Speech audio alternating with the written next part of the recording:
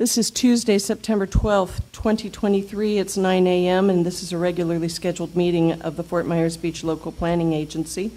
Not all members are present.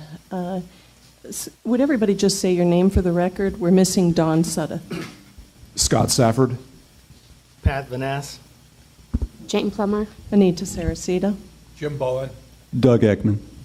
So absent. Did Don request an absence? Do we know? Okay, maybe he's just running late. We'll see what happens here. If you would please stand for the invocation and the Pledge of Allegiance.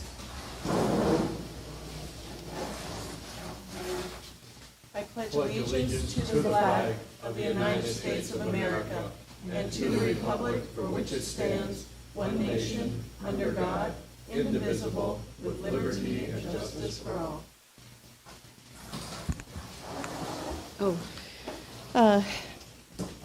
As we gather here today to talk about some pretty important business relative to our comprehensive plan, and let's all keep the future very clearly in mind on this beautiful September day. Amen. Amen. Amen.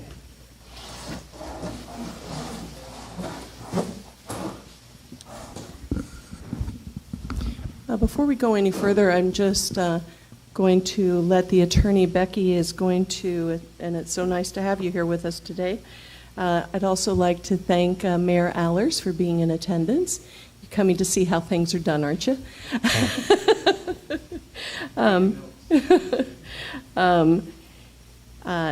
Becky, you've got an announcement. Yes, I just want to, we ask the town clerk to come today to swear in the witnesses.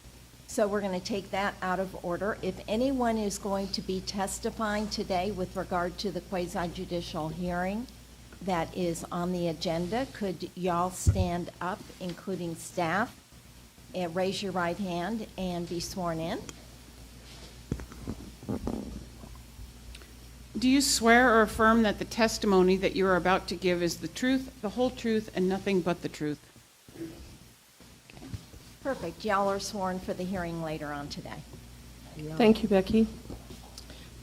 We were going to take things a little out of order, but I think we'll just move ahead with the agenda as it is. May I have a motion for the approval of the minutes for August 8th as they were distributed, or with any corrections? I move to approve. Second. There's a motion by Jane and a second by Jim. Is there any discussion on that? Is there any objection to the motion? The motion carries unanimously.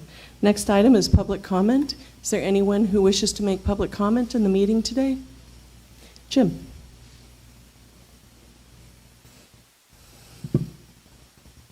Good morning. For the record, Jim Enck, 430 Astaire Boulevard, and Anna Consultant. It's more of a request or clarification of when you get to the comp plan, do you plan on taking public input at that point?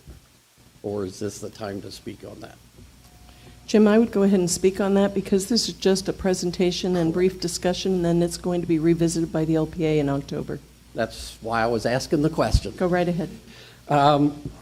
As you know, my name is Jim Enck. We have property, family property at 430 Astaire Boulevard, but I am also a consultant on the island and long time been a retired member of the City Plan Board for 15 years and the county LPA for many years. I've read through the documentation of the comp plan amendments and just have some comments for you to consider. These are out of context without seeing the actual presentation. But some of what I've seen in there is policy 1A8. It talks about implementing a code to address storm surge and sea level, which I think is a good idea. And I don't know if that falls into the LDC policy of the 3 feet freeboard or not, and it needs to be discussed in that aspect. 1AD, where it talks about providing illustrations, that sounds like potential in the urban nodes of the 4 urban areas that are proposed, of almost a smart code type situation where there's do this, don't do that kind of illustrations. And I think that would be a very good way to handle that, to get the idea of what the town's vision is for how they want to see the redevelopment of the urban core areas. 1A13, I did notice that there was quite a few things that, from my experience, we tried to stay away from in Lee County, is there's actual almost implementing code language. You can, and you should, in the comp plan, have things set like maximum densities, minimum densities, FARs, those kind of things. But putting in an implementation, especially the one I saw was workforce housing, where you sit there and say it's got to be a 30-year area, which I don't think is a bad thing. I'm not commenting one way or another, but if you put it in the comp plan and you find that you need to modify it, instead of having it in the LDC, which is easy to do internally in the town, now you're modifying it, you're sending it to the state, it just becomes a different level.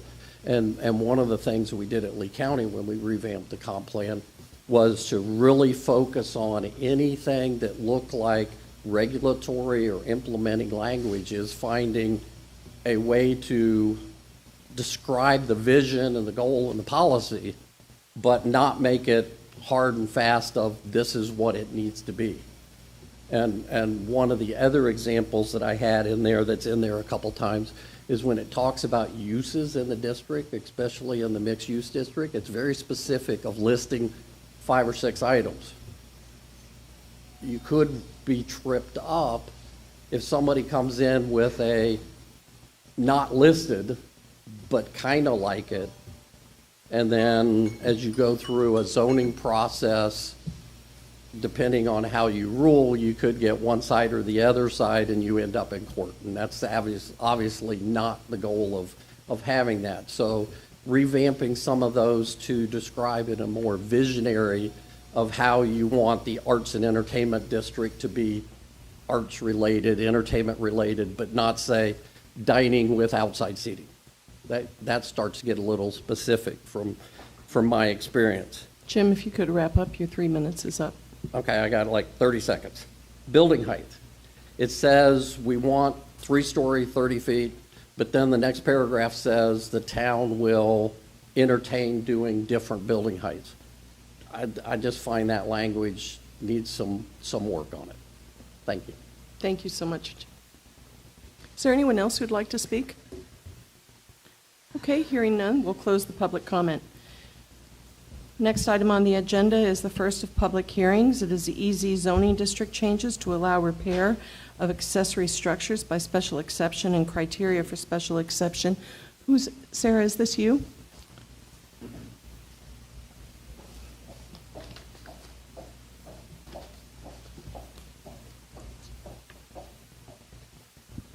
Good morning. Sarah Probst with Community Development. Sarah, hold on 1 second. Could the record reflect that member Dawn Suddeth is present? Thank you. As some of you may remember, the EC zoning district language was amended in 2020 to reduce and clarify what could be built and repaired within the EC zoning district. That is the land that's seaward of the 1978 Coastal Construction Control Line that I'm going to refer to as the CCCL from now on in this presentation. In 2020, the Town Council voted to disallow the repair of major accessory structures. There appear to be, within the EC zoning district, there appear to be about a half a dozen pools that extend beyond the CCCL. So they're in the EC zoning district at least partially. Some of these have been damaged and need repairs. One condominium has reached out to the town about repairing its pool that is partially in the EC, and staff has been directed to provide potential language to allow those types of repairs. The language before you today is intended to allow the repair of existing major accessory structures which are partially or fully seaward of the CCCL, with approval of a special exception. Included in the language is also some ideas for what criteria should be considered for approval of a special exception for repair of structures in the EC. I would like you to consider the proposed language and provide any input that you may have, and then recommend that move forward to the Town Council. Thank you, Sarah. Dawn, you have any input on this? Do I have any input? Scott? No. Patrick? Yes. If you go to page 14? 14 of the Mhm. PDF, Yep. the struck-through language, you've got redevelopment as struck-through. You guys added repair. Yes. And there are other provisions further down in that section that says, if someone goes through a plan development process and they demonstrate that, through hydrological models and everything, that there's been beach accretion and the CCCL could be moved, then they're allowed to present that. And through that finding, they're allowed to redevelop a property. Okay. So by striking that through, we take away basically that opportunity for someone to go through that process. Okay. Because right now, it would just say repair. So you would prefer that it say repair Repair. or redevelopment? And/or. Okay. Redevelop. Jane, any Good comment on call. that? No, not at this time. Jim, any comments? No comment. How about you, Doug? No comments, ma'am. Patrick, I'm concerned about that, only in as much as I remember when we did this, the notion of redevelopment, if it were new development, I don't think we want any new development seaward of the coastal construction line, or are you just saying the course of the whole property being redeveloped, nothing would change in that line push? Is that what you're saying? So if you read the entire section. Yep. Comprehensively, it says at some point that you can have a structure, a house, let's say, Yep. that is seaward of the coastal construction line. And it says that if someone goes through the plan development process, brings in the right experts, demonstrates, let's say, that there's been beach accretion, and that the CCL line could shift, and it requires quite a lot of work and quite a lot of expertise to demonstrate that, but someone through the PD process would have that opportunity today. So by crossing out redevelopment, we're taking that right away. And we're just leaving them with the opportunity to repair. So if we don't think that PD process and that process is viable, or we don't want to allow that, that's a different issue. But just by crossing redevelopment, we're taking that away. And unless staff demonstrates why we should be taking that away, I'm all for protecting what people had and not changing it. Sarah, you have any comments on that? No.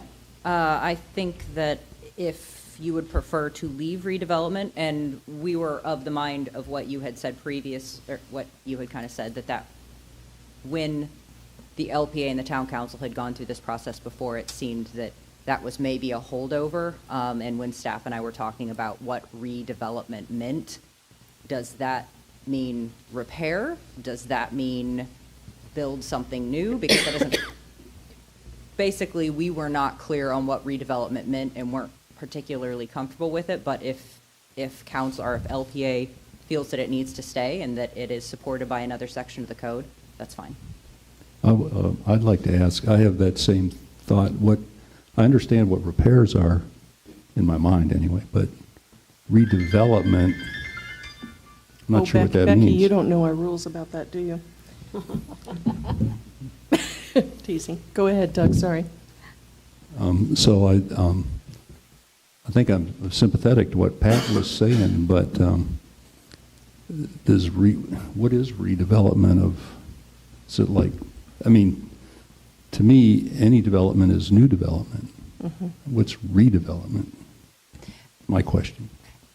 And we were thinking along the same lines, that it was repair of the structure that existed or development. We didn't fully understand how redevelopment would play into this, and we didn't want somebody coming down the road and saying, well, there used to be this house that was there X number of years ago. This says we can go through this special exception process and redevelop it. But I also understand what Patrick is saying, that it's supported by another section of code. And if there is a process for that,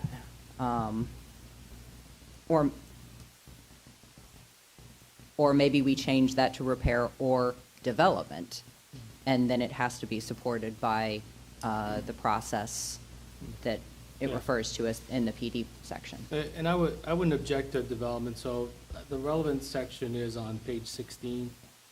If you go to B, and that whole paragraph talks about when existing major structures that were built partially or fully seaward of the 1978 coastal construction control line are reconstructed, they shall be rebuilt landward of this line. Exceptions to this rule may be permitted through the plan development process. So again, and then it talks about the town shall seek the opinion of the Florida DEP, et cetera, et cetera, et cetera. So we've got a whole section of the code that avails someone of another process, and we got to be careful not to take that away from them, that's all. So if we prefer development versus redevelopment, I'm okay with that. But- Could we say repair or reconstructed? Yeah, Would that make sense? I'd be comfortable with that. I go for that. And I'm not sure that it is reconstruction. I think that this would be when they're talking about, well, exceptions to this rule. So this is what's interesting about this. It says they have to be reconstructed. They shall be rebuilt landward of the line. And then the exceptions are they can be reconstructed in the same place, but they have to go through the PD process. So it really doesn't even talk about new development. It really does No. only talk about, Yes. Reconstruction. No, reconstruction. so do we want to change that redevelopment, which is rather vague, to reconstruction? Jason, do you have?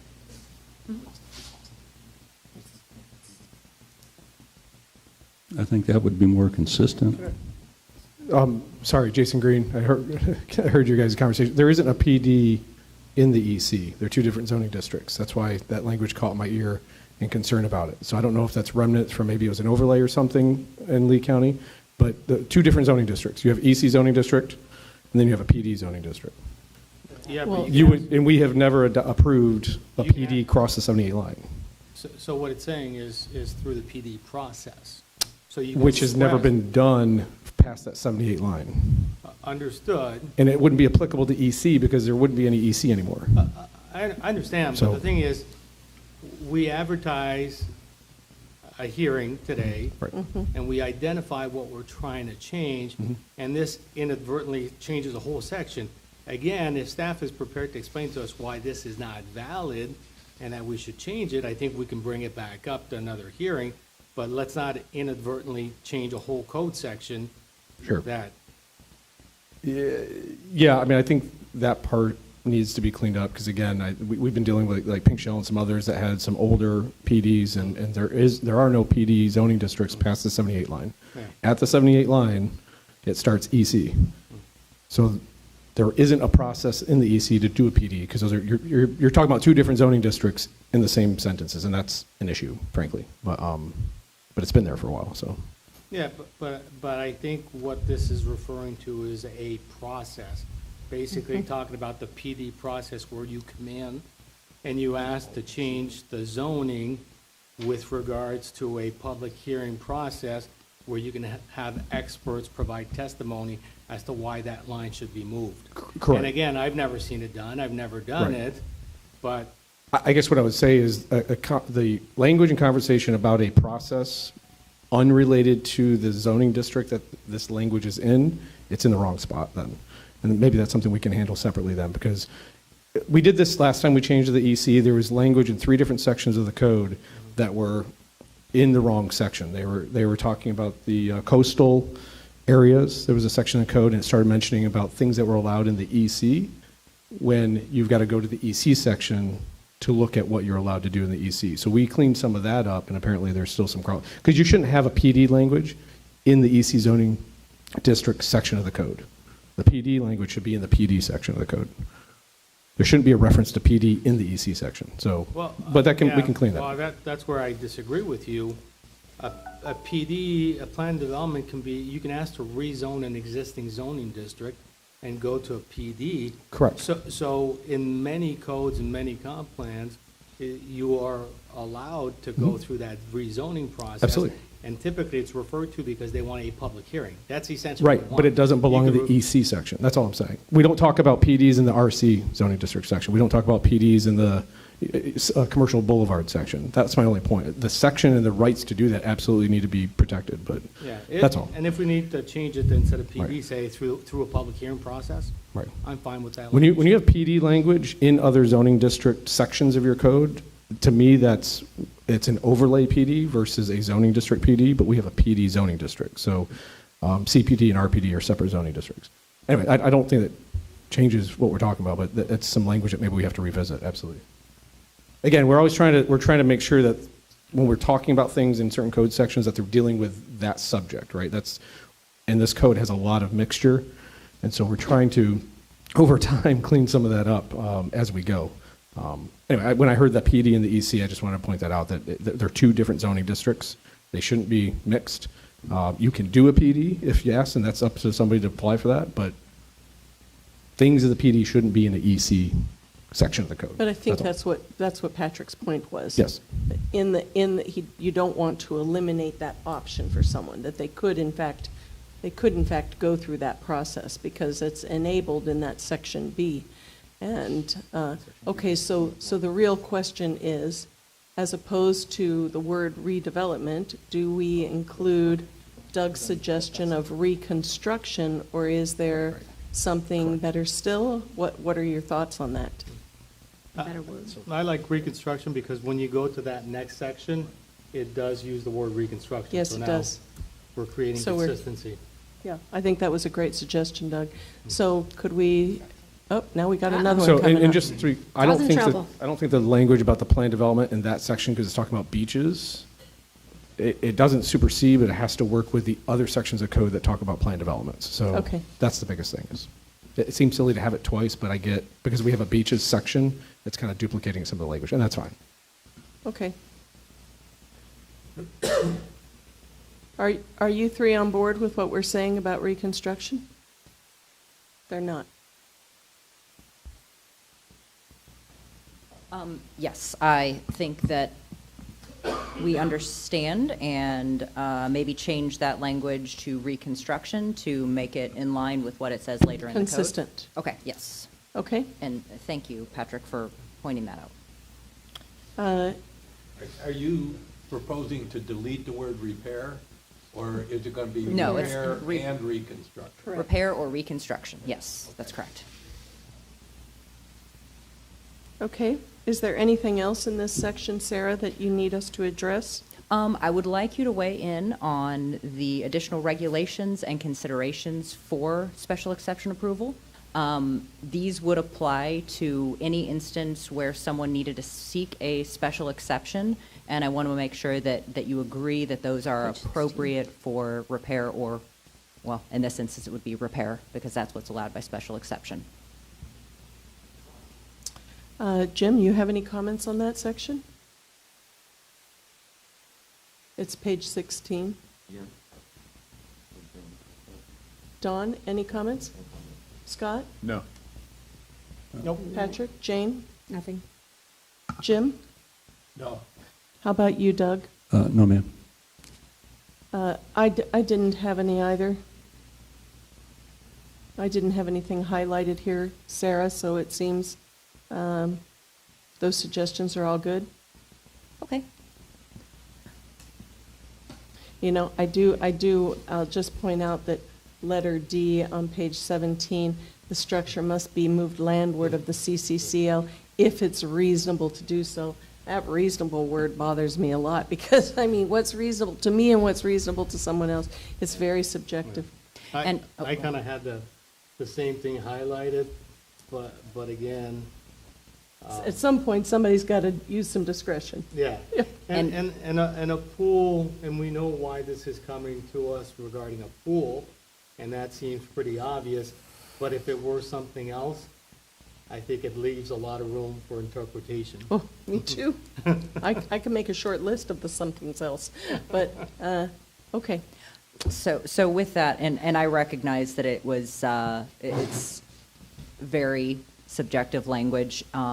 However, a lot of the special exception language is Sure. relatively subjective. Sure. So I wanted, like you said, somebody's got to, use their own sense of the situation. But I don't mind changing it if there's an issue with it. I just don't, when I read it, I didn't have a suggestion for you, Okay. because I understand why you've got it there. Yeah, unfortunately, I don't think there's a better word for what No. we're trying to grasp here. It's sort of commonly used in all sorts of contracts and documents that it's subjective, but it kind of puts some boundary on it, yeah. Okay, go ahead.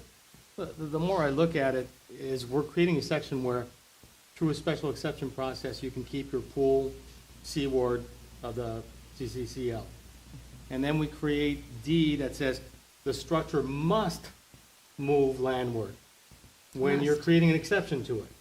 And then the caveat is that, well, it's got to be reasonable. It's not reasonable So to it's move not a whole reasonable, you pool. can keep it, but the whole section is about keeping it. I think we could strike through D completely. So you would, So So- basically, you start off with the premise of you're not allowed. yeah, And you have to go through the special exception to be allowed. But you don't throw something back in there that it must, because the assumption is already it must be built landward. And then if you can, or if there's special circumstances, then you go through the special exception.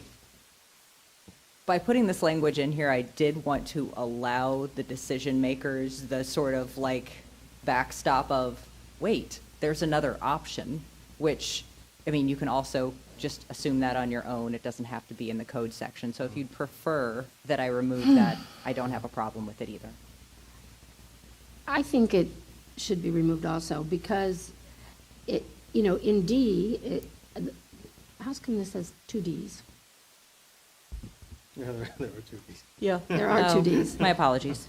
In the first D, you know, it says that, you know, it must be applied each time, special exception must be applied each time. I mean, you have to look at it each time, and then you can, if it continues to become a problem, then you can say, this needs to be moved. But, and that's logical. But you can't be logical and do this when it's supposed to be, because who's logical, you know? I mean, so I think the second D could be removed, because it does stop what could happen previously. So I agree. What if, so it's easy to imagine a pool is pretty unreasonable to move. What if somebody had, like, I'm just making something up, like a bathhouse or something, and they want to repair it? You could say, well, yeah, but why don't you just put it on the other side of the coastal line and rebuild it there? And that would be a reasonable assumption to make. And I'm not sure that situation's covered without that clause. Okay, so we're hearing both sides.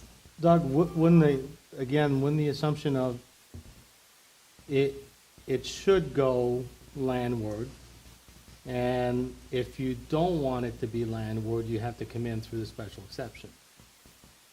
And you have to demonstrate that. So through you that request process. the special exception. So you start off with the assumption of it should go Okay, landward. I'm okay with that, yeah.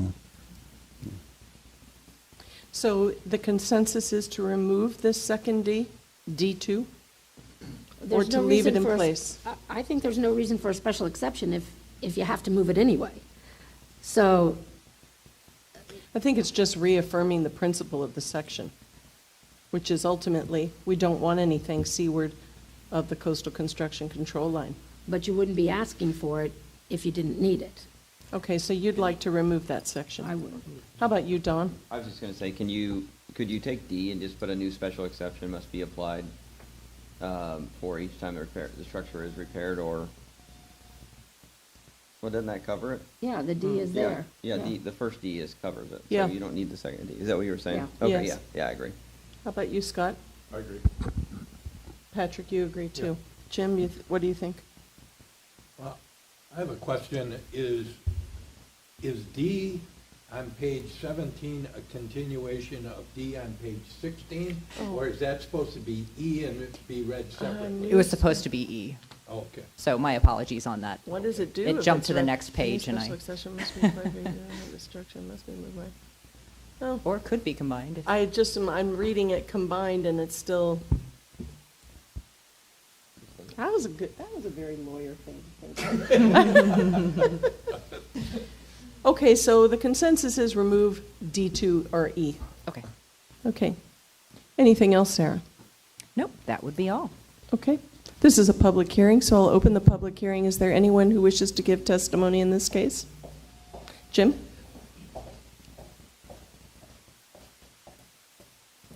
For the record, Jim Enck again. This seems to be a fairly isolated case where there's a limited number of repair items.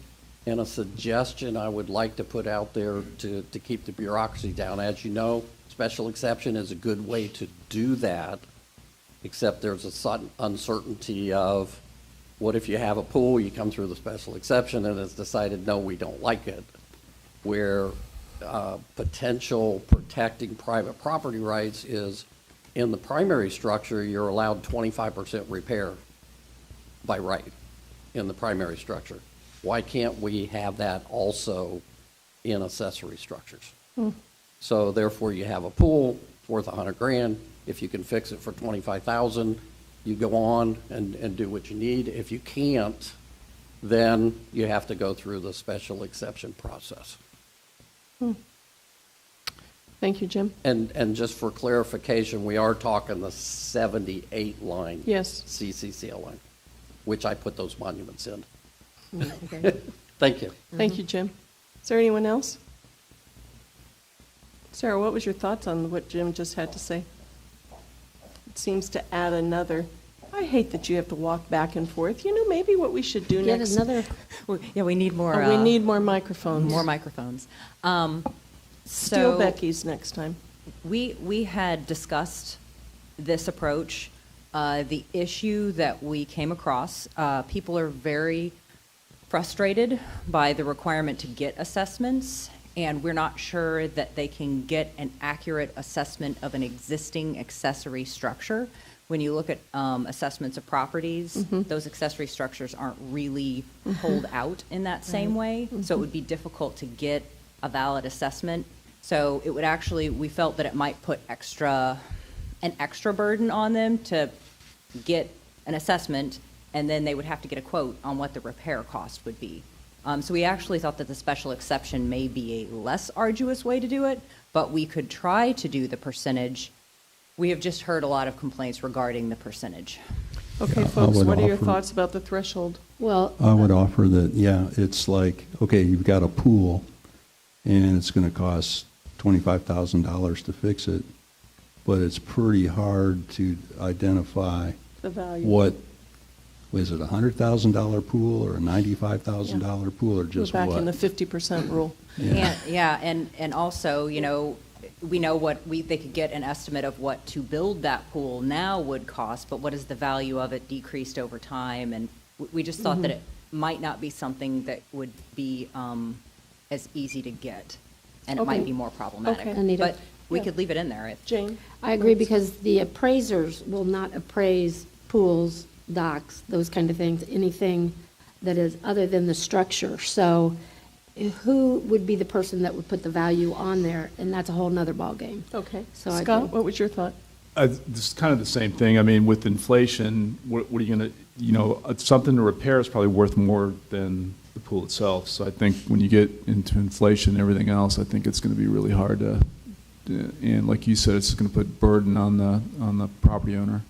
Okay. And I do want to note that several of the pools that are over the CCCL, right now, we've spoken with some of the property owners, and some of them have already told us, we don't need any repairs, all we need to do is clean it and repaint it, and we're good to go. Excellent. And that would not be considered repair, that's not a permit they even have to get from us. So if they didn't have to get a permit from the town, we wouldn't consider that a repair. Okay. Sarah, do you need any other clarifications? I don't believe so. Okay. The public hearing is closed. May I have a motion to forward those recommendations on to the council that have been discussed with staff today relative to the EC zoning district changes? So moved. Second. There's a motion by Don Sudduth and seconded by Doug Eklund. Is there any further discussion on this? All those in favor say aye. Aye. Aye. Anyone opposed? Motion carries unanimously. The next item, I am going to step out of the room. This is actually a variance for a fence at my house. So I'm going to step out of the room. Kara Stewart will be doing the presentation. And Jane, here you go. Okay. If you all need to ask me a question, I'll be outside. Okay, we're going to have, oh, sorry.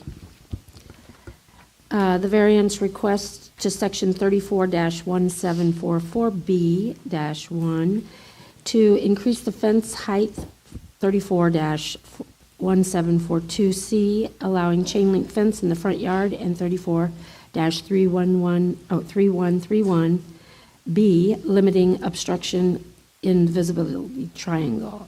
Town will present. Okay, Go ahead. could I Oh, sure. make my quick statement here? Zoning revisions, special exceptions, and variances are all quasi-judicial in nature, which requires that our public hearing to comply with procedural requirements established in Florida law and in our land development code. Quasi-judicial proceedings are less formal than proceedings before a circuit court, but are more formal than the remainder of our meeting, and follow basic standards of due process requiring certain notices, application of the correct standards and decisions made on competent substantial evidence presented to the LPA in written documents or oral testimony. The LPA will evaluate the testimony and information for this item and draw a conclusion regarding whether the criteria in the Land Development Code or state law as may be applicable has been satisfied. Pure speculation or mere opinion not based on competent facts cannot be legally considered by the LPA in evaluating an agenda item. Testimony by professionals who are qualified as experts in a particular area is considered competent evidence by the Florida courts, as well as testimony by neighbors and residents who have fact-based information such as minutes, surveys, engineering reports, etc., or testimony based on personal information. If you intend to speak, please keep this in mind. When you come forward, please state your name clearly for the record, whether or not you've been sworn in, and your qualifications or interest in the matter. Does any LPA member have a conflict of interest other than the chair who has already left the room? No conflict. No. None. No Okay. conflict. Okay, and does anyone have any ex parte communication to disclose? I drove by the property this morning just to look at it. No ex parte communication. I've had conversation with Anita about the property. I received an email from Ms. Stewart offering to do a site visit, but I didn't take her up on the offer. I received an email from Ms. Stewart, and I'm very familiar with the property. No ex parte, just very familiar with the property. Okay, go ahead. You've been qualified as an expert. That is correct. My name is Jason Smalley. I'm with the Town's Planning and Zoning Office and Community Development.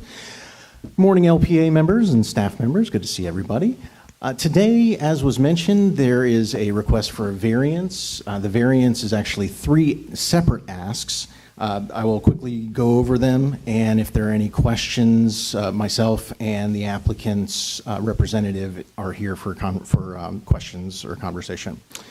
So the initial ask includes a request to increase the maximum fence height in the front street area or the front 25 feet of a property from a maximum 4 feet in height on residential properties to 6 feet in height to bring it back to the state of a fence that existed pre-storm. The second ask is a request to allow chain link fence material, which is limited in residential areas, again in the front 25-foot or street setback area. The request is to allow for chain link to go 19 feet into that setback area.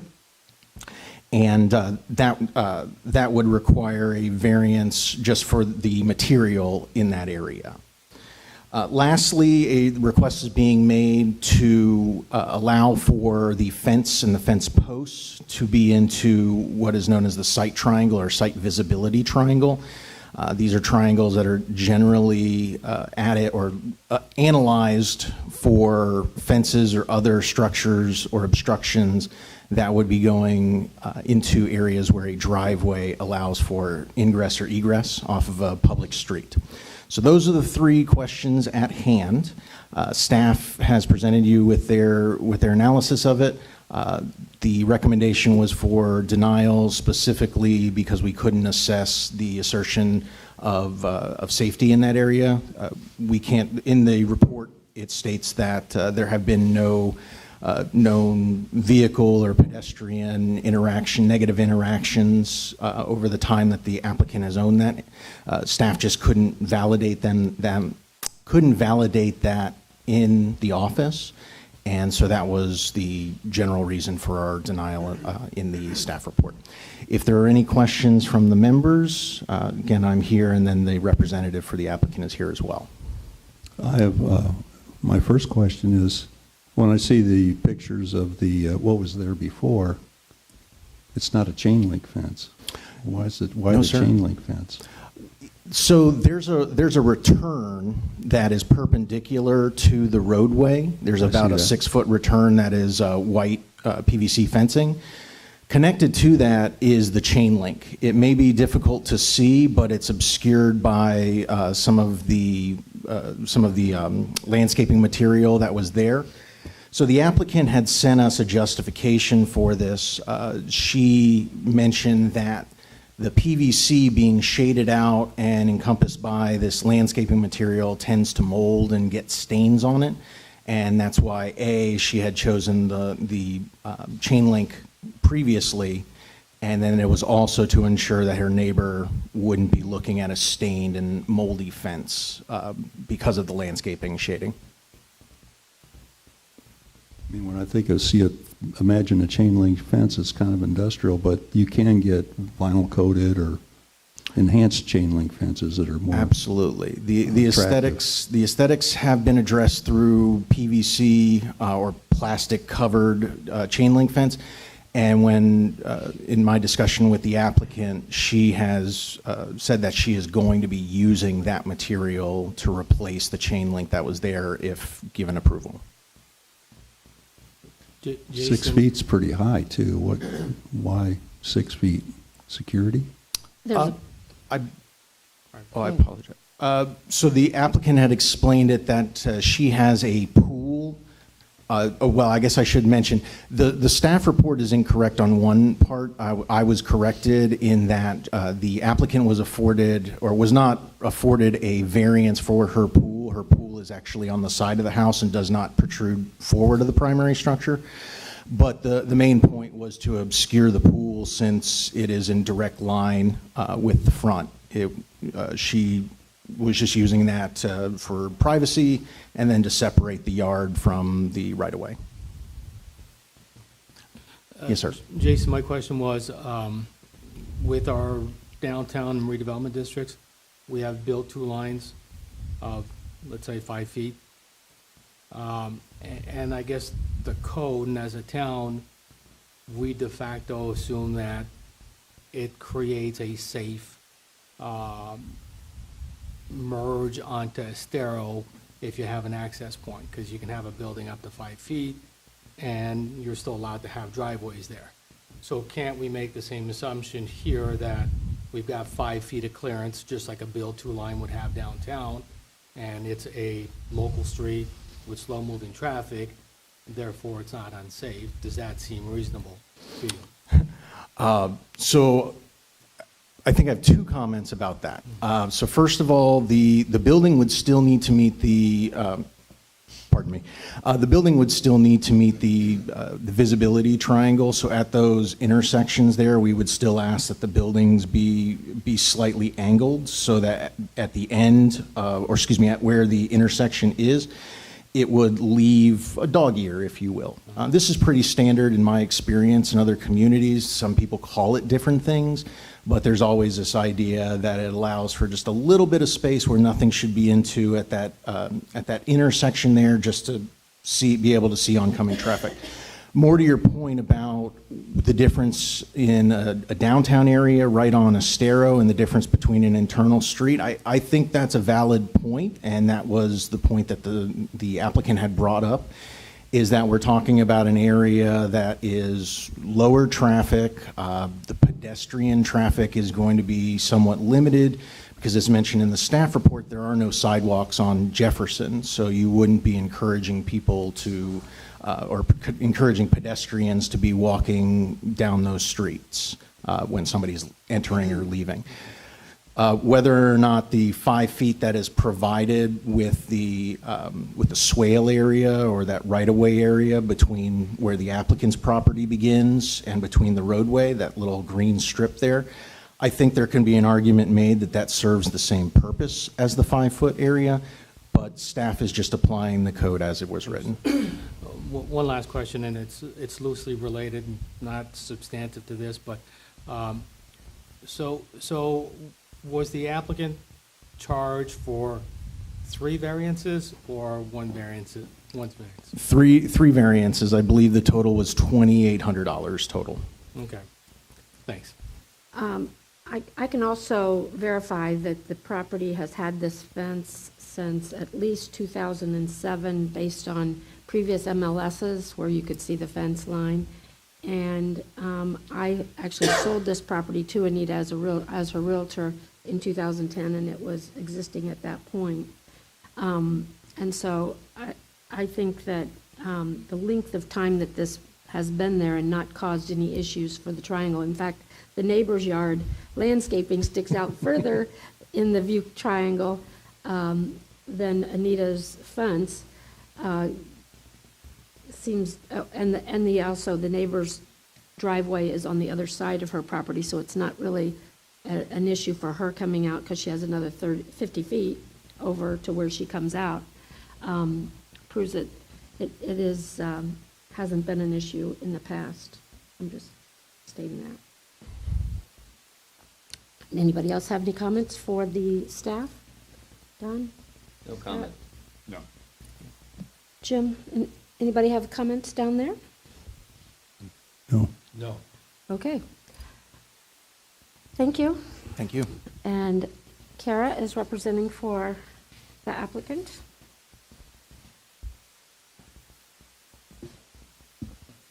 Good morning, members. My name is Kara Stewart, representing Anita Saracita for the variance at 185 Jefferson.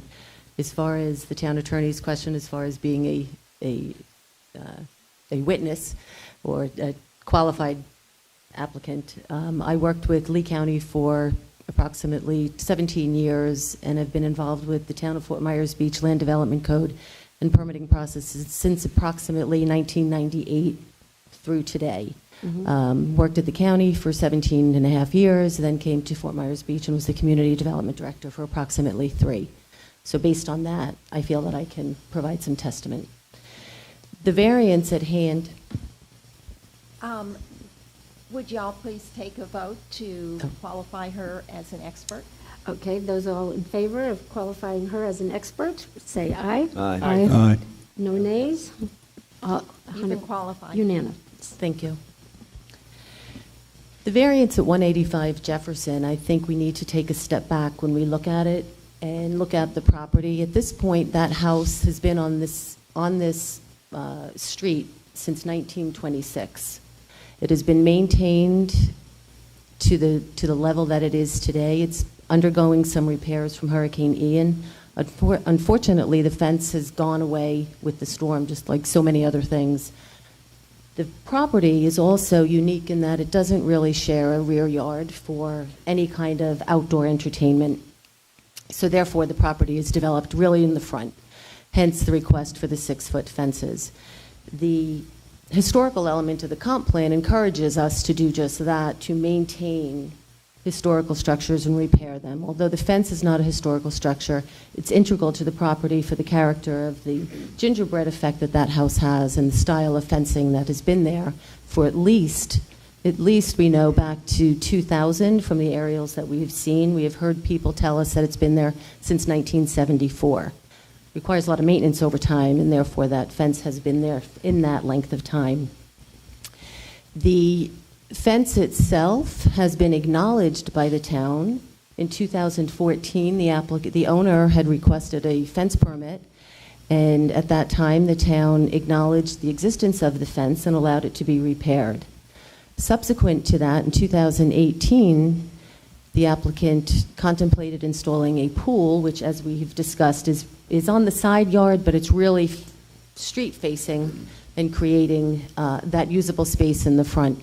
Once again, town staff acknowledged the existence of this 6-foot fence, and they're using it as the pool barrier that is required on this property. The owner at that time, of course, because of the outdoor space that's been created over these years, has been accentuating that area as her outdoor living area. I want to bring up a side digression a second in relationship to the comp plan. The comp plan allows us, in instances where we've had a disaster, to bring back our living space at the same square footage that we had, albeit it's interior. This request is really no different, except that it's an outside space. It's our usable outside space. We're looking to just go back to what has been used for at least, as we know, 30, 40, 50 years. So the request is not necessarily a new request to that property as much as it's a replacement. The staff's comment is in relationship to the visibility triangle. We don't feel that that has quite as much bearing, because if we look at the length of time that fence has been there, there has not been any incident there.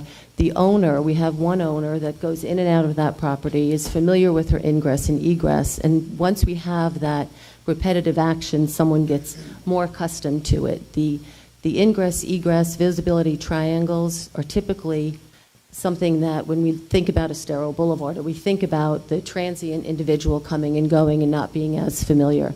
So the fact that the owner is the one traversing this visibility, we feel that that is not an issue anymore. It's kind of like we can equate it to a traffic light. A four-way street has a traffic light or it has a stop sign, depending on the amount of traffic. Therefore, we feel like we're in a good position to deal with our visibility triangle and get that positive reaction. The security is also an issue for this owner on that street. The street has consistently been short-term rental on some of the properties. So again, just to be able to afford a little bit more security to that owner is very important. The one other comment was that this, in relationship to our chain link fence on the side property line, in addition to the maintenance and the mold that was mentioned previously, we are also looking forward to bringing back some landscaping. The landscaping on the interior of the lot will survive and be able to be, what is the word I'm looking for, healthier if it is not blocked by something solid along that side. So the chain link was really given some consideration and thought it was the best option for the neighbor and the current property owner. The last thing we'd like to comment on is in relationship to condition 2, if in fact this does go forward for approval. The proposed condition 2 on the resolution talks about if there's an alteration, if there is substantial damage, substantial improvement, if we get this approved, that would go away if this property has an alteration. Just like your previous conversation just now about repair and whatnot, we feel that's a very ambiguous item to include in a resolution. We're not opposed necessarily to the substantial improvement, substantial repair, But to say that if we alter this property, if we alter this residence, this variance goes away is really very, very subjective. This is an old structure. The house, as I mentioned, is almost 100 years old. It's going to need, at some point, some repairs and alterations. I went and I looked up definitions of the word repair. You get many different definitions of what a repair is. I went to the building code. I went to the dictionary.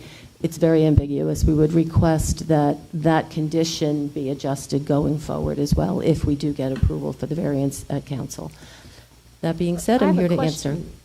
In that repair statement, would that include something like, I mean, she is raised off the ground, but if she should choose to bring it up to, you know, FEMA standards, would that alter it and they would have to then remove it? I mean, that doesn't make sense to me.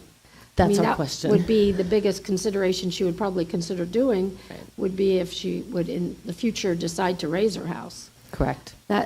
Raise it, repair it, you know, a window gets broken, we're replacing a window, is that an alteration? What is the alteration? So that was a little bit of a that's conflict. confusing. Yeah, raising the house, anything. It's left very vague and open, difficult to deal with. I'm going to mention one other thing, too. I just thought of in relationship to the height of the 6-foot fence. The property, and as I mentioned, is being used for her outdoor entertainment area. If you look back on aerials, prior property owners have done the same thing. There's tables in some of the aerials. There's chairs prior to Ms. Saracita owning the property. There's a little bit of a grade change between her pool deck and the front of the property, probably about a 2.5-foot difference. So if you imagine if we don't have a 6-foot barrier, you're standing on her pool, someone like me, I'm about 5'9", my entire body, you know, from my knees up will be on display. So it really is something that we're looking to be able to ensure the continued use of it. Any questions? Do you have empirical evidence that a short-term rental street is more dangerous than a long-term rental street? I don't, and it's not about danger. It's just about her privacy. It's just privacy. What's the difference between a short-term rental and a long-term rental street with regards to privacy? Do you have empirical data that I don't have supports empirical. that? No, I do not. Okay, so your contention there is totally subjective. Is that correct? Subjective to the point that the vested ownership for a homesteaded property is, and the assumption maybe that is being made is that the camaraderie that's created when we have neighbors that know each other is different from a transient. That's all. Yeah, because as a vacation rental manager, you're getting down a slippery slope if you're saying that because it's a short-term street, you should have more privacy, more security. You're opening up a big can of worms there with that. I don't think I'm trying to say that. I think what I'm trying to say is it's more of the neighborhood and knowing your neighbors and hanging out with your neighbors and just having that environment versus transient. That's all. Not anything saying they're more dangerous. If I implied that is not the implication No, at you all. didn't imply it, but it's just saying that a short-term rental street, that's one of your reasons. I find that highly subjective, and I've lived on long-term streets, and I don't think they're any less safe than the other streets. I mean, I just find that it's a tough thing you're saying there. I think it's more for her privacy, from knowing the people, knowing your neighbors. That's really what we're trying to say. Okay. I have a question, maybe can be answered. So the 5-foot dimension, what would that have to be increased to eliminate the problem of the view triangle? If it was 8 feet, would there be the adequate view triangle? The visibility triangle is 5 foot perpendicular back to the road, so it would be a 5-foot increase. So the 5 foot would have to be 10 foot? Correct. So we're saying that 5 foot that's between the property line and the street is affording that same 5 foot. Because I think the one thing that sounds a little I know they haven't had an accident in the past, but that's not a good way to look at things. You know, Well- because, you know, just because it didn't happen before doesn't mean it's not going to happen in the future. But I just wondered if there was an easy way to resolve the view triangle. An interesting concept is on Old San Carlos, the visibility triangle does not come into play. So on Old San Carlos, there is an exception to those structures for the visibility triangle because of the sidewalk, the width of the sidewalk. So it's no different than there. If anything, there's more traffic down there than there would be on Jefferson. Just curious with respect to the, I assume there's going to be foliage or hedge or something that's going to be planted along the fence? Oh, absolutely. She'll be That's the only way recreating you her create lush privacy landscaping. with a chain link, right? Correct. Right, so. Correct. So it's not so much the fence, it's the fence being a barrier for access to the property, and the foliage will be what is actually creating the privacy. Am I correct? And the foliage will be on the inside of the On fence. the inside of her fence, So it correct. won't be adding to that visibility. All right. Any other questions for the applicant? Yes, Ms. Stewart, with regards to condition number 2, would you be amenable to putting language where repairs and maintenance shall be allowed, and that maybe and Jason, I'd ask you to chime in on this, using the term reconfiguration will nullify it? So, to me, reconfiguration is, you know, we generally show on the site plan where it should be. If you move it completely, and that to me, that's reconfiguration. That would nullify your variance. But maintenance and repair seems appropriate. So if I'm following you, you're suggesting we say maintenance and repair is okay, is allowed. Just if we Reconfiguration would not be. reconfiguration, we have to then readdress the Yeah. fence, is what you're proposing? That's conditions of approval, Page number? page 35 and 99. Okay, thanks. My thing just To answer the jumped all over question, the yes. place. I believe that would be more suitable.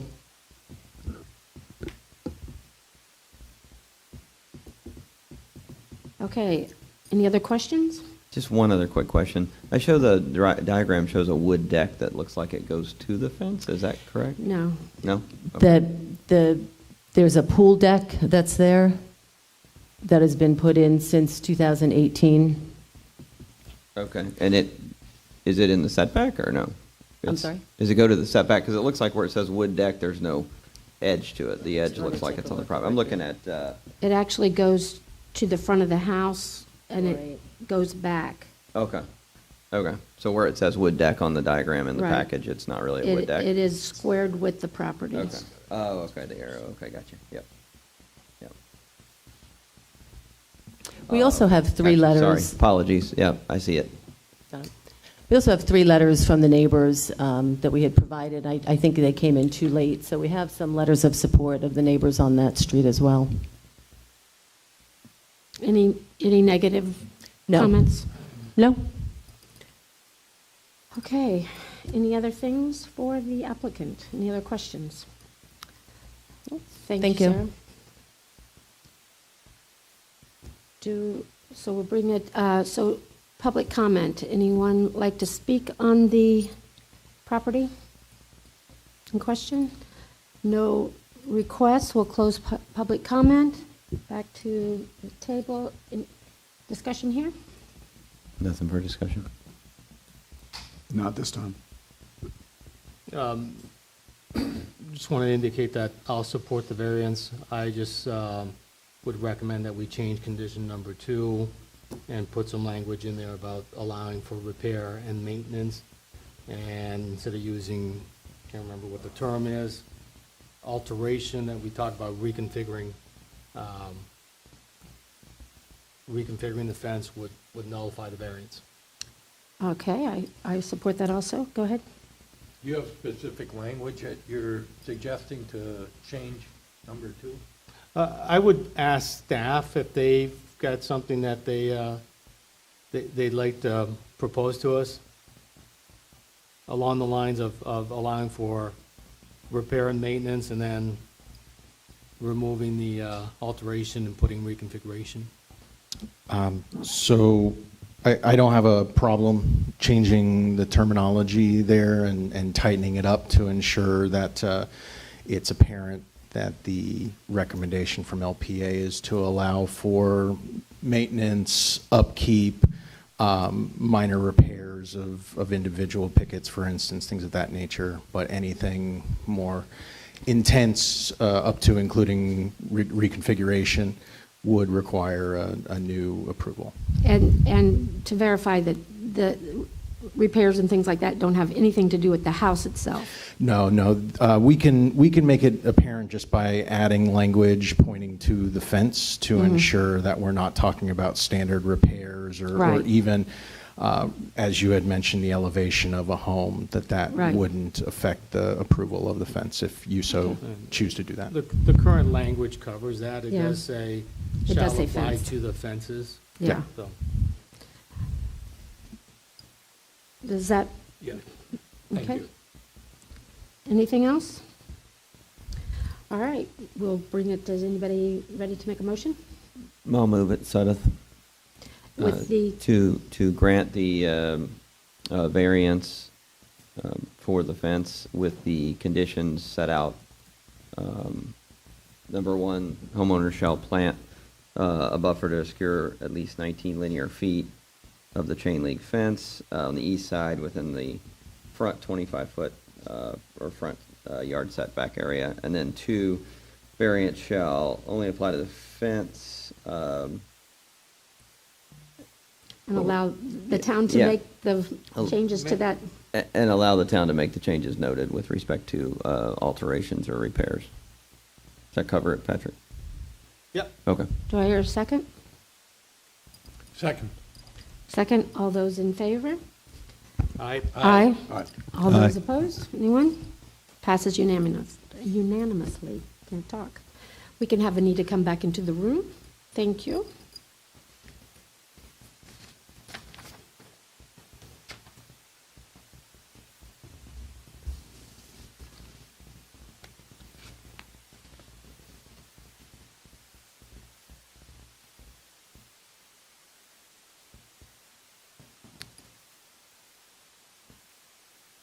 Guess we can move to the Section C, amendment to the administrative setback variance requirements to clarify the criteria required for cottage lot administrative variances.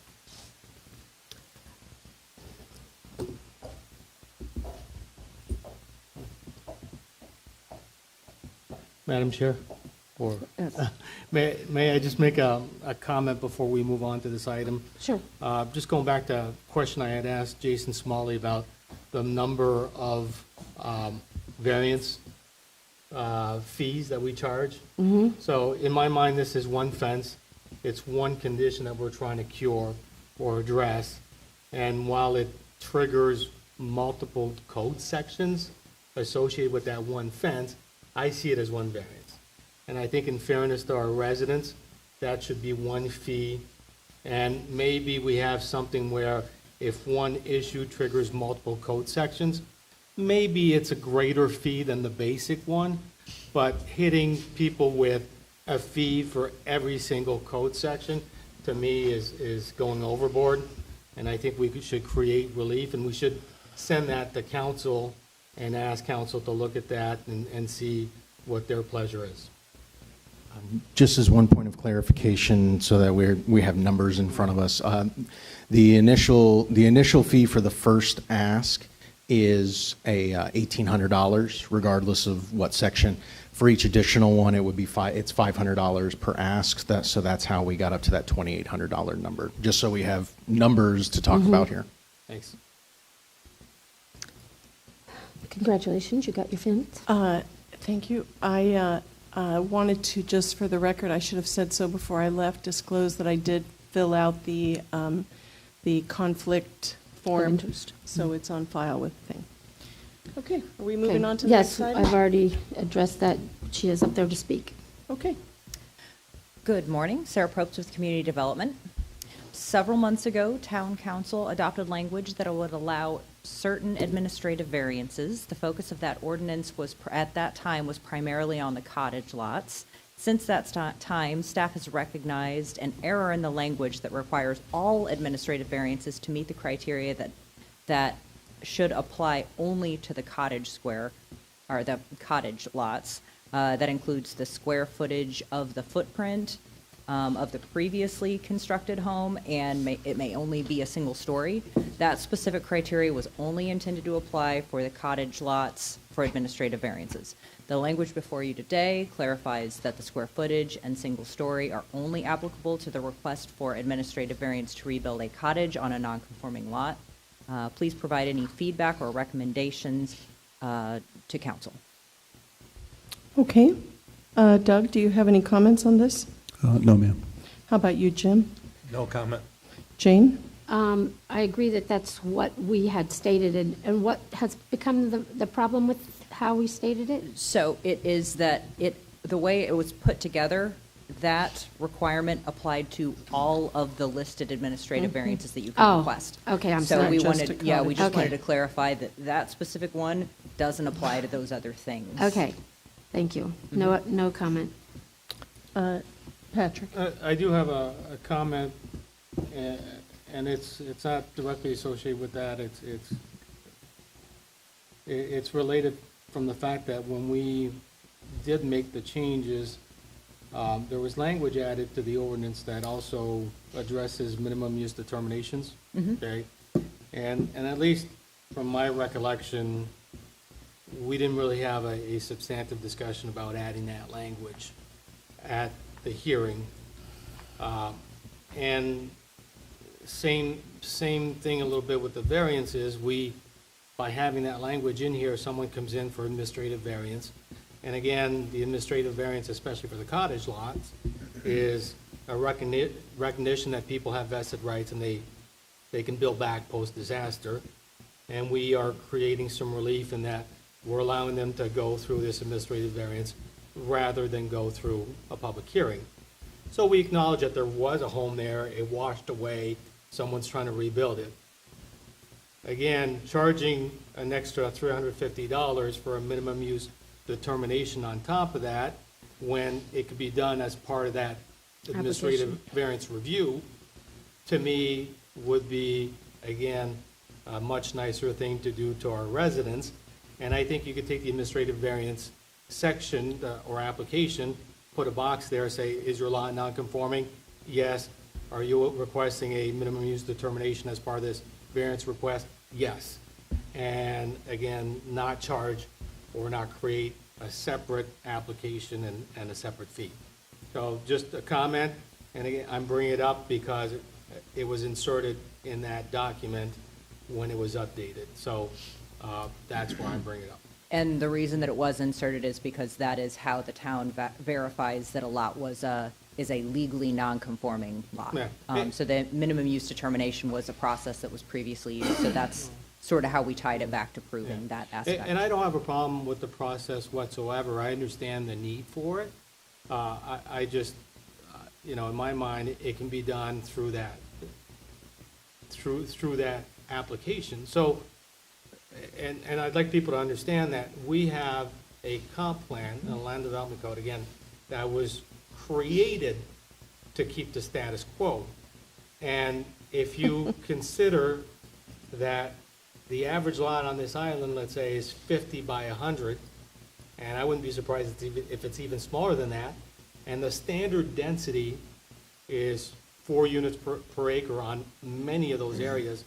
From a density standpoint, right away, those lots are all non-conforming across the board. So everybody must then go through the minimum use determination. And again, we're not telling, we're having people that just lost their home have to verify and almost prove to a certain extent that they had an existing home there. When we created a land development code and a comp plan, that made them non-conforming. So again, let's create a little relief here. We've got so many people, we're gonna have hundreds of people come in for building applications, variances. We could just build that into the process. So I think there's a need for it. I think we just can streamline it. Okay. You're talking about more than just cottage lots. Yeah. You're talking about across the board, small lots. Yeah. Yep, okay. So would you guys like to see a change to the language in the minimum use determination section, or would you just like to see if we can amend the processes? I was thinking more of the process, just Okay. again, if you apply for a building permit, for a variance, administrative variance, that could just be a checkbox as part of that application. Okay. We can talk with staff and see, how we can coordinate it internal through the community development department. It's a great idea, Patrick. Scott, anything? I totally agree. Anything that we can speed up the process and get people to rebuild their homes, I'm all for, especially administratively. And Dawn, any comments? Yeah, exactly what Scott just said. Okay. And the standalone minimum use determination application would apply to a lot that's never been built on. Or, for example, if you have two platted lots where you used to have one building across those two lots, someone wants to tear that down and create and build two different homes and go back to these were platted lots. Yes, you go through that formal application. But again, when there's another permit already in place, I think we can combine that. Okay, and for clarification, because people do try to submit for a variety of different things, a minimum use determination is only for a single-family lot. Correct. So it's not to get more than one unit. No. Correct. I think Jason Green, again, community development, Patrick makes some great points, and that's part of the reason that section has been modified over the years. There was an intent originally, if you remember, for some homes properties that were built on, they wouldn't be able to be built on again. But we've alleviated that a little bit to make sure that lots of record. The biggest thing for us on reviews is making sure that what somebody wants to build on matches what they had. So that's the hardest part. So if it's lot 12 of a plat, that's a pretty simple thing, and I think we can make that adjustment, whether it's non-conforming or not. It's when the legal description changes. If you had lot 12, and now you've got 3/4 of lot 12, or if you had lot 12 and half of lot 13, and then that's changed. And we're seeing a lot more of that, unfortunately. Those lines are shifting. That's where I think we get into let's be cautious and not create more density, or somehow that row, you're familiar with this, that street all of a sudden has 18 homes on it instead of 17 homes on it from before. So that's the biggest thing for us, is to make sure that those, because we're checking legal descriptions all the time, trying to catch some of those, because unfortunately there's been a lot of lines moving around magically, how that happens. But the other ones are pretty simple, and that can streamline some of that. That's a good point. Thank you, Jason. Yeah. Okay, any other comments on the administrative setback variances? To me, it was pretty straightforward. Thank you, Sarah. This is a public hearing. I'll open up for any comments. Any comments from anyone in the audience? Thank you very much. The public hearing is closed. Is there do we wish to incorporate Patrick's comments into our motion to forward on as a recommendation to the I think council? so. Yes. Okay, Don, would you like to make a motion? Sure, I'll make the motion. Thank you. I'll second the motion. Well, he hasn't made it yet, Jane. But good to be on the spot. Thank I you. move to accept the recommendation with the amendments mentioned by Patrick with respect to the MUD being a Totally. part of the application process. amending the application process. Right.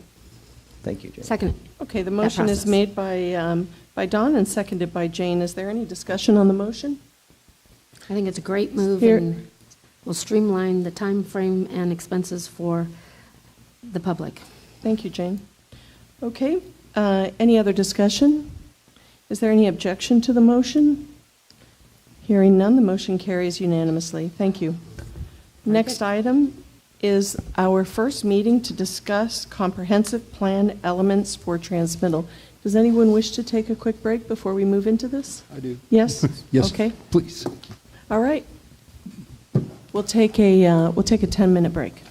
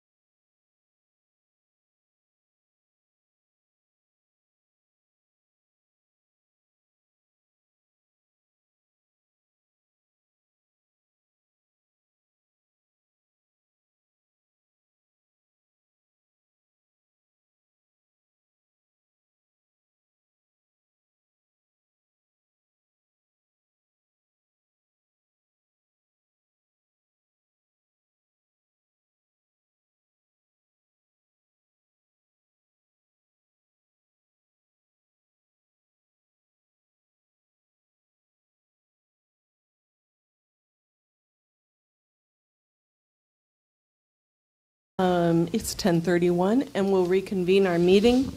The next section it's meant for, I asked Jason and Sarah, this next section is really meant for a preliminary discussion. We'll be following up with this again in October.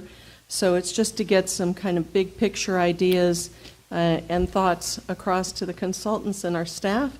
And it has to do with two elements of the comprehensive plan, the future land use map, and the housing element. Yeah, good morning, yeah, still, Jason Green, Community Development. I'm going to actually ask, as we move forward with this, and I'll kind of explain a little bit what our thoughts are on the process. You guys can have that feedback.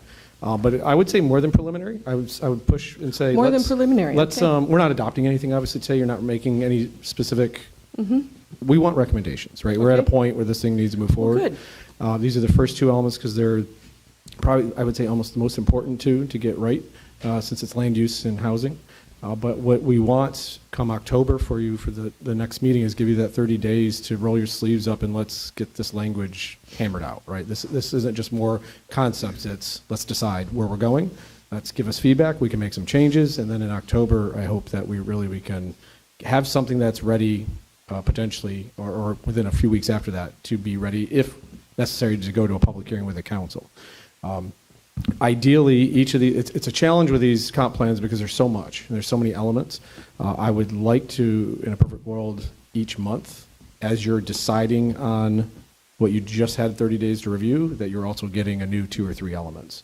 So Jason, I'm going to stop you there. Okay. We have not had 30 days to review this, and No. it would be nice to have 30 You days do. to You will review. have 30 days. So this Okay. is the intro. So the process that I thought would be best, and please correct me if you want a different process, is we give this to you, we have a meeting and talk about it, like we're going to have a presentation today, and then you have 30 days till your next meeting to really know everything you want. Excellent. And as those decisions and final decisions, hopefully in October, are being made, we're introducing The next section. the next set. So then you have another 30 days to November to review those. Okay. That gives us about 4 months, essentially.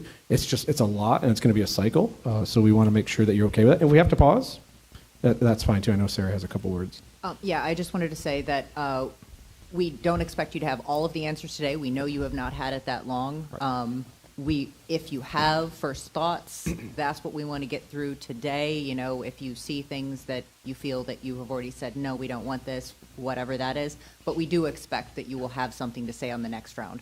We don't expect you to say, okay, we've looked at it for 30 days, move it on to the next one, move it on to town council. If you are ready for that, we're really happy with that, but we do want to have those final suggestions at that meeting so that the consultant will have time to make those changes, and then we can get it on to the town council.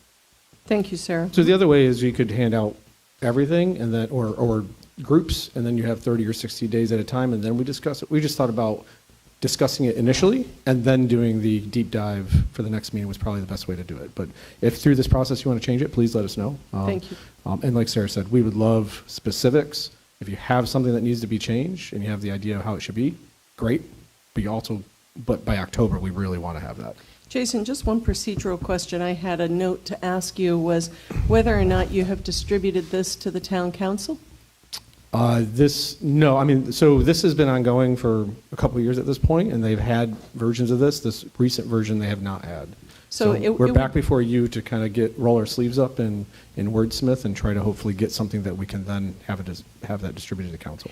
My thought process was I think it would be very helpful if the town council received these at the same time we received them. So Okay. if there was something that one of them had a concern about or that we had a concern about, we could be speaking back and forth as the process moves forward so that it doesn't all just go plump on their plate. No, I get that. I think we've actually done that for the last 6 months. I would say that there's been a lot of adjustments to FAR and some other items that was spoke about during the spring and all that. And so that's why we end up at this point where, at some point, the conceptual back and forth, we need to put it on paper and it needs to be read and we need to start wordsmithing it. So I think we've incorporated a lot of those changes to your exact point over the last, I'd say 6 months that's happened. And we can continue to do that too. Yes, but at some point, all of this has to be on a public meeting for you to make a recommendation to move forward to the council. And then the council, just for the process information, then the council obviously make a vote of whether to transmit it to the state. Yep. Then the state has a review process. Then it comes back with what they call an ORC report, objections, recommendations, and changes or whatever it is. I can't, ORC.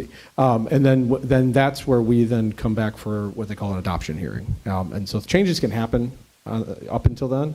Once the state has come back, we want to make the changes they recommend.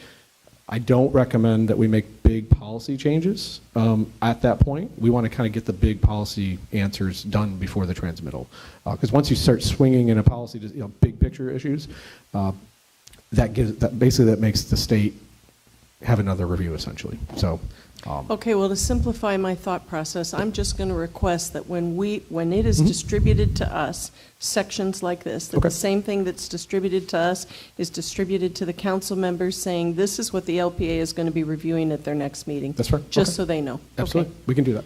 Okay, thank you. No problem. Thanks. All right. And then, so turn it over to the consultants and Thank you, Jason. let them talk to you. Thank you. Good morning, everybody. My name is Joe Cordino. I'm with the Cordino Group. I'm the president. I just wanted to introduce myself. Eddie Ning has been working with you closely over the months. So I just Nice wanted to meet you. Yeah, very nice to meet you all. And I understand I'm actually the mayor of my town in Pinecrest, which is on the east coast of Florida. So I kind of understand what you all are going through. Not quite as difficult. I've never done anything quite as difficult as what you must be going through. So I do have a sense of the complexities and the level of leadership that it takes to get through a process like not only comp plan, but in the situation you're in. I think we're moving through this quite well. And I think what we've done since our last meeting in the spring is get a handle on the bulk of the issues. Last time I think you all met, there was a bit of a lack of consensus. I think we got 80, 90% of that knocked out, and I think we can now get down to the hard part of this, which is presenting our recommendations as professionals from listening to what you all have told us, and then you guys fighting out the other 10 or 15% to find a consensus on some of the more complicated issues. And just like we said earlier, I think this is the best way to go through it. Give it to you in small bites. You introduce it, ask some preliminary questions now, digest it for 30 days, come back and then finish it up and wordsmith it out, and then keep the ball rolling like that. It's about time to start doing that. So with that, I'll give it to Eddie so he can do the presentation. I'm here for any questions that you have, and we're looking forward to really getting through the hard part of this, which is right now, and getting this thing moving. So thank you all very much. Thanks for having us. Thank you very much. All right. Thank you for having me back. It's been a while. Following up our prior discussion, we really had to go back with staff to try to navigate the item. We had comments ranging from, for example, we want these nodes to be peaks and also spread out, in a gradient to zero over the same time. With you can't have a peak go to zero and then also have another peak right there. So we had to navigate those kind of inconsistencies in direction the best we could, and give you something that was just kind of a formal a recommendation. So within the packet, what we're asking you to review over the next month before we come back in October is the future land use map. And I'll go more into these in detail, especially the mixed-use district boundaries. We went ahead, we changed back the FAR to what the town originally had, as was requested in the joint meeting. These also include aspects of density and building height, which we're actually providing text that provides for you to handle that at the LDR level, so that you don't have to go back to the comprehensive plan each time. And this is also important in light of the new legislation with Live Local. It's going to make it a little bit more nimble for you all to address any concerns you may have in the future on that. We also added consideration. Could you explain that? Yes, the Live Local Act is it's a piece of legislation that took effect in July of this year that really addresses affordable housing. So in short, it is a preemptive act by the state where a developer can opt in with 40% affordable housing, meeting various criteria. And in kind of recompense for that, so to speak, for lack of a better word, there are certain things that that you can't restrict them on. That is height and density in particular. You can still, however, regulate on the other aspects, such as setback, facade, concurrency, and so forth. Eddie, isn't the Live Local Act only for unincorporated counties versus local municipalities? No, it applies to local municipalities as well as counties as well. There are two separate sections within the act itself that govern each one, and the texts written are parallel to each other. Yeah, I think that the scary part of Live Local is that the applicants, if they come in under, I think it's 40% affordable housing, can avail themselves of the highest density in the municipality and the highest height allowed within a mile. And so that kind of puts, that kind of opens Pandora's box when it comes to those types of developments, particularly when you start to change heights and densities. And a lot of the planners think that there are nuances in there, and it may sort itself out legally in the legal system. Yeah, there's a lot of angst about that right now. I had to present on this topic at the APA annual conference last week, and let's just say it was standing room only and 20 people in the hallway waiting to get in because it's such a salient issue that we're talking about with this topic right now with Live Local. There are certain things that we do want to make sure that we set you up for in terms of being able to be nimble from a land development regulation standpoint as well, because while you can't regulate from a density or height standpoint, you can regulate everything else. Like I mentioned, facade, setback being the most important aspect. There are certain aspects of use that are kind of preempted as well, but you're going to see less of that because you really don't have as much on the industrial and commercial side. And from the commercial side, the working waterfront are protected under the Live Local Act. But I'll also talk about the marinas in a little bit as well, based on the feedback that we've got. We also added in consideration, based on your discussion items and your feedback to us, on and subsequent conversations that we had with staff about what your decision has been on ground floor parking. I'll go over a little bit of the tech that we are recommending at this point to allow you to provide for consideration of not counting ground floor parking as part of the FAR within your LDR, if that is the choice you want to proceed with. Of course, there are aspects of updates back to relating back to build back policy, housing affordability and attainability, workforce housing bonuses. We took out the conservation land use item and kept the wetlands as requested, though we do note that the state usually does comment on this as an objection. They do want you to consider using conservation as its own land use category and having certain elements. However, because that's the direction we received from the joint meeting, that is what we have gone ahead and provided back to you in the draft format that you will see. And of course, I'm going to, even though we know that it hadn't been delivered to you, there are 2 or 3 things on the transportation element that I wanted to highlight that we've already drafted that are kind of related to some of the issues that we understand you have in the future land use element, particularly the beach views and so forth, as well as a future development. So in the slides we'll go over that as well, just because it's very salient to the discussion. Right? First, you'll see from I know it's small on the screen, and I apologize. We do have printout for you, and I will get you a bigger printout if needed, or things that you can blow up on the screen. We'll work with staff to get you a high quality resolution at your request.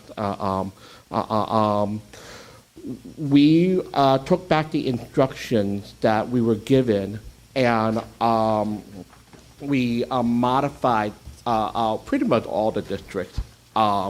You'll find that the area around the public is reduced significantly based on the directive we were given.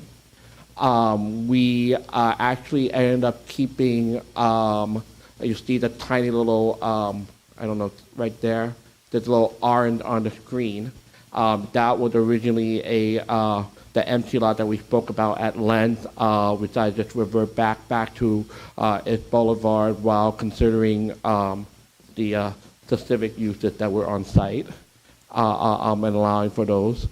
What we mainly want clarification on that wasn't entirely clear was we were instructed to keep marina here, but wasn't really clear from the discussion and going back and reviewing the videos like half a dozen times whether we wanted to keep the marina section here or to do it as a subset of the district and the same down in Santini. This is particularly important because, as written, the mixed-use district have a different density than the marinas district does at the working waterfront. And so that's where we would like you over the next month to come back to us with a full determination. We know, based on the prior instructions we received to keep this portion, but we really would like a definitive answer on here and here, and the northern and southern parts of the island. Any questions on that before I continue talking? Any questions? I have a question. I thought that where the women's club was, we wanted a node there. Am I mistaken? My recollection was recommending a reconfigured node. Okay. Yeah, I was thinking the existing marinas on the island, 3, right, would all be part of the marina district, with the idea of maybe having a water taxi or something between them sometime in the future. But right, it's kind of what I'm. We were happy to go any direction you wish. Rewrite it the way that you wish. We once you have a chance to review over the next month, if we can come to a final consensus in the October meeting. That way we can help you finalize it, get it on paper correctly, and get it codified.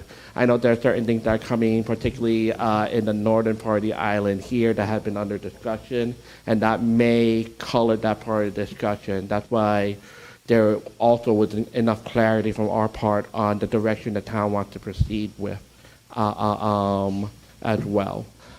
We'll go back and we'll expand on we'll reintroduce this note then here, if that's the direction, and expand upon it. I believe the alternative then, we were looking at expanding it to the northwest.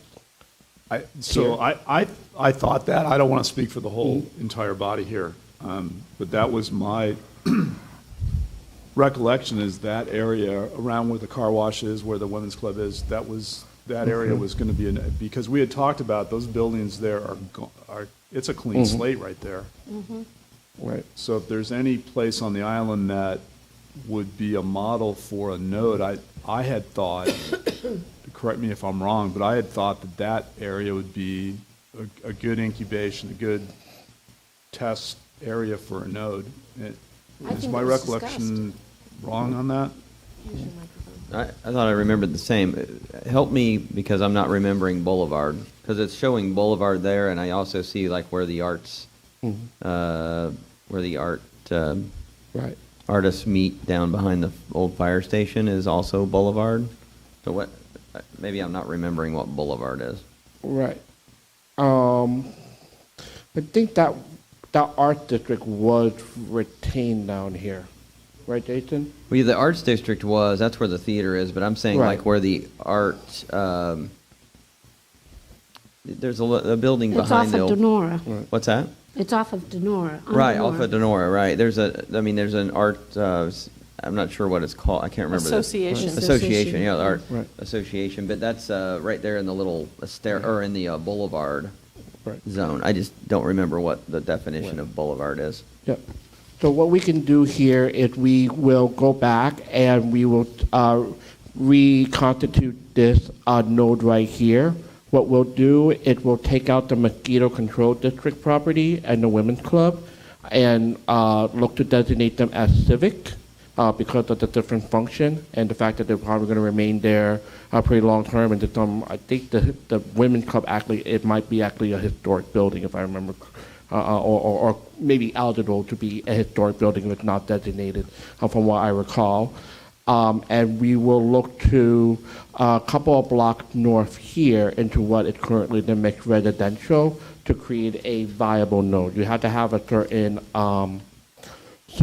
kind of a base amount of land to create a critical core, for lack of a better word, in order for that to be viable. So that's what we're going to look for there. Yeah, some of that right there in the mixed residential was the little motel. What was the name of it there? Yeah. Hideaway Village was right there. What's showing as mixed residential now. So maybe that could be included. Yeah, I right? think you've got Hideaway, Lahaina, and Sandpiper that are all going to be redeveloping. Right. So that was the idea is. Yeah, because the Sandpiper's actually in that mixed residential as well there. And you've got the women's club and you've got mosquito control, and I think the comments were that women's club and mosquito control were civic or institutional uses, and those should remain. However, other commercial uses, that node could be reconfigured. Right. Don, just so you know, the boulevard category is explained on page 82. Thank you. It's policy 4B5. Right. Thanks. And that's where, here, when we talk about reduction of these mixed-use nodes up here, where the boulevard was brought back, those are reverted to what is existing in order to kind of attempt to create those peaks that we talked about while maintaining gradient. Before we had it different in terms of the gradient. Feedback we got was, hey, we want to do something a little bit different here to have gradient down, create two peaks, and just retain the items in between. So that was how we were together interpreting with staff. But if that's not the intent of the point you were making, we're happy to go back and change. But that was kind of how we interpret the direction moving forward, because, like mentioned, we were given both gradient and peak, and they're kind of like looking left and right at the same time. Again, you don't have to have the answer today. Take a month, look over it, and we're more than happy to adjust with you in October as well. You have something concrete, like, yay, everyone's on board. We're happy to do, like with the employment node just now, we're happy to go back and change it immediately. But if not, there's time to, mull it in and sleep on it. Eddie, I think something that would be helpful for everyone also is the comparison to what the future land use map was previously indicated here. Mm-hmm. And so in your emails, you should have a copy of that of our existing future land use map, just if you need that for reference. Okay. I'll defer to staff on that. Yeah, it's in everyone's Nice to emails. have a printout on that. We do want to note that I already covered wetlands. Yeah, I covered wetlands, right? Yeah. Low density, pretty much the low density pretty much remains the same. All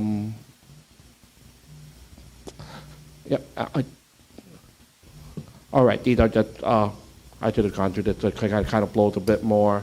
You'll see that everything, pretty much everything has been reduced in size in terms of the mixed district. It also makes sense to us. The only one that really didn't change was arts and theater, just because it was just a small, narrow strip to begin with. They're just trying to do a main street that it just, everything was on the boulevard already, and it's a limited amount of properties. And then it makes sense to reduce that further, especially given the property that actually encompasses, which includes the current theater and so forth. But is it a current theater? I was under the understanding that it's no longer a theater, nor will it be. Does anyone know? I heard it was moving to a restaurant. Yeah, that's what I heard too. Okay. So, theater it could be an obsolete thought process. Right, because it's Right. all that's there really is the little commercial building, Charlie's. Exactly. And the Yeah, theater. and the Astera. So that might be some rethinking. I don't know who. Jane, do you know who? Somebody knows somebody there. Maybe we can I reach can out and find find out. out. Okay. So maybe within the next month, maybe one of the questions then from us to you that we would like feedback on is whether to retain or remove that. Just because it's not a theater now doesn't mean you couldn't do it. Sure. redo a theater in the future, even to a restaurant theater, or a live entertainment venue that, small, like maybe a comedy club or something. Again, prerogative of the town. We're happy to adjust the map as you see appropriate. We just need to know how you would like us to adjust it for you. We'll find out. Awesome. All right, Marina. All right, this is what I was speaking about. The mixed use you have currently up to like 2.5 FAR, a certain amount of units, depending on the district, 6 dwelling per acre or 10 with the bonuses. Here, Marina being a working waterfront, we discussed with staff, and our recommendation was to provide for just 1 FAR and 4 dwelling units per acre. Jason, I believe that is consistent with some of the other areas that you work with on the coastal region as well. It's also consistent with what I've seen in other island communities, particularly in the Keys. Important aspect of Marina relating back to the Live Local Act as well is that marinas are considered working waterfront. They are protected under that act and pretty much exempt. This is on page 83, just so everyone knows.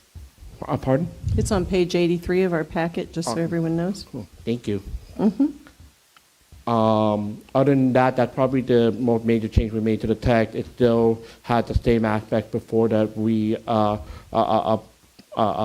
into play and some changes about particularly related to its usage at the working waterfront. That was based on the directive we had received as well from both LPA and the council, making sure we have that wording about a working waterfront.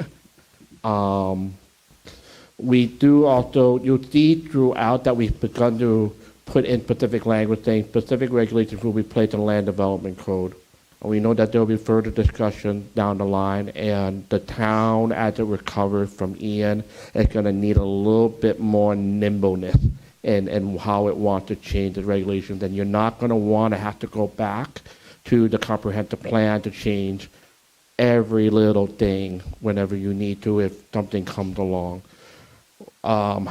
So we have really discussed with staff to move toward the aspect of looking at putting the bulk of those regulations that you may need in land development code and keeping and really trying to make sure that the comprehensive plan is as overarching as possible.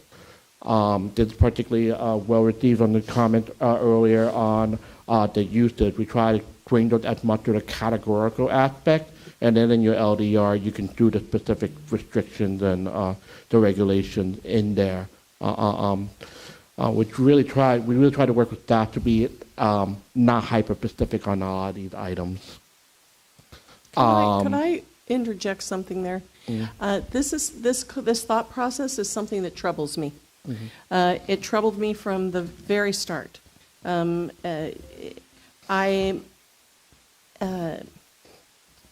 nimbleness that that you refer to with the LDC, I think is great, but I think that there's a reason, I know that there's a reason that we were specific in our comprehensive plan relative to height and descriptions and things like that. It's because that's what we wanted to achieve. And I think eliminating it from the comp plan to make it more nimble in the LDC opens a door that personally I don't wish to open. So I think when we talk about nimble, we're talking about uses for the most part, okay? The council has talked about this concept of pink zones and all these other concepts other places. You don't need a pink zone. You can deal with that through your zoning. You can deal with that through how are uses allowed? Are they permitted? Right. Are they conditional use? Are they, blah, blah, blah, all that. And where are they allowed? That's, I think, the point as far as the uses. We want to allow as many uses as possible in those mixed categories.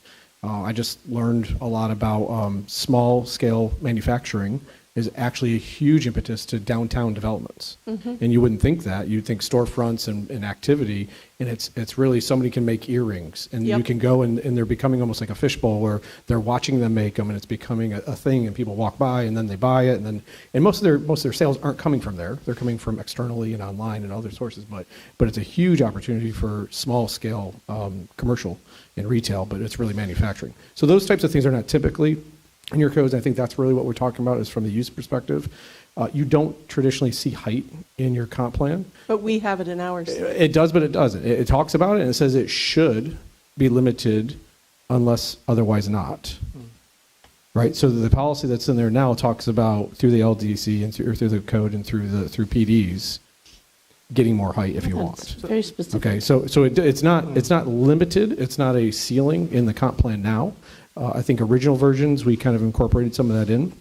And so after all the discussions of being able to be in the moment, depending on the project, instead of, I think that's what Eddie's talking about, is the prescribing it as 3 stories. You can't, there's nothing you can do about it once you say 3 stories. You can say, we should be 3 stories and it should be special if it's above that or something like that. But I don't know that you want to limit yourself absolute. That's the point. I think that's a big discussion. Absolutely. And I think it's a discussion where I see both sides of the argument here. And one of the things that I've identified and redlined throughout the document is there are references to this will be addressed in the Land Development Code. So, and I'm old enough where I go back to the day of DCA instead of Right. DEO. And or whatever it is now. we used to get banged on the fingers every time we had a self-amending policy. Sure. And that's a typical example of a self-amending policy. You state something, but you defer to another code. And if you change that code, that really affects your policy. So your policy, in my mind, what we need to do with these policies is either be silent and deal with it in the Land Development Code, or we set an upper limit or a range. Right. So We don't disagree with that. I think so right, yes. the idea would be you can allow a density range from this to this being your maximum. Doesn't mean you can get your maximum. You have to request for it.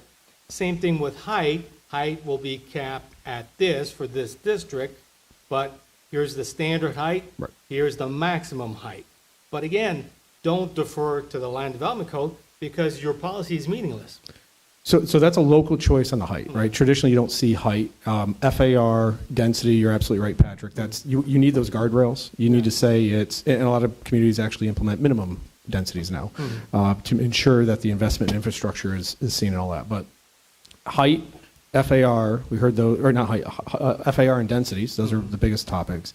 Height is more of a design component. And so I would say again, I agree with Patrick that if we're going to not regulate height in the comp plan, which I would encourage you not to do, you can if you want to be absolute. But that's what the LDC currently is used for. And And you do have height limits in your LDC by zoning district, by area, by all that. And then through other means and processes that we talked about earlier, you can request more, and then that's going to be evaluated. Unless, I haven't heard anybody all this time say we want to set a height limit in the comp plan. I know we talk about height and scale, but if you want to, that's fine. We can do that.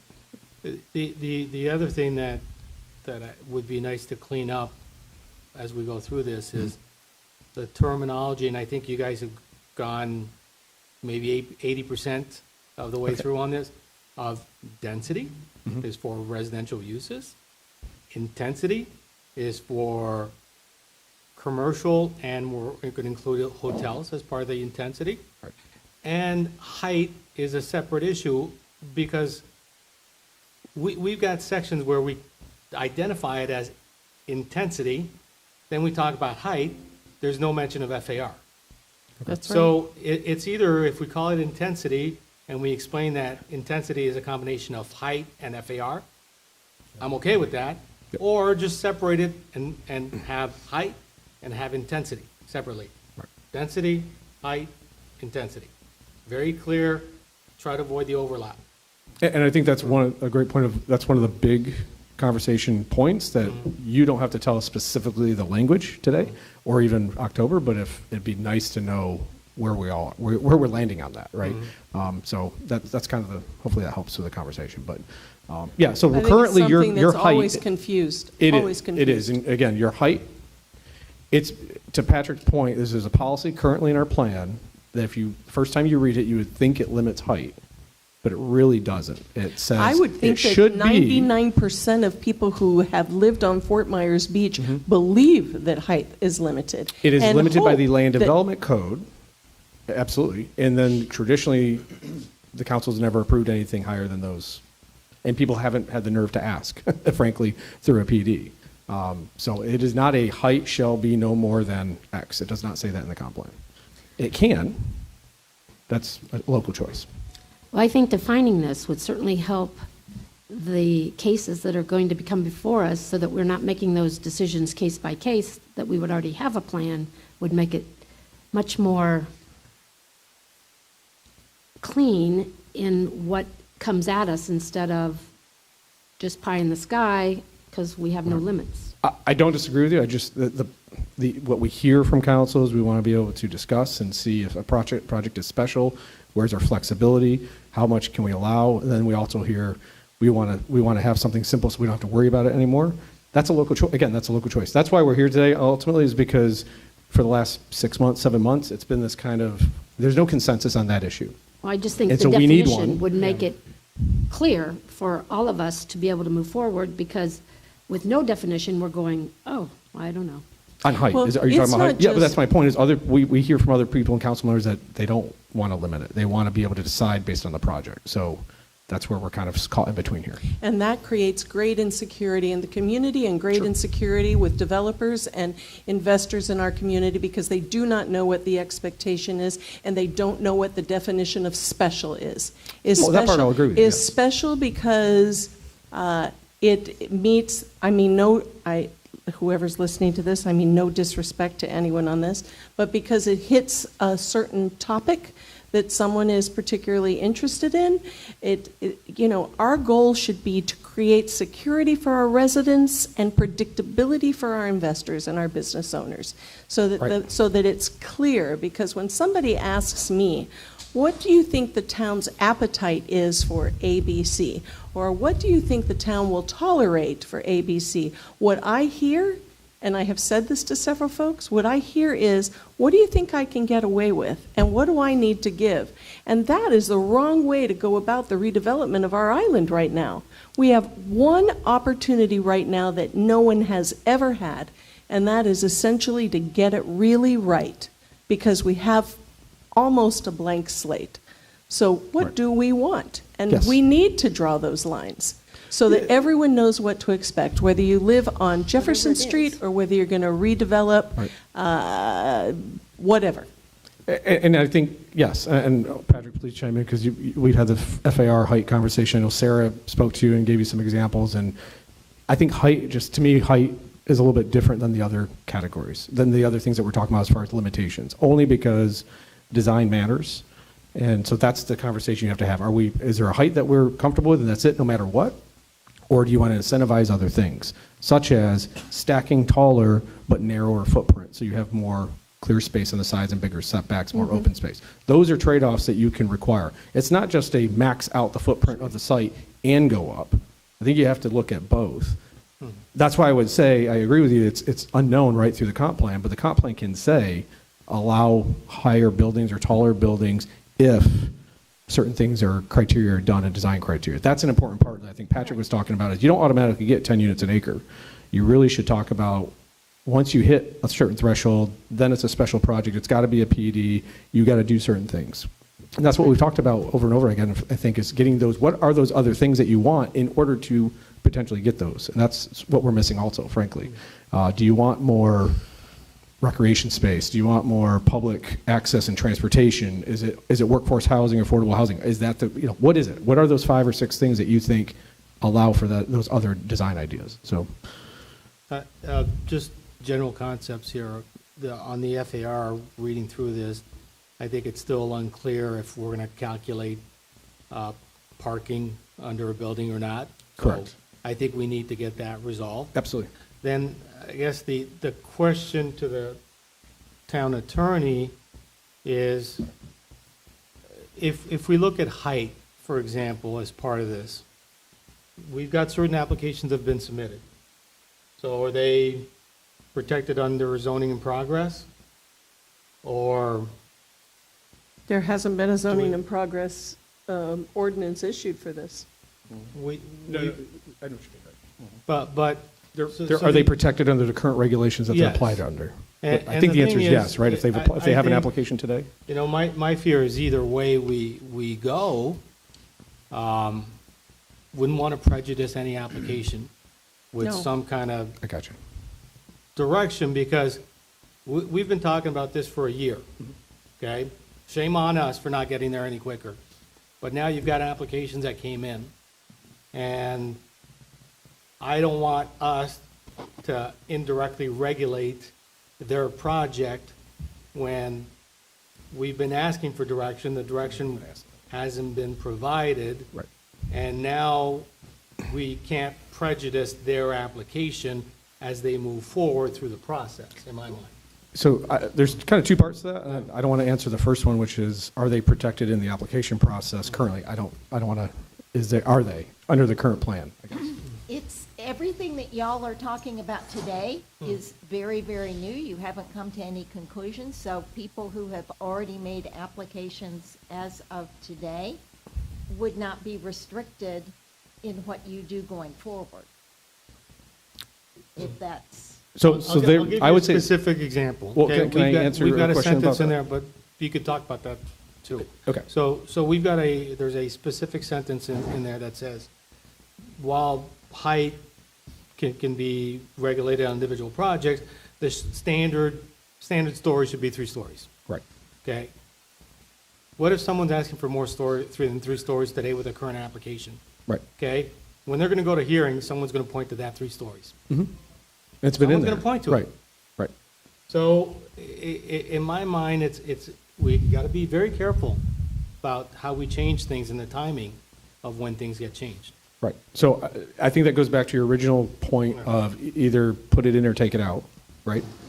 Either Yeah. talk about height or don't, Yeah. as an example, which I agree with. Some of that language is existing, so that's, when you're updating these things, it gets a little tricky of, some of these things are, there's 20-year wounds with some of this stuff, right? So we've also tried to be very careful about what things might be a very, very hot button, height, and have this discussion. All right, so the I'm sorry, go ahead. I was just, one thing you don't want to forget is SB 250, Section 14. right. I mean, Becky, can you virtually- pull your microphone closer, because I'm having a hard time hearing you? Okay, I said you wouldn't want to forget SB 250, Section 14. Are y'all familiar with that? No? I am not. Oh, Is anybody else? Oh, my gosh. Not that I Okay. can, I mean, I may be familiar with it, I just don't know Yeah, what Ed. SB 250 is. Okay, SB Senate Bill 250, Section 14 of it, it's not codified into the Florida statutes. It is a provision that specifically says it's controversial as to exactly how it's interpreted, but frankly, in Fort Myers Beach, I don't think it's controversial as to what it covers. I think it covers the entire town. It says that until June of 2024, and I may be wrong on that exact date, but you can't have any zoning restrictions that are more restrictive or burdensome on development. Than currently exist? Than currently exist, correct. What was that So number again? SB It's what? SB 250. Senate Bill 250. And it relates to properties which are within 100 miles of the landfall of Hurricanes Ian or Nicole. And I guess I'm kind of blown away that you aren't aware of that. Well, so we haven't talked about it in terms of the context. I think the bigger point is they don't want you dialing back development standards. Well, in you an can't have area of anything redevelopment. that's more Restrictive, restrictive correct. or more burdensome. Right. And it applies to comp plan, it applies to land development regulations, and it applies to procedures. So for example, if your downtown said 3 stories and you decided to change your code to 2 stories, you wouldn't be able to do that. Right. You go to 4, 5, 6, 10, whatever, but you can't go backwards. Which makes sense. Right. So that's a very important point, Patrick's point in the interpretation of that policy, whether it does or does not restrict. That's the one. Becky, could you send us a copy of that, if you could, if you Sure. have? Thank Yeah. you. But the second part that I want to follow up on Patrick's point is, what's going to be interesting with this, with some of these applications, is there is an application now that includes an amendment to the comprehensive plan. They have submitted a request to amend your current comprehensive plan. At some point, that application review and this need to come together, right? So you can't approve their request for an amendment and then adopt a new comp plan that undoes any of those amendments, right? So we want to Say that again, say that Right. again. So they're going down the path because they don't want to wait. Not sure what's going to come out of this. So they're going down the path of the current comprehensive plan. They're requesting to amend language in the This is comprehensive Moss plan. Marine. Yes. Mhm. So that application includes amendments to the comprehensive plan, Right. which they can request. If those are approved or any of those are approved, what you don't want to do is then turn around and adopt this plan that doesn't incorporate that or changes drastically those amendments, right? So at some point, these two things are going to have to crash together and be sorted out. So if they're denied, it doesn't affect this, right? Or if they're modified, it doesn't affect this, you move on. It may be approved, and then you have to incorporate some of that. But at some point, those requested changes of a current plan have to be considered of incorporating, if they're approved, into the, or they get done at the same time, either way. But at some point, those things are going to come crashing together. My guess is they hope they're quicker than this is. So that decision will be made, whether we'll have to then modify those to incorporate that language, I would suggest. I don't think you want to go turn around and then change all the policy again. Just on other general comments, and I'll give a little context, as I think it helps people that are non-planners. The most recent true EAR, evaluation and appraisal report, that every municipality, county is mandated to do every 7 years, was done in 2007. Since then, the town has just sent a letter pretty much saying, we don't need to make any changes. DEO responded, yep, that's fine, okay? So we have to go back to, all the way to 2007, where we had any substantive changes to our comp plan. Right. And again, if you look at most of the background information associated with the comp plan, and we've got a unique comp plan where you've got a lot of background research incorporated into the comp plan. A lot of it dates back to 1990. Yes. Everything associated with population projections, data associated with inventory of residential inventory of lodging units, all that stuff dates back to 1990. Right. Part of my concern is we're looking at making significant changes to our comp plan in a vacuum without the proper data analysis, without having a housing inventory, without having a commercial inventory, without having a parking assessment. And I've got a bit of a problem with that. You know, one of the things, there's discussion in here about parking and trying to limit parking. Well, we also have a land development code right now that shows preferred parking spaces, parking garages.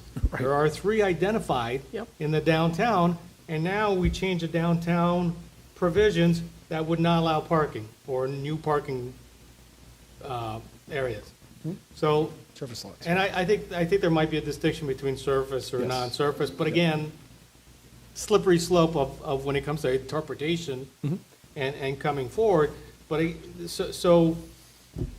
the other thing is, like I mentioned, we establish a comp plan and we established densities that were not consistent with what was on the ground. If you look at the 2007 EAR, okay, it acknowledges that a lot of places have densities up to 17 units per acre, okay? But we set it at 4 or 6 as a maximum, okay? we created all these nonconformities. It was fine when we wanted to prevent any changes on this island, but we've had a hurricane and we're dealing with a different reality. So we have to acknowledge that, okay? Yep. Our density ranges and what you've got in here is you've taken away, let's say you've established six as a maximum, up to 10 with affordable housing. There's a whole platted area where the platted overlay that acknowledge that there's a bunch of places where the densities are higher, and it protected those rights up to 10 units per acre for existing platted overlay. We've done away with this. So, again, my thing is, let's look at the reality of what's on the ground. Let's create a density range of, yes, the standard is 4 or 6, but the reality on the ground is it could be up to 17 units per acre. That's your upper limit, and it protects those people and those existing properties, so someone doesn't have to go fight the town every time they want to redevelop their property. Because automatically you're inconsistent with the comp plan if you've got a non-conforming lot. So there is where the rubber meets the road, right? That's exactly what we're talking about. At least. In that, for the last year, there's been a back and forth and conversation, and there's difference of opinions right now. And we're in the middle of that, right? So we're trying to help guide you, and the framework is here. And so if you want 20 instead of 10 units an acre, then let's change that number, right? Because there's a lot of conversation and feedback of no, and there's a lot of conversation and feedback yes. That's why I think Eddie said it, let you guys fight out that 15%, 10%, and let the council then follow that up. That's what we have to do. But at the very least, I think, even if we don't change that upper limit of what that density is, we need an acknowledgement in the comp plan that talks about nonconformity. So you do. So we have a nonconformity section in the LDC, okay? I agree with you, yes. We've got post-disaster bill back that somewhat vests your rights and protects them. But again, we need an acknowledgement that we've got existing plats at 50-foot lots, sometimes by 80 or by 100, that we've made non-conforming years ago. And we vest them. The policy, the typical way of doing it is just having a policy that simply says, all platted lots prior to such and such date, which our code already says, and there's a policy in here that says they're vested. You don't need an overlay. What happened before is that the previous code and comp plan was trying to protect and vest densities and uses 3 or 4 different ways, and they're kind of overlaying each other. You don't need to do that. You can just say these platted lots and the existing lots of record are vested. That's it. Plain and simple. And then you don't have to worry about that. We don't have to talk about densities. We don't have to talk about anything. Whatever configuration they were or are, they're vested. And that's the simplest and cleanest way that. Yeah, but let me give you another example, okay? So you're going to have a redevelopment But the density project. conversation is great. I want you guys have to have that. We need to know, because again, you're also on a barrier island. Let's not forget that, right? So the challenge is then sustainability and all this other, state mandates, talking about the conversations I've had. Why are you going to allow more people to live here? Our original version had higher densities, remember? And we've gotten pushback on that to reduce that. Also the FAR, both of those were pushed back to reduce those. If there's a will and want to go higher, that's fine. We just have to balance also that you don't go overboard because you're essentially your barrier island, right? So the concept is why would you add more density? I'm with you on in the right form and the right place, it can make sense. But we just have to balance all those. So we're all for it. Whichever way we want to go, we need a consensus. That's all. The example with density and why also it's not just as simple as saying if you're a platted lot, you retain that right, is we've got hotels that are going to be coming in asking for more. And how do you compare it to what they had today? Is it what's platted and multiplied by the multipliers we have? Is it what they have currently vested? Because what you have to understand is a lot of these hotels were approved at a time prior to this incorporation of this town, and they have more, and again, pardon me for using the term density, but that's how our comp plan works. We assign density to lodging units, which got an issue with that, but that's the way it is. But those are already over density. So. Well, they're over according to- density because what you talked about with the swing to reduce the densities, Yeah. right? So they're over density because the town swung that way for what the limit is, right? So from comparison purposes, to say, here's what they have today and here's what they're asking in the future. Right. It's also important. And that's why we shifted to the FAR, right? The FAR, whatever that number is, don't focus on the number, 1, 2, 3, 4, whatever. The shift to the box, and then the LDC is dealing with design and appropriate appearance. That's why we did that shift, so at the end of the day, it was just a way to limit hotels and limit density, right? So if you want to limit that, put a real number on there as far as the box and let them figure that out. I don't know that most of the older hotels or hotels probably utilized their FAR. So there's opportunities there for them to get a little bit bigger. I don't have that 1-to-1 ratio of math. We didn't do that math. My guess is most of them would be able to do more than what they had.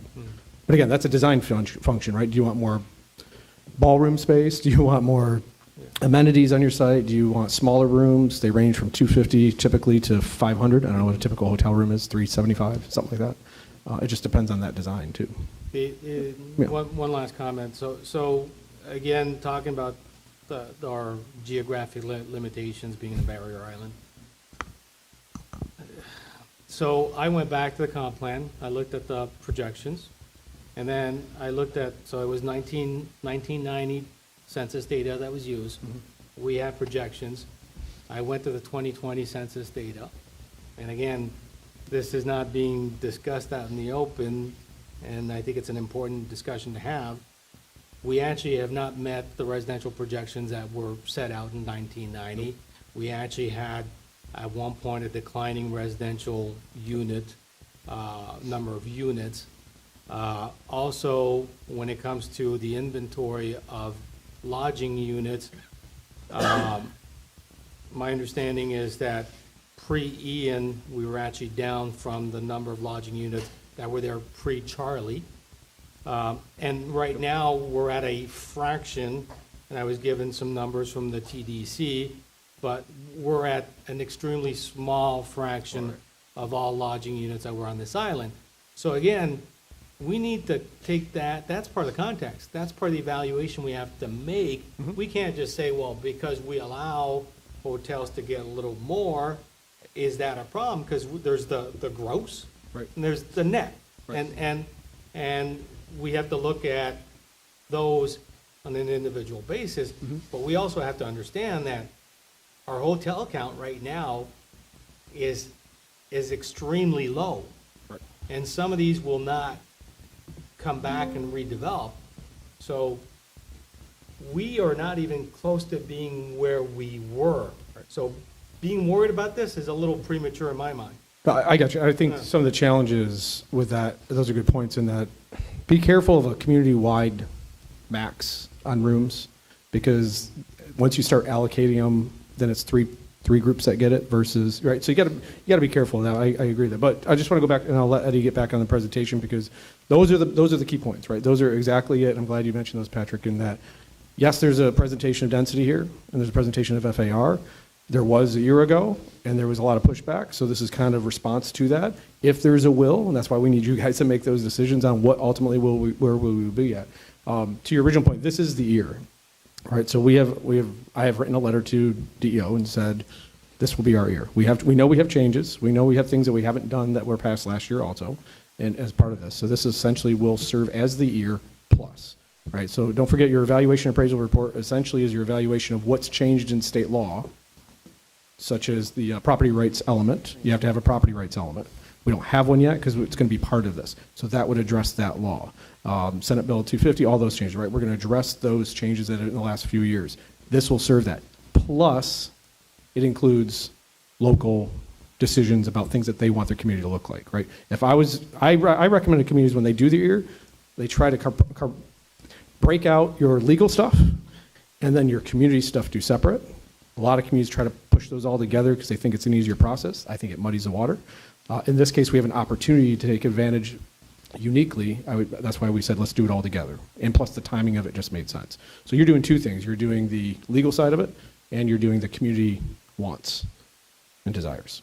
So I thank you for, but this will solve that. Yes, there has been several years that there wasn't anything done, and this will resolve that issue. How would it be possible to get some numbers that would say, here's the numbers of homesteaded properties, here are the vacant properties that will take 1 to 2 years to build back, and here are the commercial properties that are able to repair as opposed to tear down?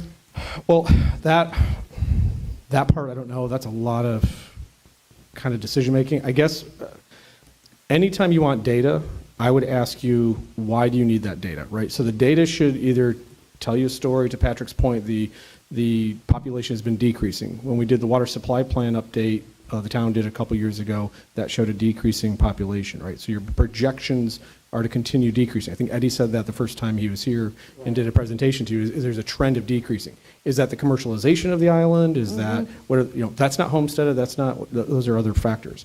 I would just ask that all that data is interesting to know, but what are you going to do with it? What policy are you going to set from it? And that's why I said be careful of the hotel room number. It's interesting to know, but ultimately form and function, in my opinion, matter the most. But yes, so whatever you want we can look at, but Yeah. it needs to be, I think, uniquely and specifically helpful to the policy. Otherwise, we're just digging up data. I'll provide the tables that I've updated. I've updated your comp plan tables with 2020 census data, and I've got those. So what you'll see is on the residential side, the percentage of residential units is roughly generally consistent with what was anticipated. But what we've seen is a significant decrease in full-time residents and more transient residents. Right. And again, we need to evaluate what that means from the standpoint of all our impacts on infrastructure. Again, if it's going to be a fraction of the demand on the infrastructure from transient units or seasonal people, then that means we have to look at our capacities and how that affects our capacities. So, but it's important because we've had discussions about, I've heard public discussions and discussions at the council of, well, we have to be careful in approving any of these projects coming forward because we have limited infrastructure, and I think some of the discussion was the size of the pipe, used as an analogy. But also what I've explained to people is we have a whole section, a whole element of our comp plan that looks at those issues, and concurrency management has changed significantly since the comp plan was written, and people may not understand that, but for example, you cannot deny a development project solely based on transportation impacts anymore. It is the responsibility of the jurisdiction to mitigate for that traffic, and you can impose fees, fair share agreements, all that stuff. Also, when it comes to water and sewer, it is the responsibility of that local municipality to project the demand and increase the plant capacity in time to meet that demand. So again, can't deny a project saying, you're gonna have more toilets flushing. No, it's our responsibility as a town to build in that capacity. So again, that needs to be part of public discourse. This is very important.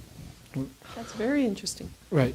Really appreciate the aspect of the data. Actually, that's how we got to the policies in the first place. You recall my PowerPoint presentation, I think over a year ago, about our housing and how who was actually occupying them, and how the lack of my argument that the lack of hotel room was actually contributing to, combined with state law on vacation rentals, was actually contributing to the sheer amount of Airbnbs we had in the town, which is why the numbers look so skewed from the 1990 projection. And all that actually had been accounted for when we started thinking about the policy, right down to how we really wanted to go in and recommend to you to do away with that really weird residential to hotel ratio and just treat all the hotels as commercial space like other cities do, and so forth.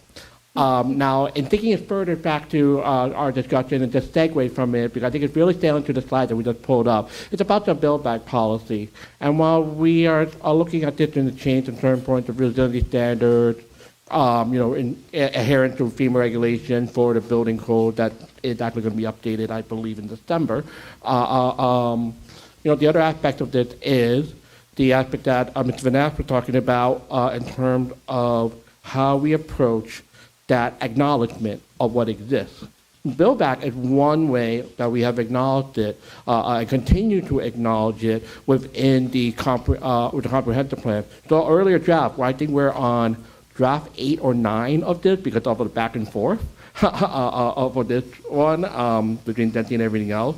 One thing was we initially had taken out the build back policy aspect and we're like, what do we do with this instead? Looking now with all discussion and trying something simple, this is what kind of makes sense in light of the discourse that we've had with both the LPA and the council.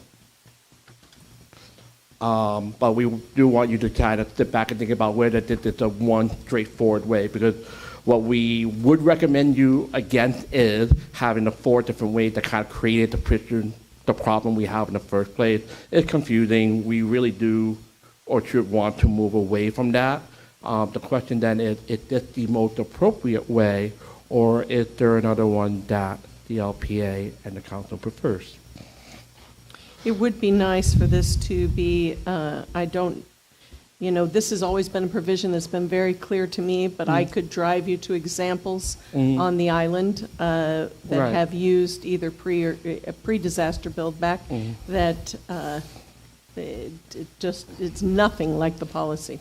Right. But So there might be some tweaks that are needed, and we attempted to do a little bit of tweak to it because there is a need to try to consider what people have vested, but then also consider the fact that we don't want you rebuilding something that just couldn't get knocked down the same way again. If there like something that we can do that a little bit differently, and that's where the town attorney to have a headache on as well. I apologize, but it's like, what can we do? Is it different materials? Are there things that can be done if they're required to mitigate that impact on the individual? For example, are there aid programs that you require different material that's an onus on them, but maybe there are ways to build in programs that mitigate that effect over time, and that way you get something that is built a little bit stronger, still keep the vested right, but it has to be a comprehensive package, and that's where the difficulty in the discussions are, right? Where the back and forth are.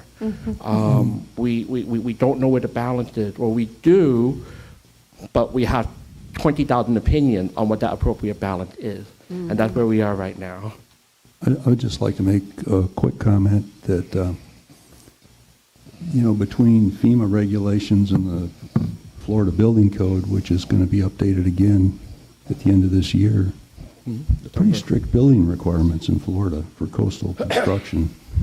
So I don't know that the town should have a comprehensive plan that goes beyond, or we have the expertise or whatever to go beyond what's already in pretty strict codes. Agreed. As far as resiliency and build back. So if you build something back, you got to build to the current building code. It's going to be resilient because it's already in the Florida Building Code. And that's actually why we limited it to tech policies in there to reach that effect. For example, 111 that you see up there. But then we also want to re-highlight a policy that we had previously mentioned, but really hadn't gotten direct feedback on. And at this point here, it's probably important to have feedback on it before we codify it. And that's 114, for example. New housing that we built with Category 4 hurricane wind. It is about the threshold that we asked about, but that's where we need feedback. I need a comment again. I think our current Florida Building Code for this area, the wind speed is over a Category 5.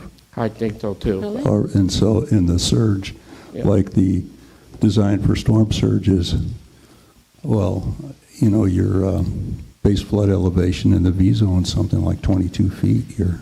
So I'm not sure that policy is even necessary, and it's actually less than what would be required by the Florida Building Code and FEMA,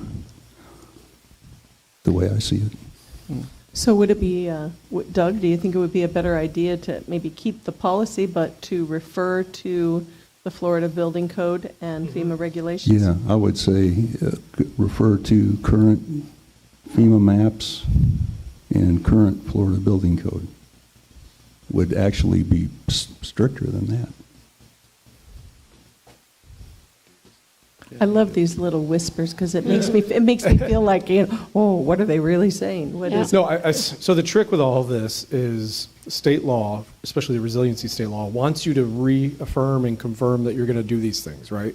So while you try to steer away from specifics, you also need to have policy language. It's kind of silly to confirm in your comp plan that you're going to follow by the building code, because you have to anyway, but that's kind of where they push us. So more generalized, that's fine. Well, then I would Yeah, say absolutely. just if you could refer to the codes Yep. rather than because like Category 4 hurricanes. It almost correct. becomes these aspirational policy. They're not aspirational, they have to follow. But it's almost like this, it doesn't really say anything, but it says we're going to do everything you already tell us to do. Okay. So we can get to there with that. I like Doug's suggestion. I would echo what Doug was saying on Yep. the, FEMA regulations and Florida Building Code regulations being pretty stringent. I think that what I would suggest is that we don't augment that, but we can provide incentives. So one of those examples is the amount of freeboard, and we've already talked about allowing someone to calculate their zone height starting at BFE +3. You're not mandated to go +3, but it's an incentive, and you can calculate your zone height differently if you do that. So I wouldn't say. I would agree just- with that. Yeah, I wouldn't say just do away completely with anything that's above and beyond Florida Building Code, but if it's an incentive, then I think we're perfectly all right with that. And that gets to a point that I made months ago, which is that statement is critical for us. I don't think you necessarily need to have the criteria in the comp plan or that incentive specifically 2 feet, 3 feet, but you should have a policy that says we prioritize and want to incentivize additional freeboard, and the land development code shall spell out exactly how. But that policy that says that's a priority to us, or that's our third ranked one, or whatever, however you want to do it, that's important to me in the comp plan, is that we tie those two things together. It's almost like you want to use this as an opportunity to direct yourself to go do something. Otherwise, every time you go back and do that year, you go, oh, we were going to do something by 2025, and we didn't do it. All right, well, then change that 2025 date to, or by 2023, sorry. Change that 2023 date to 2025. That's a very common technique that people do. That due date passed, well, then I'll just extend the due date. We don't want that, but we do want to drive and say, you shall create incentives in the land development code to prioritize freeboard. That'd be a perfect way to do that. I agree with that. Can you go back to the prior slide? One on strategies.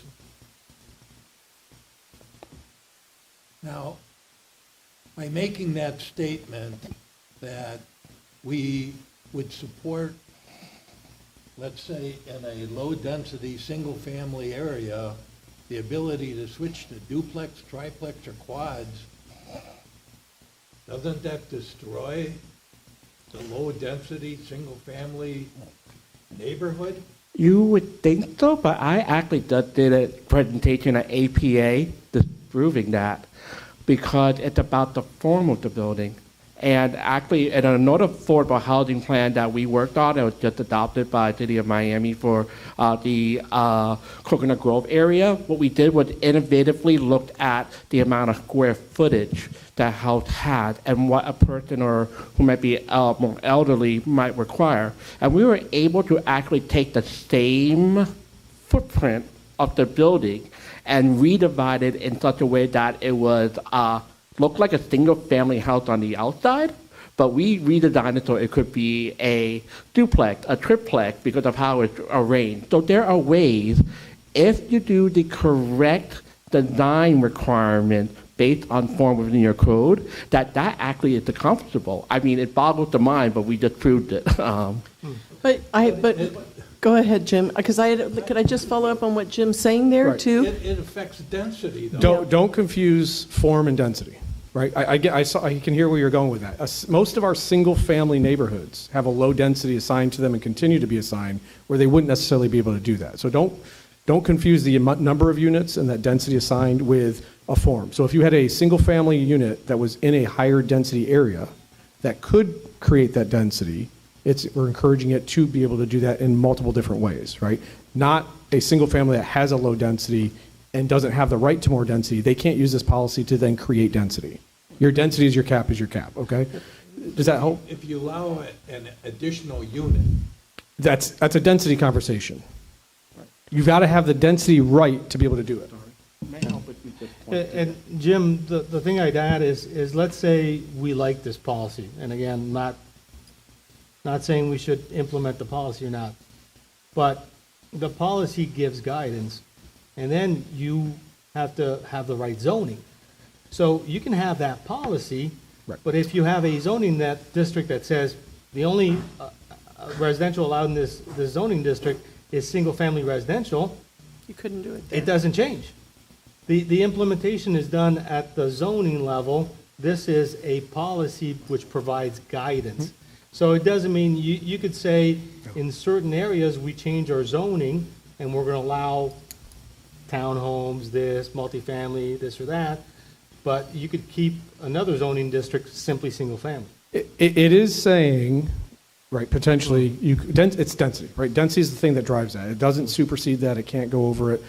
It is saying that we're not going to just keep single family, right? Because most communities are shifting to we've got to find a place for housing. We've got to find a place for people to, if they're underutilizing density, it may be an opportunity. Accessory dwelling units is another way that communities achieve that. But it is not exempting from density. If you're in a community that has 6 units an acre and you're developed at 2, there may be an opportunity for some conversion of those units. If you're in a low density, 4 units an acre, and all your units are already at that density, you're not going to get more density.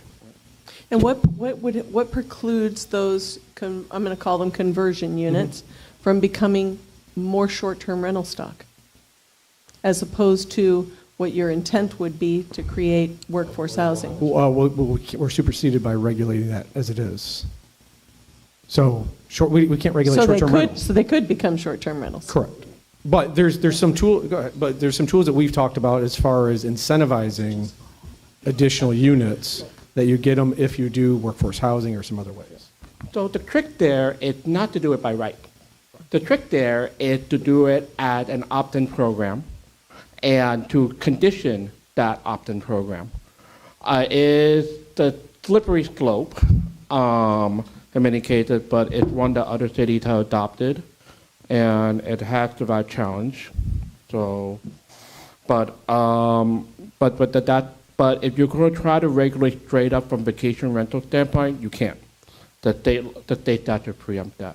The only other aspect is to create a differentiated program where you're specifically saying, well, we're going to allow you to redo your house a little bit differently, but only under these conditions. But Owner occupied. What Anita's saying is, I mean, we know that all the landlords are honest, but once somebody moves out, You're from Chicago. what's the control coming back? Or later on in the dialogue here, you have a support for senior housing, adding an additional unit for a senior. I understand the parent, but the parent passes away. Now we have an additional unit. What prevents somebody from now it becomes another rental unit? Sarah? Well, So this, many of you were not on this board or town council at the time we had the discussions prior to Ian about affordable housing.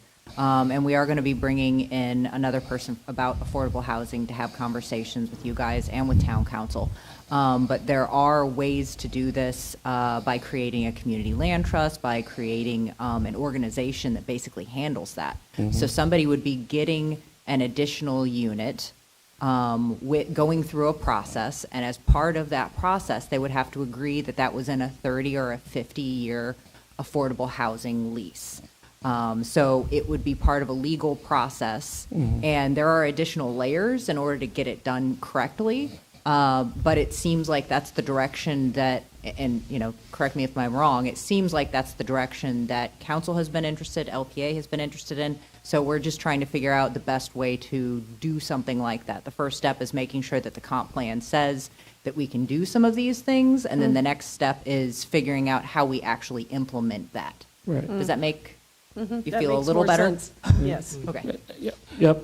The most important part of it is a lot of these aspects really go into what you can entice people to voluntarily enter in contract with, as opposed to requirement. Because if you can't require them, then why are they voluntarily entering into 30-year, 50-year covenants on in exchange for what? Whether it's monetary considerations or other aspects for bonuses and so forth, or often aspects of policies. And that's really a crux of a lot of affordable housing strategies.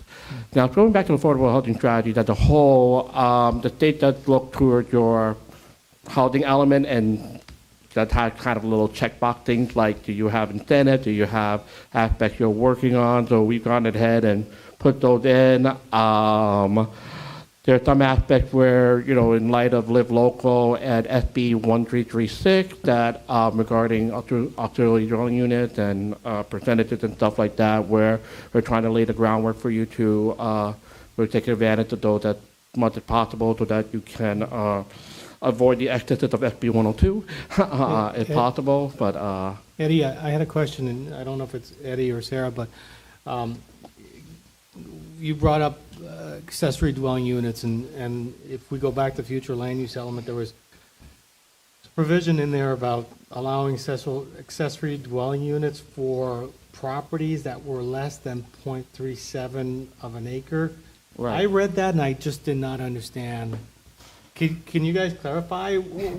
So why would it be for smaller lots and not bigger lots?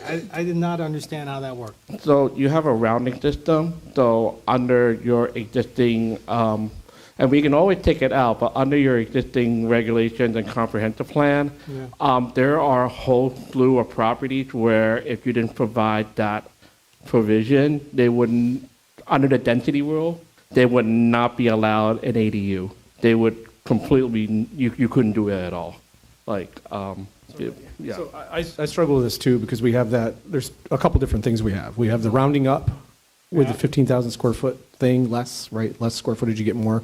And a lot of that has a background in trying to protect old, I think it was TFC2 zoning that was with Lee County that allowed duplexes by lot kind of thing. But also sometimes your lot shape doesn't allow you to subdivide to create 2 units. But you could have an accessory dwelling unit because you have the acreage or the density. So that was trying to address that. There may be a more nuanced way to do it, but that's where that came from. Yeah, I wasn't sure if it was trying to protect what was existing or trying to allow new both ADUs. Kind of both. And the 0.37, to me, it's like, it's more, so right now, our most restrictive future land use categories are 4 units per acre.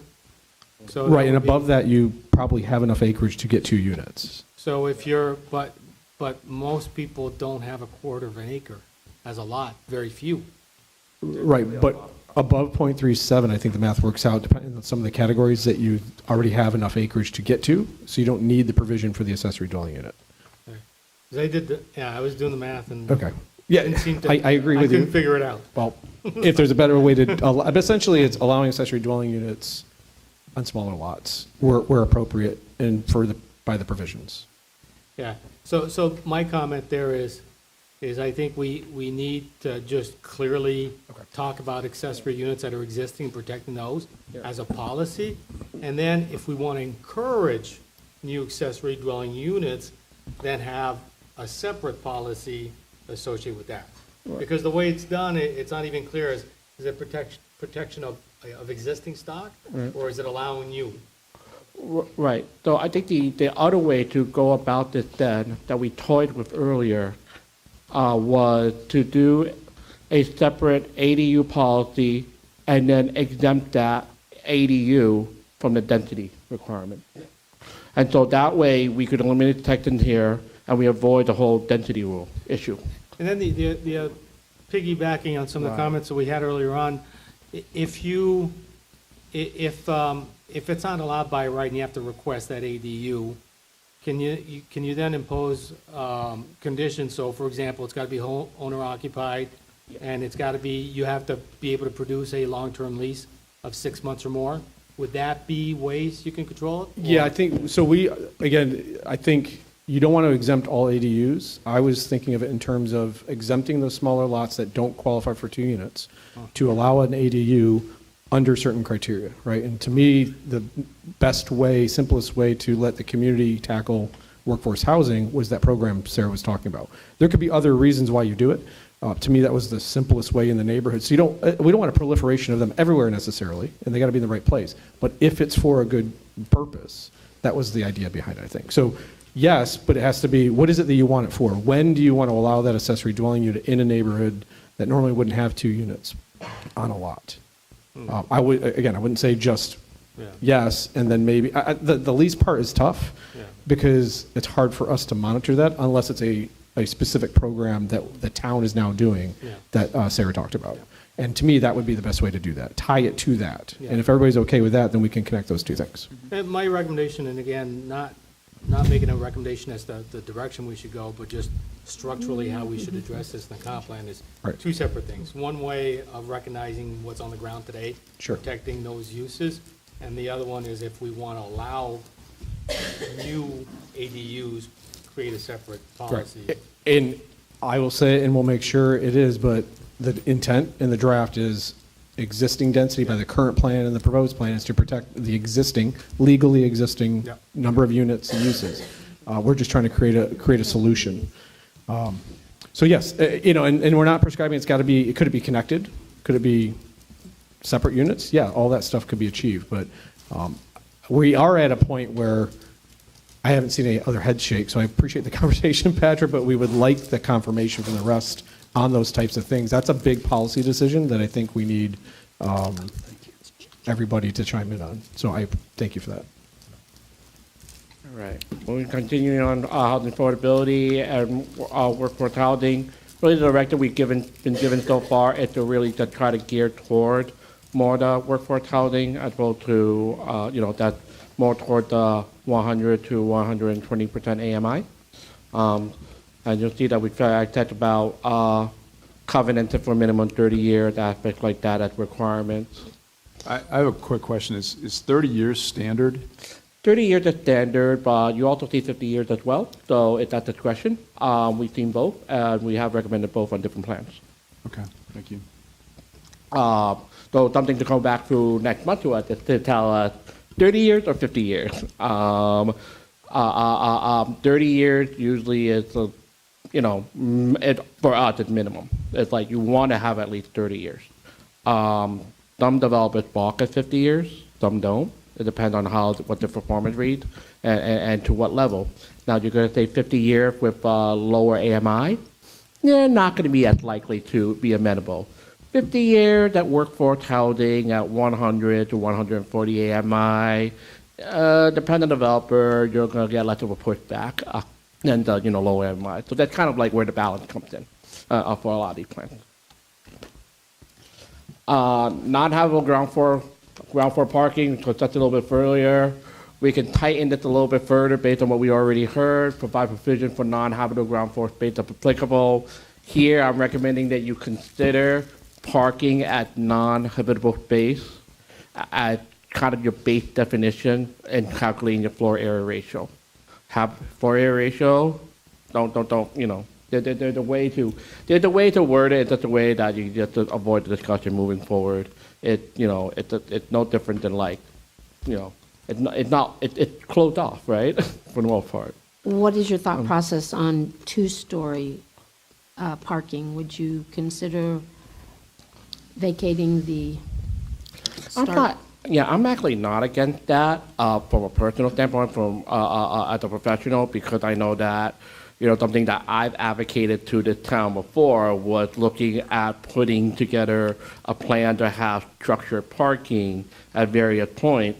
also as shelter for vehicles. Say your Exactly. family's evacuating one vehicle, you got 2 or 3, the other 2 go in the garage. And it's not impacting emergency service vehicles clearing out after a disaster, right? Yeah, right now it's Publix. But that's something Yeah. that we have recommended before. Now, the consideration then from your side is how tall is too tall?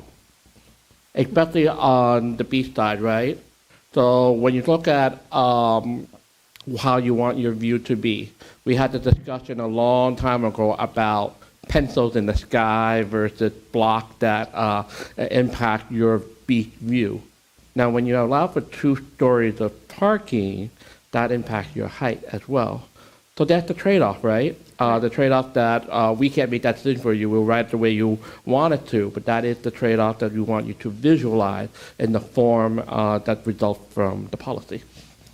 Well, I also think that in two-story parking or any parking that is raised, it gives more air and view corridor to the street. If it's open? Is that- If it's open. So my request of you is, because this has been going, this conversation's been going around for a while, let's be careful about creating these exemptions. If you want parking decks, just allow them to have a higher FAR, right? Or we're starting to get into this, but if you do this, then it won't count, but then you got to do something else. If we want parking, let's call that out and allow that. I think it's a simpler, more direct way to do it. Because right now the ground floor is one thing, but then is it 2 or is it 3, and then you build on top of that. But then if we have a height restriction, are we going to I then, get it. you know what I'm saying? So let's pick the things that we really, really want. Something like what we would say, parking is exempt from. A parking deck Is exempt from. has a separate maximum and a separate whatever. We could do that. Because I like that signals this is what we want. We want to allow somebody to be able to do this. I like it. Not play this game of doing the math and doing this and all that. You know, it's just an easier. We have lots of parcels. We've had somebody come to us about a small parcel that can make a parking deck work, but they can't get the FAR at all, right? And so even the ground floor exemption doesn't help them. It's really, but if you want a parking deck in this town, you want some to be built, let's call that out separately, I guess. More direct, in my opinion. I like We can it. do this and that. agree. I'm just I saying, agree. it's kind of like the current plan does, right? Except they picked the spots. They said they shall be here. I don't know that we need to do that at this point, but let's carve out provisions and allowances for them to happen in the right place and the right scale, and then let them happen. Okay. All right.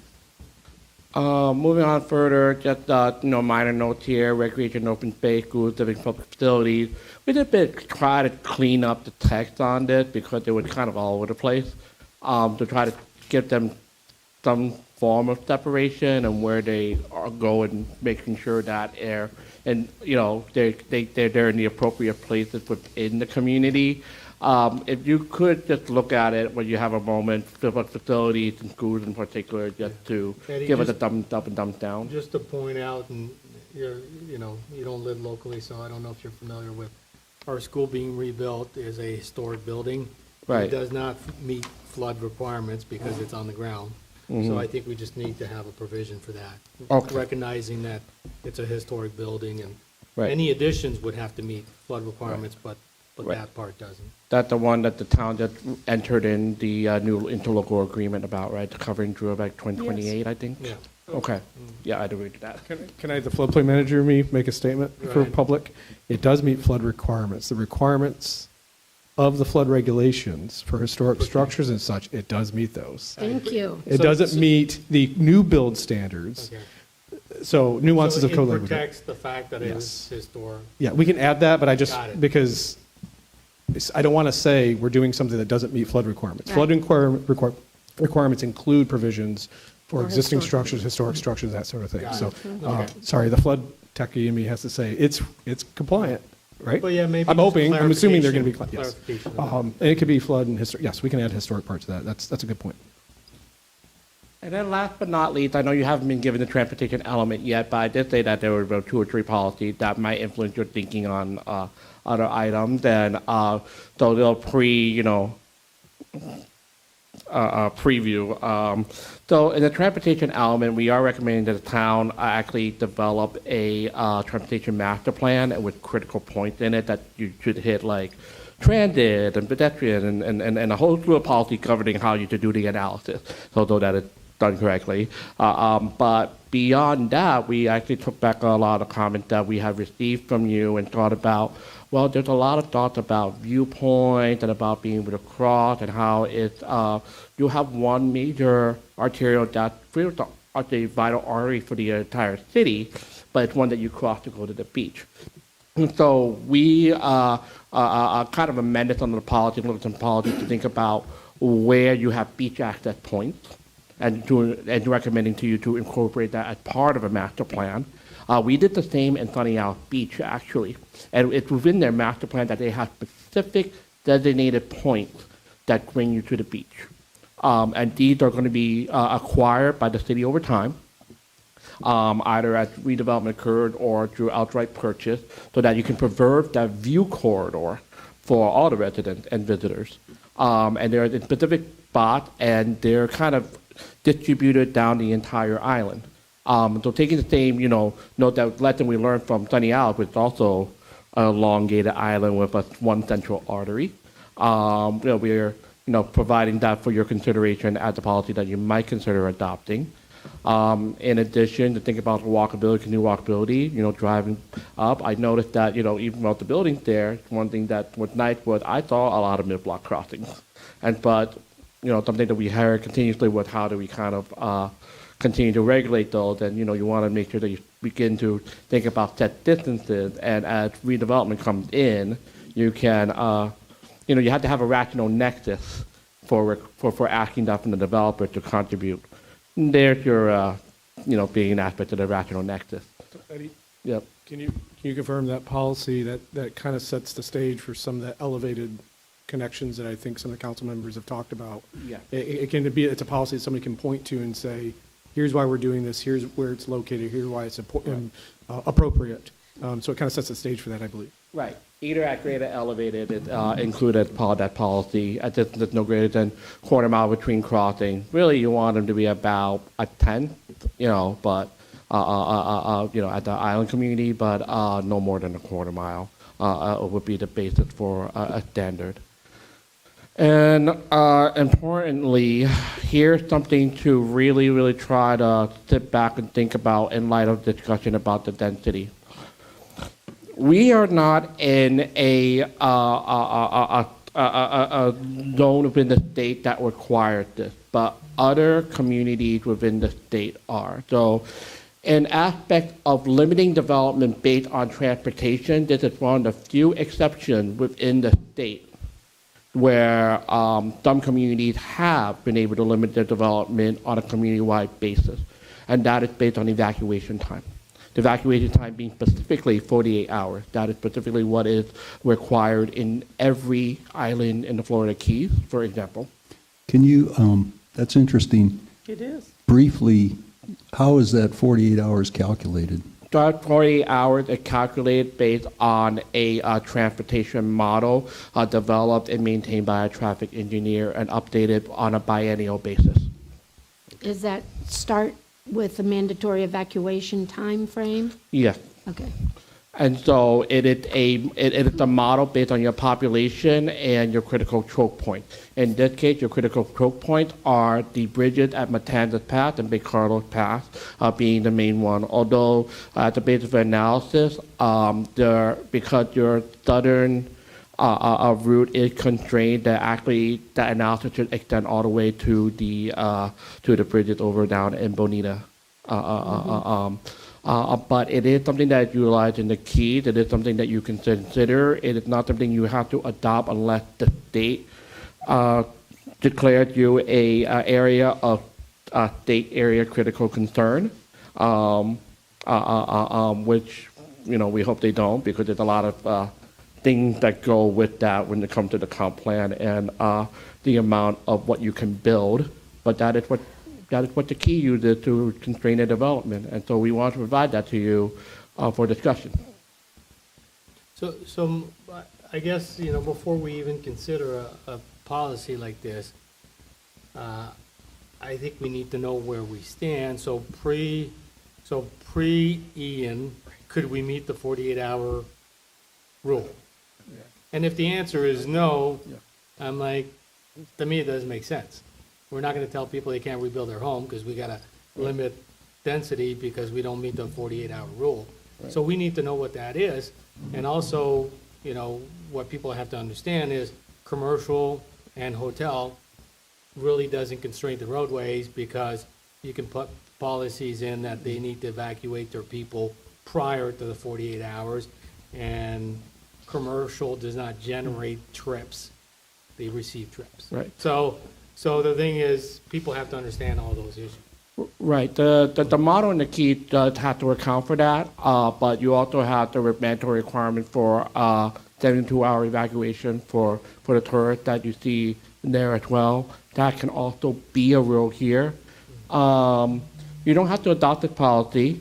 I would say that if the research is needed, the town should probably try to see if it can get a grant to research that, because we don't have the budget to actually do all that data research. Although it is something that your peer communities have used, it is a form of growth management control for a barrier island community that has been valid in other parts of the state. And it is a tool available at your disposal should you want to use it. Now, that's not to say you necessarily want to use it, but we wanted to offer you the thought and the option, should that be something that you want to pursue. And we're working on some resiliency grants right now for stuff that I can include some of that if that's a direction you want to go. I've done development projects in the Keys. We had to provide that updated analysis, not just traffic, but this analysis. And I don't know if it's effective or not. It's what they do. They check the box to see if you're going to get more development. Well, if height becomes an issue, that's your counterweight to the height. Yeah, I would say your current densities, it's probably not an issue, but if you choose to do something else, it may become part of the analysis. Yeah. Right, and if I were to do it from a back of the hand type of analysis based on what you had before, none of your bridges had a failing LOS, nor did your roadways level of service, which meant that, you compress everyone with a limited population that we saw across those two bridges in 48 hours, your flow would never reach the point where it become critical.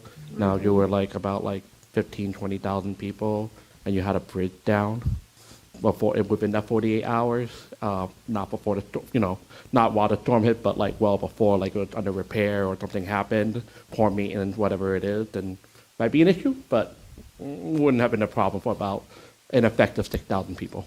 Mm-hmm. Okay. And that was it. From my end, we do have draft of all the elements that provided to staff. Pardon? Right, more data analysis as well. So we'll be back in a month. We have some items that we're going to work on, but we also have some questions for you all, that we had noted in the presentation, and so our wish is at that meeting to really try to get to I think version 10 of the future land use element, so that we can help you to the point where that gets moved on to council, gets adopted, and then you can move on to what we would consider the most important part of critical part of your recovery approach, Ian, and that is tackling the portion on widespread for and within the LDR that you would like to. This is sequentially one of the most critical steps, but we've had so many discussions along the way that it's time. So, again, Jason Green, this is where we ask you, if there's consensus on some of these topics, let's have them now. So I hope you guys will talk to each other. I think density, intensity, to Patrick's point, height, to Anita's point, is it isn't, what is it? AC, workforce housing, accessory dwelling unit, that type of things. Those are 3 or 4 of the items that are probably big items here. And then I don't want to forget to circle back to do we do enough in the nodes? Is there enough there? And to kind of Patrick's laying the groundwork for that, maybe not on the density side, but those nodes cross both sides of the street, so it gets a little tricky with that. So that's what we're hoping from you today, that conversation, now that you've had this, and then whatever we can get ahead of before next month would be great. How do we tackle this? That's it, How do Patrick. we tackle this? You know, what Start, I'd- how do you eat an elephant? What's the One bite phrase? at a One time. bite at a time. We have to, though, you know? So, you know, what I would like to suggest, other than the conversation that we're going to have now, is that could we entertain the notion of, prior to our next meeting, a workshop, a charrette-type environment with the council, so we're all at a table, all talking at the same time. So it keeps, I think it's going to eliminate some steps. I know you I know I'm hate this stressed. idea. No, I don't. I just, my only stress is we've been there, right? And so we got to get to, We've been there and we Listen, have to go back there again. okay, that's fine. I don't have control over them, right? So Yeah, we got to ask. it just seems to And me they that. haven't heard what we just heard. Exactly. I find it hard to get language discussions, and obviously Patrick's planner, so he does this, but getting the rest of everybody to say, this sentence needs to say this. We have to be there soon. And how do we get there? To me, it's 4 or 5 items, making a decision, yes or no on density, and then we have to get to the wording. And I think we have a hard time as a community doing that with a big group of people in a big meeting. It's hard to do that. But if you think it'll work and we can do that, I'll ask, absolutely. What about just Whatever the one gets us with there. us? Whatever you think best You know gets us what? there. Let's take a shot at the elephant with your 4 or 5 questions. Give us the first one. Density. Density, and Okay, wait a minute. specifically. Do we want to have public who has been here waiting to talk about any of No, it's a this? discussion, so it's up to you if you want to hear any input. There are people that were wanting. Yeah, but it's not a hearing. Oh, okay, okay. Can I ask a quick question of Eddie? Yeah. Before we start, live local. Let's just say that somebody bought this lot and they want to go under the live local plan. How big right now? Just so everybody understands, how big a place can they build right now? Right Yep. there. Okay, so you would look on the map, you would see what your highest allowed building is within 1 mile of that site. Diamond Heights. And then, yeah, This, right that's here. how high it can, high density and height. So, yeah, So within 1 that mile. is true. They could build something this big.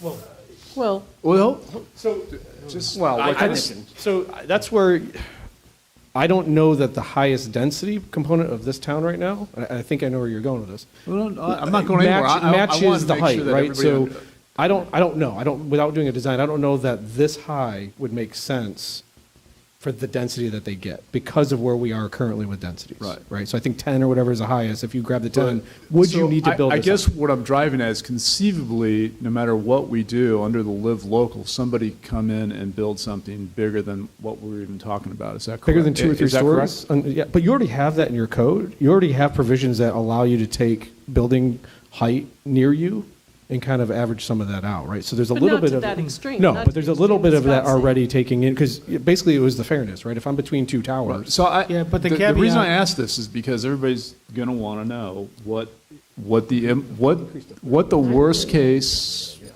But if you increase densities to 30 units an acre, then you'll probably see that, yes. Well, the caveat is you need to provide 40% of your units Right. as affordable units for 30 years, okay? Right, but I So mean, if you're not the willing to- Clevelander just did this in Miami Beach. But if you're not willing With to the do ex- it, you're not with the going to get Essex the side. height, so it's Right. conditioned.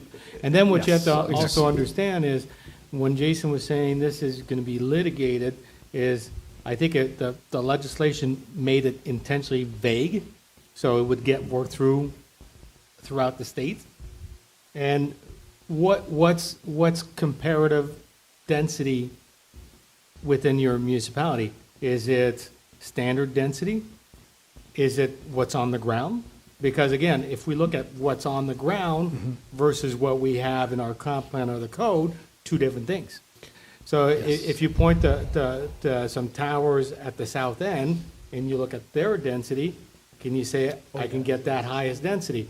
So every jurisdiction is going through that argument and it's going to be litigated. So it's unclear. Right, and so Eddie and I were just saying, is it on the ground density, or is it adopted by policy density, right? So it's, I don't know, it's vague, right? So I'm just taking it as adopt, but that's the point, right? A lot of communities are concerned, and they're actually rolling back their maps. They're eliminating commercial and industrial space. They're trying to put in provisions of public hearings that aren't in the law. They're trying to put barriers. And I'll tell you right now, because we had some folks, I'm on the executive committee for APA Florida, and the president of APA Florida, American Planning Association, Florida, came and said they went to the housing conference the week before our conference and said they're coming after communities. The state is coming out and said this. We're coming after communities that don't implement this the right way. That don't implement what? Their vision of, you haven't done it now, and we're going to make you do it. This this what? live local Yes. thing. Forget that they haven't funded anything for decades, but now there's so much funding available too. That's the other thing. There's tons of funding. Now you can connect those dots of how that all works, but the reality is, I think we have to do the best we can to not be afraid of it. Well, the other caveat also that people have to understand is this applies to commercial zone property, Yep.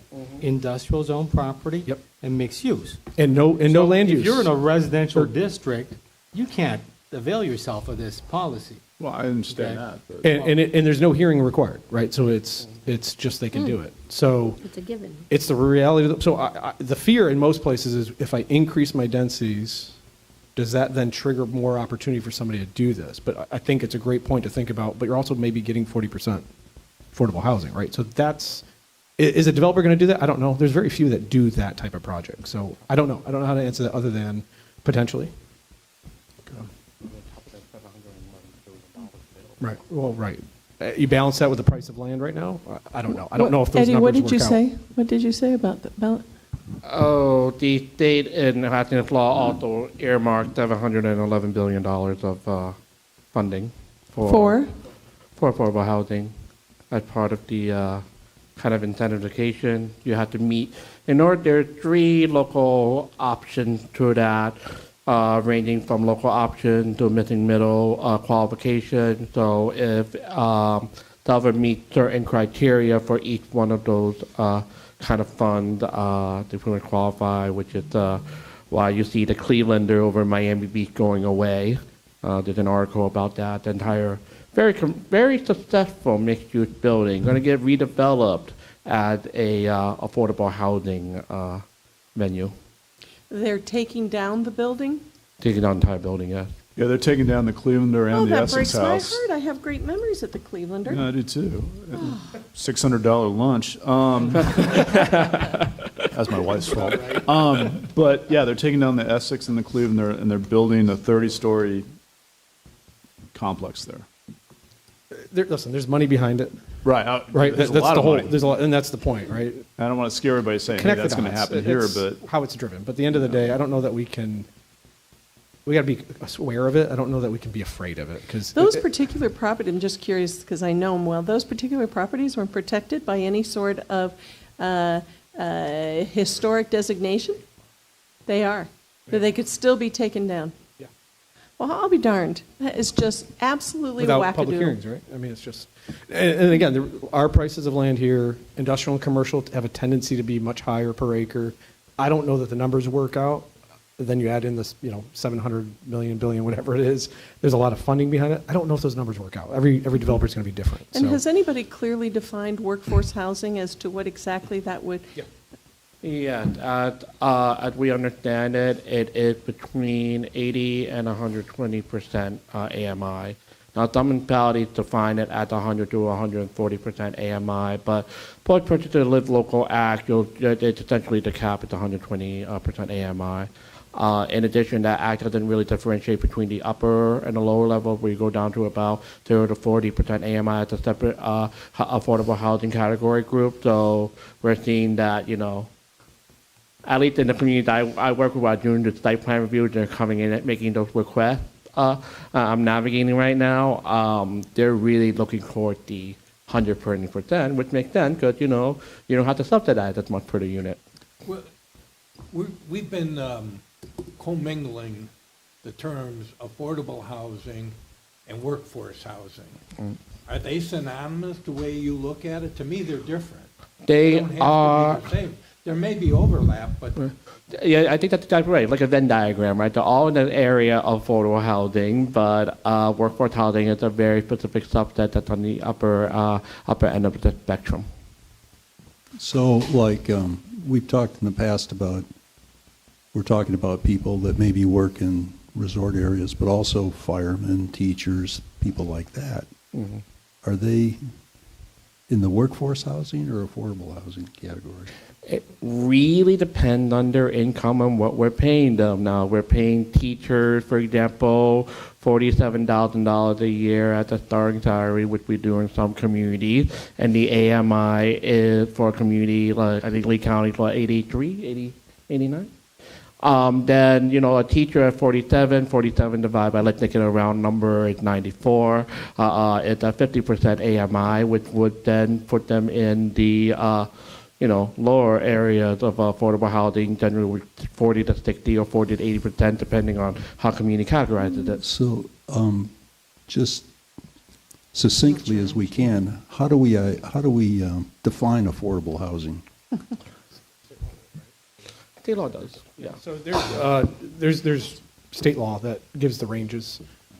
So we try not to.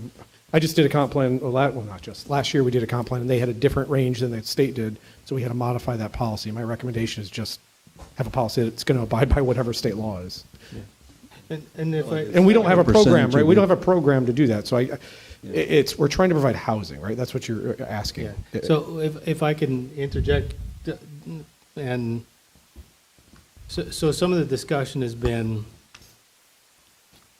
do we truly require affordable housing, which is regulated by state statutes, or do we want employee housing on our island? Right. And employee housing would be a new project comes in, they offer space for their employees, it does reduce traffic on the roads, it does ensure a workforce and services for the locals.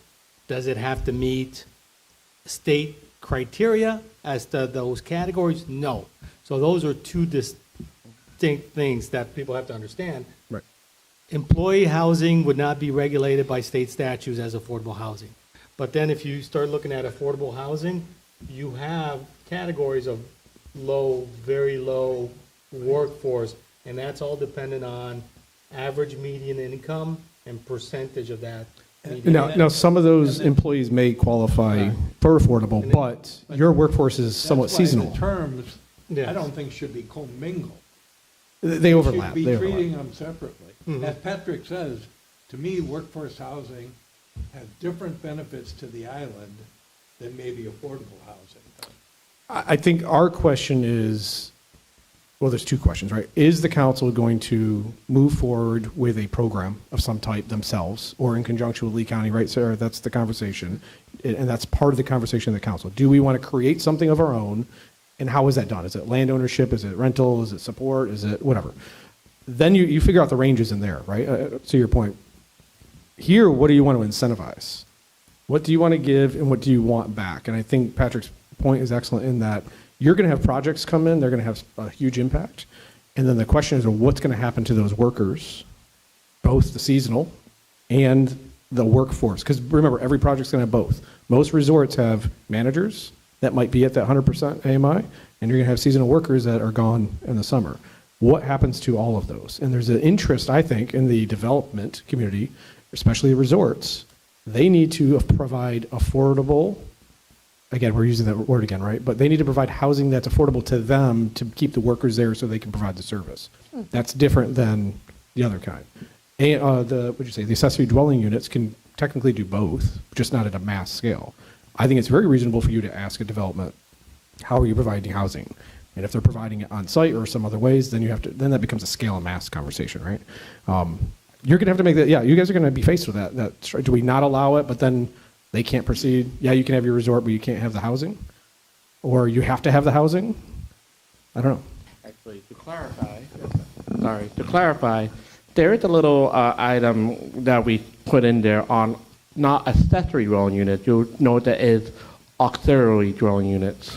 Oh, that was an interesting deal there. You distinguishing between accessory and auxiliary. Auxiliary dwelling unit is an idea that was first put into place in Alexandria, Virginia, in the past 2 years. That is actually tying those extra units to the commercial space. And then point intent of that is to provide for the employee-based housing that Mr. Vanath was indicating. So when you create that different category, now you can think about the qualifications for those units a little bit differently, how they can be applied for, and so forth. So we provided that differentiation for you as a consideration. You don't have to adopt it, but it is something that has been adopted in other cities that is novel and may be of value here.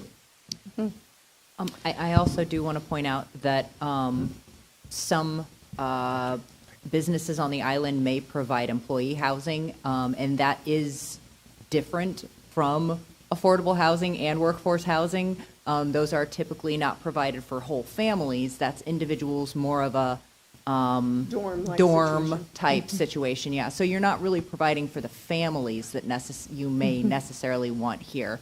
Also, that if you are receiving any HUD funding, if the town were to receive any funding from the Housing and Urban Development Organization, we would have to comply with the HUD regulations for income amounts. So we would not be able to say we only want this section of people. We would need to provide for whatever range HUD said within their grant funds.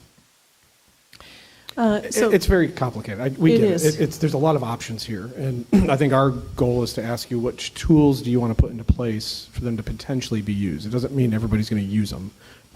So I'm more of a broad, let's put as many in place as possible, and then let kind of the market and development and us figure it out as we go. I know that can be scary. So. Okay. I'm going to, Jane, thank you for bringing up the public, because this actually is advertised as a public hearing. I'm looking at my agenda, so I'm going to stop for a second and open, see if there is any public that would like to make comments on anything that's been said. We talked him out of here. Yeah, he does. Yeah. Please. I'm so impressed with what I've heard. It's like overwhelming. I'm ready for a martini. Well, if you have extras, remember, all good people share. It's crazy. I applaud you for what you're doing here. It's really terrific. I know a few of you, but I came primarily because... Wait, stop 1 second. Say your name for the record.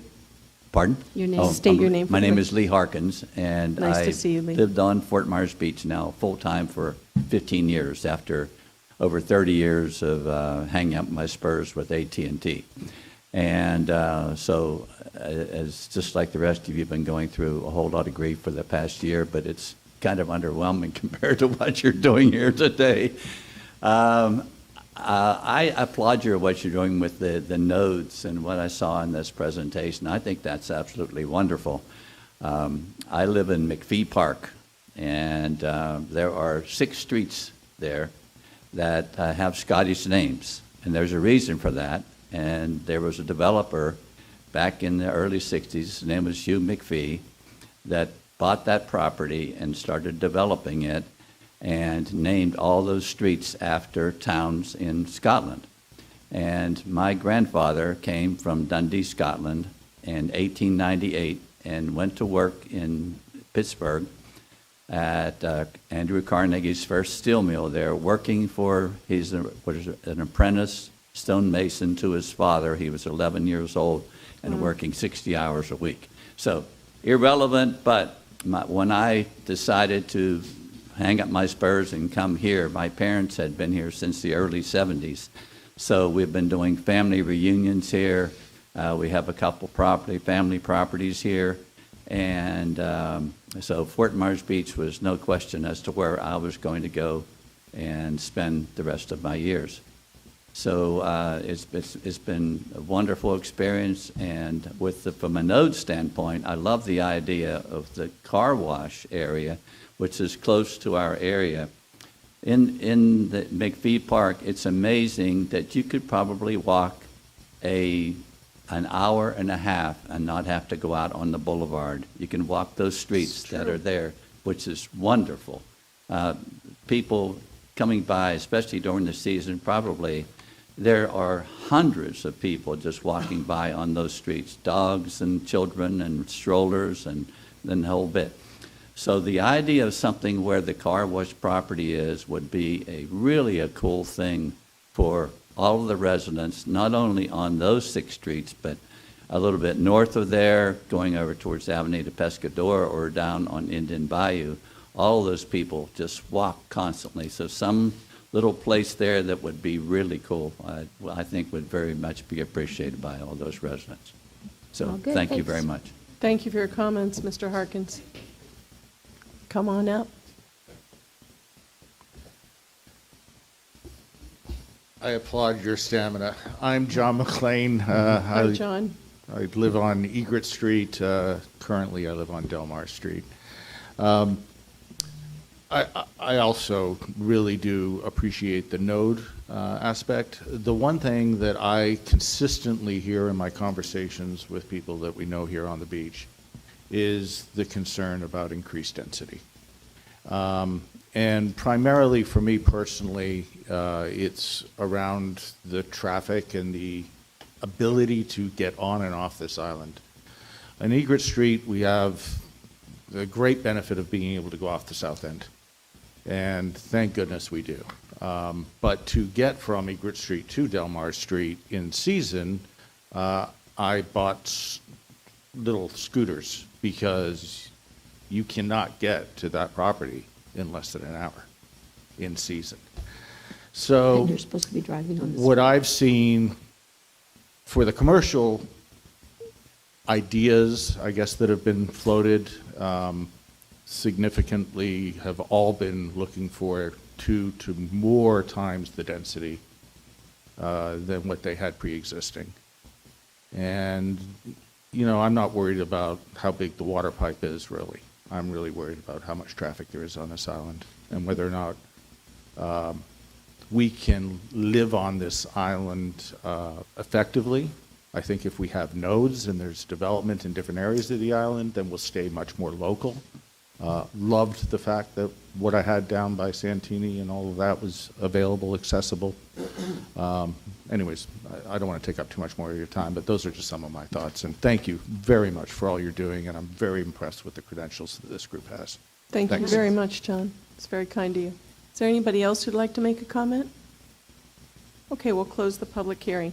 Okay, Jason, let's go question by, did anybody FAR. want to take a quick break? A quick break? Oh, I'm sorry. I got excited. Yes? Okay, we're going to take a 5-minute break.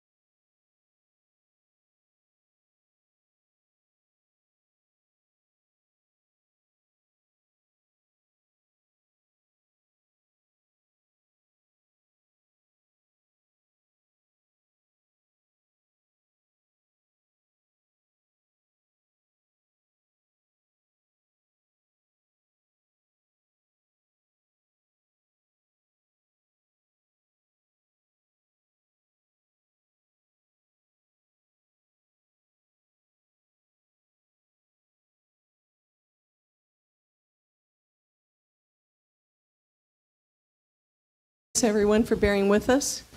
Okay, so here's my idea, see what you think.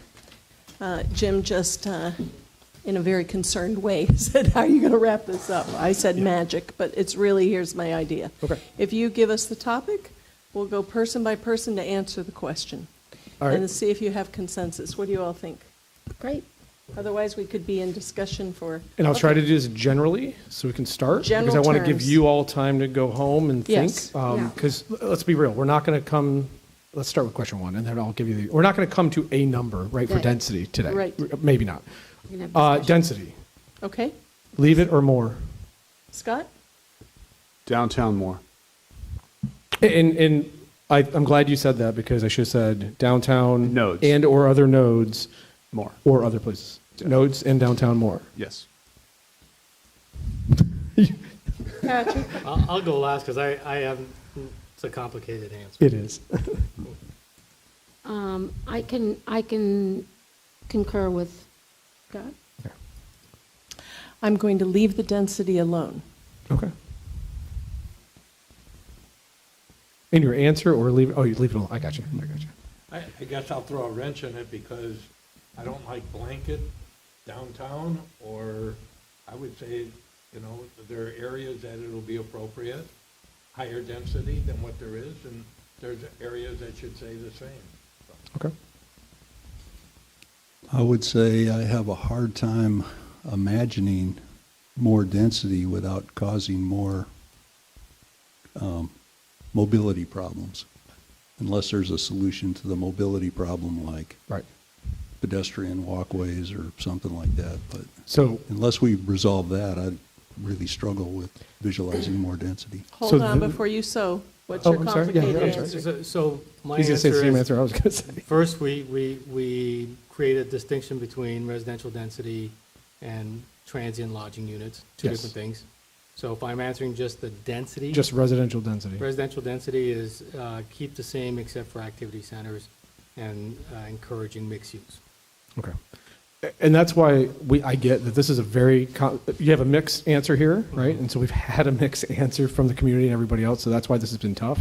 And even if we went with a yes, more density, how much, right? That's going to be the next Right. question. Is it a little bit more? Is it a lot more? A little I don't bit. have a pro forma. I don't know what the next condo needs to be able to work or mix. We're trying to encourage the mix. So I think that part you guys need to think about and try to think about how much you think compared to what you see. So, given the answers that you all have just heard from each other, anybody want to change their position at all? Scott, do you want to include Patrick's comment about? Yes, yeah, mixed use for sure. You should allow more density. And again, great point of, I think Patrick said it's a complicated answer because how you get there is also Yes. part of the answer, right? Incentives, bonus density, we've had that conversation, whatever that looks like. I've been asking for you guys in the council to prioritize for us what incentives you want to see. Workforce housing's out there, but is that every node, or does each node have its own? I don't want to make this too complicated. To me, right-of-way acquisition or donation is a huge opportunity if we can do it cohesively. There's things that we can program in here to say, here's what we think our lists are, and then let a developer Yeah. figure out how to make that work. Jane, do you want to audit your answer at all, or is yours? Whoa. I'm going to leave it. You're going to leave it, Jim? No, I'm still sort of Yep. location. Depends. I got you. Right. Yep. Specific. And Doug? I'm good with my answer. Yeah. Thank you. I'm good with mine too. Okay. I lean to Patrick, but Sure. The other distinction that is important for people to understand is when we allow density limits in the comp plan, I'm not averse to increasing those ranges. And again, my reasoning is not to allow more units, but to recognize that we are mostly built out at a much higher density, so it's to protect property right. So there's a way they can draft it in a certain way. New development, that's what you're limited to, but the range is all the way up to this to recognize existing conditions. Exactly. So that's how do you get there part of it. So whether, I'll get shot for saying this, but you can set a limit that you're comfortable with, or you could, I'm going to pick an exorbitant amount, 100 units an acre.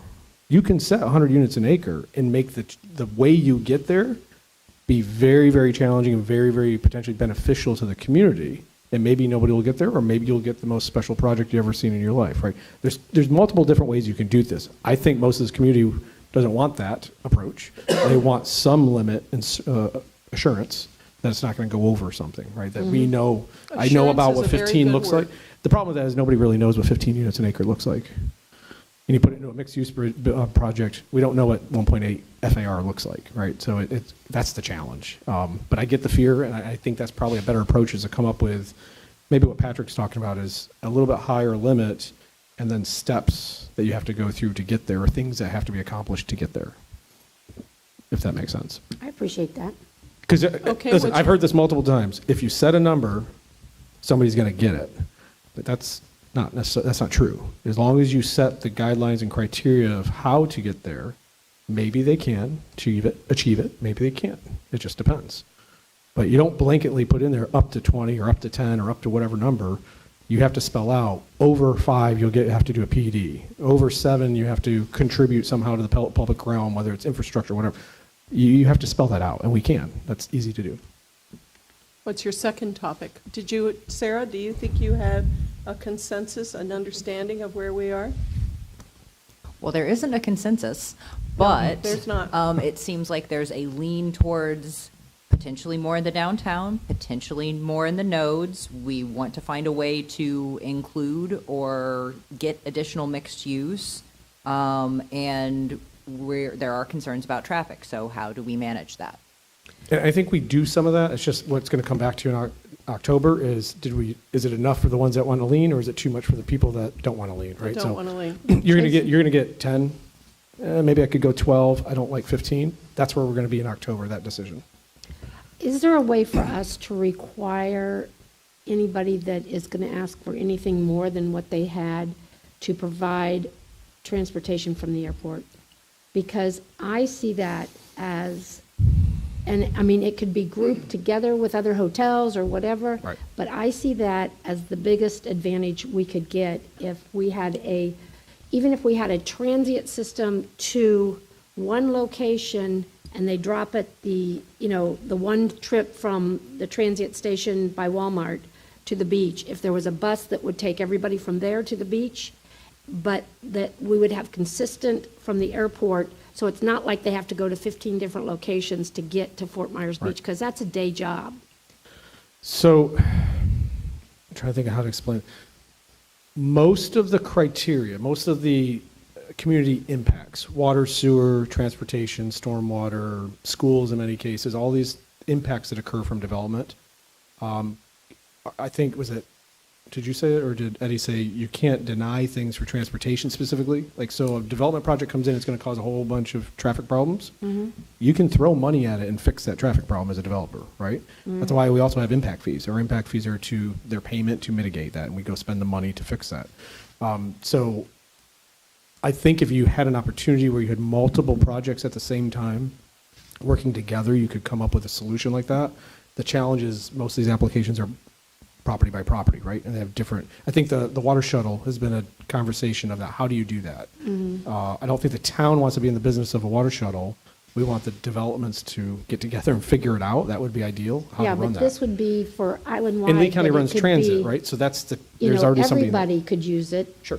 And that would also benefit, number of cars on and Yep, off and yep. everything else. That- But if they still have to get to the transit station, they still have to go on and off the island. If there's pickups at the hotels, which would also bring business to the hotels, Right.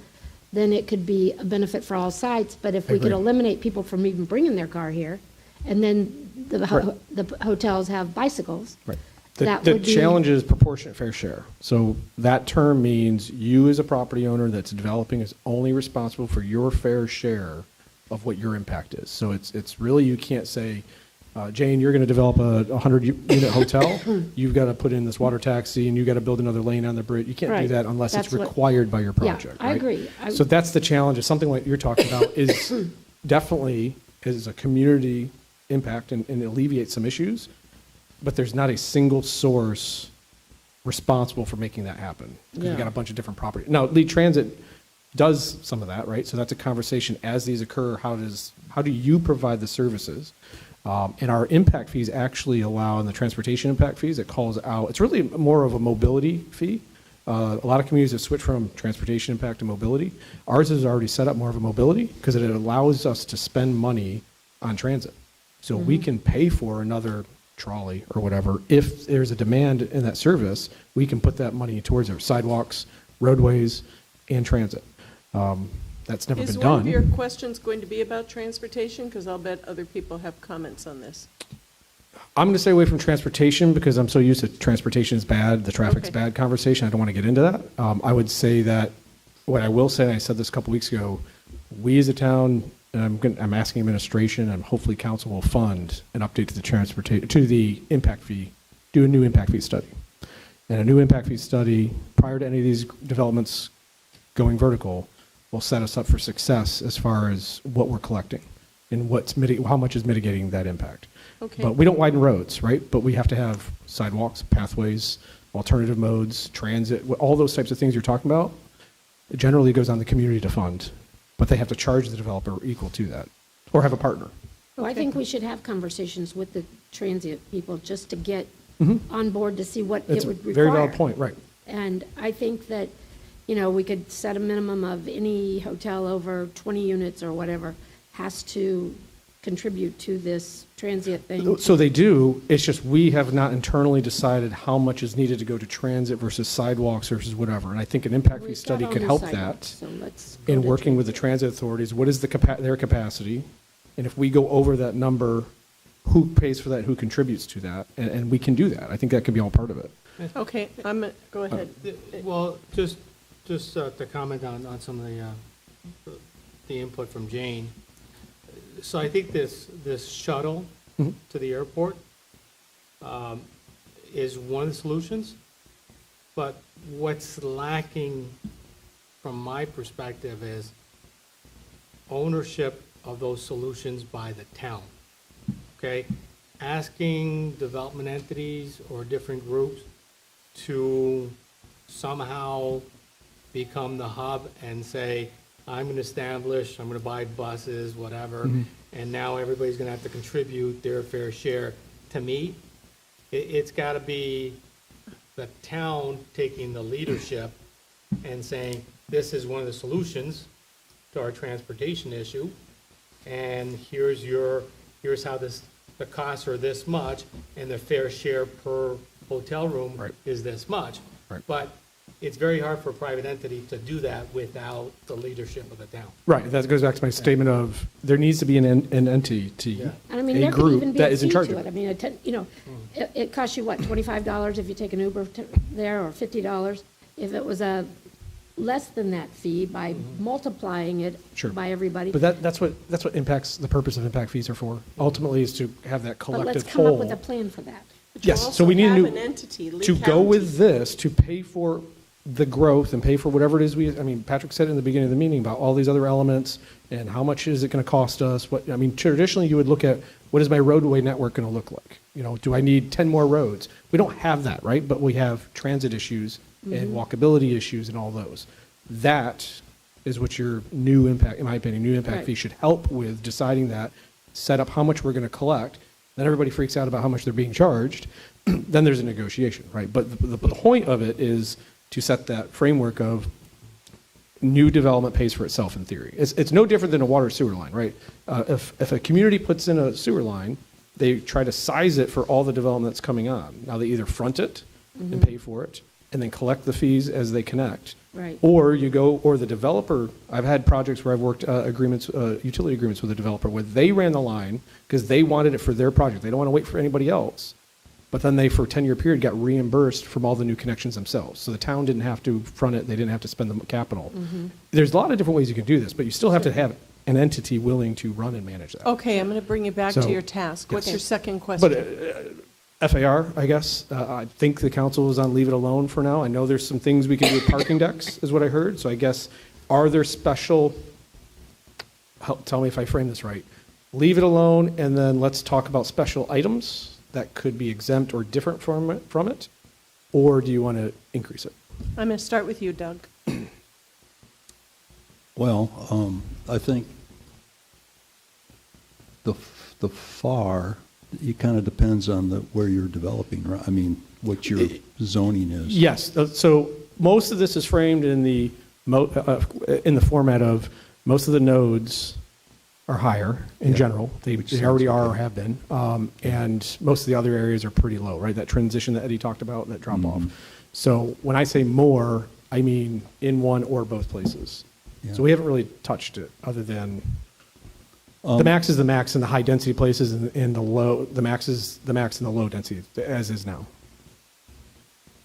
Recalling in previous discussions, we were comfortable with the FAR that we had. It's just where you apply it. And there's conversation Yeah. about, are there other things, like a parking deck could never survive, I don't believe, on a 1.8 FAR. So is a parking deck something that could be exempted or somehow carved out another FAR because you want to encourage that?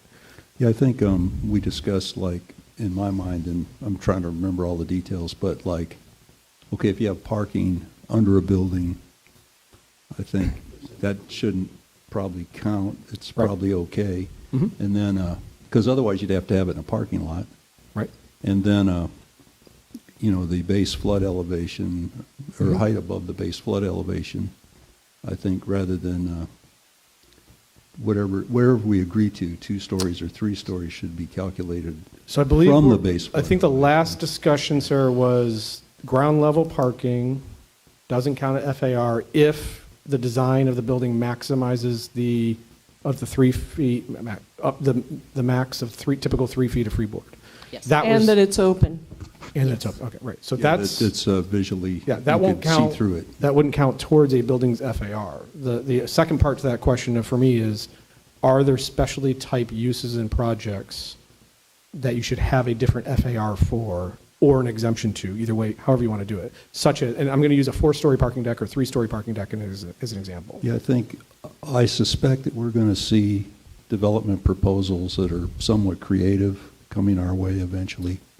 And I think we're going to have the flexibility to weigh the pros and cons, but yes, these more creative developments will probably exceed some of our, but we might But they can't. decide that, hey, it's, But they can't. That's the point that we're having here, right? This is going to be the challenge for you guys and everybody to realize this, and I've tried to explain this to as many people as I can.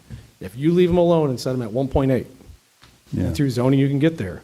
Doesn't matter that somebody comes in and wants to do 2.4.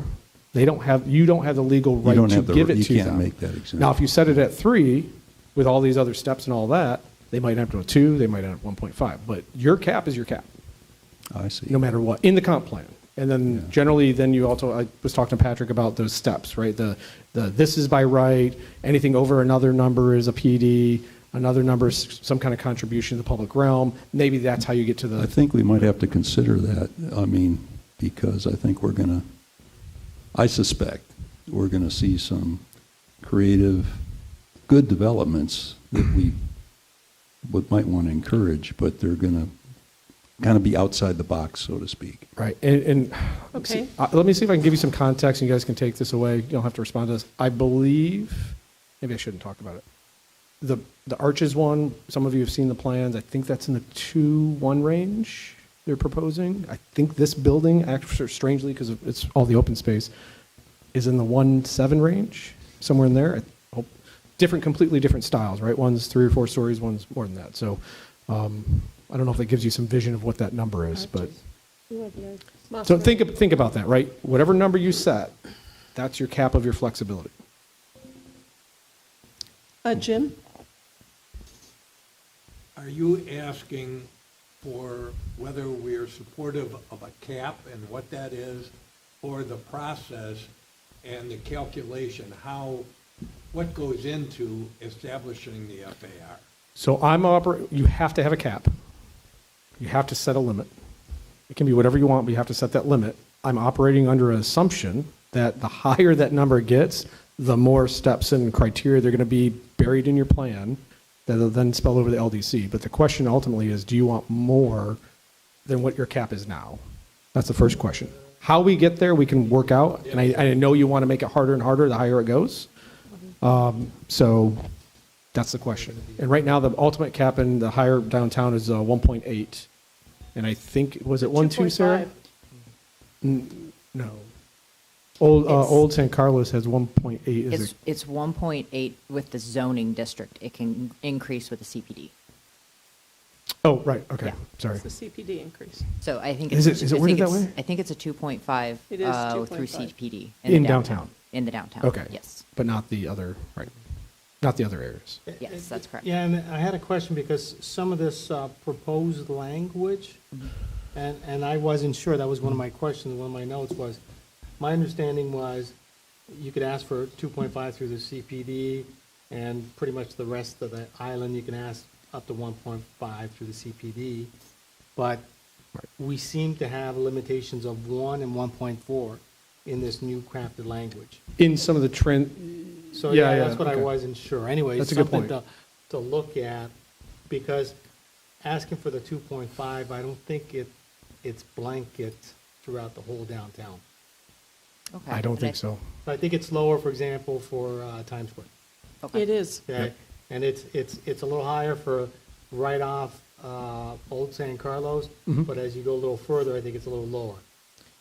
To Crescent Street. Yeah, so anyways, And this plan does that, tries to transition that out of downtown, down the street. I think it does that. And I think to your answer, I think some of those proposed FARs are more aligned with what's on the ground in this case, I think.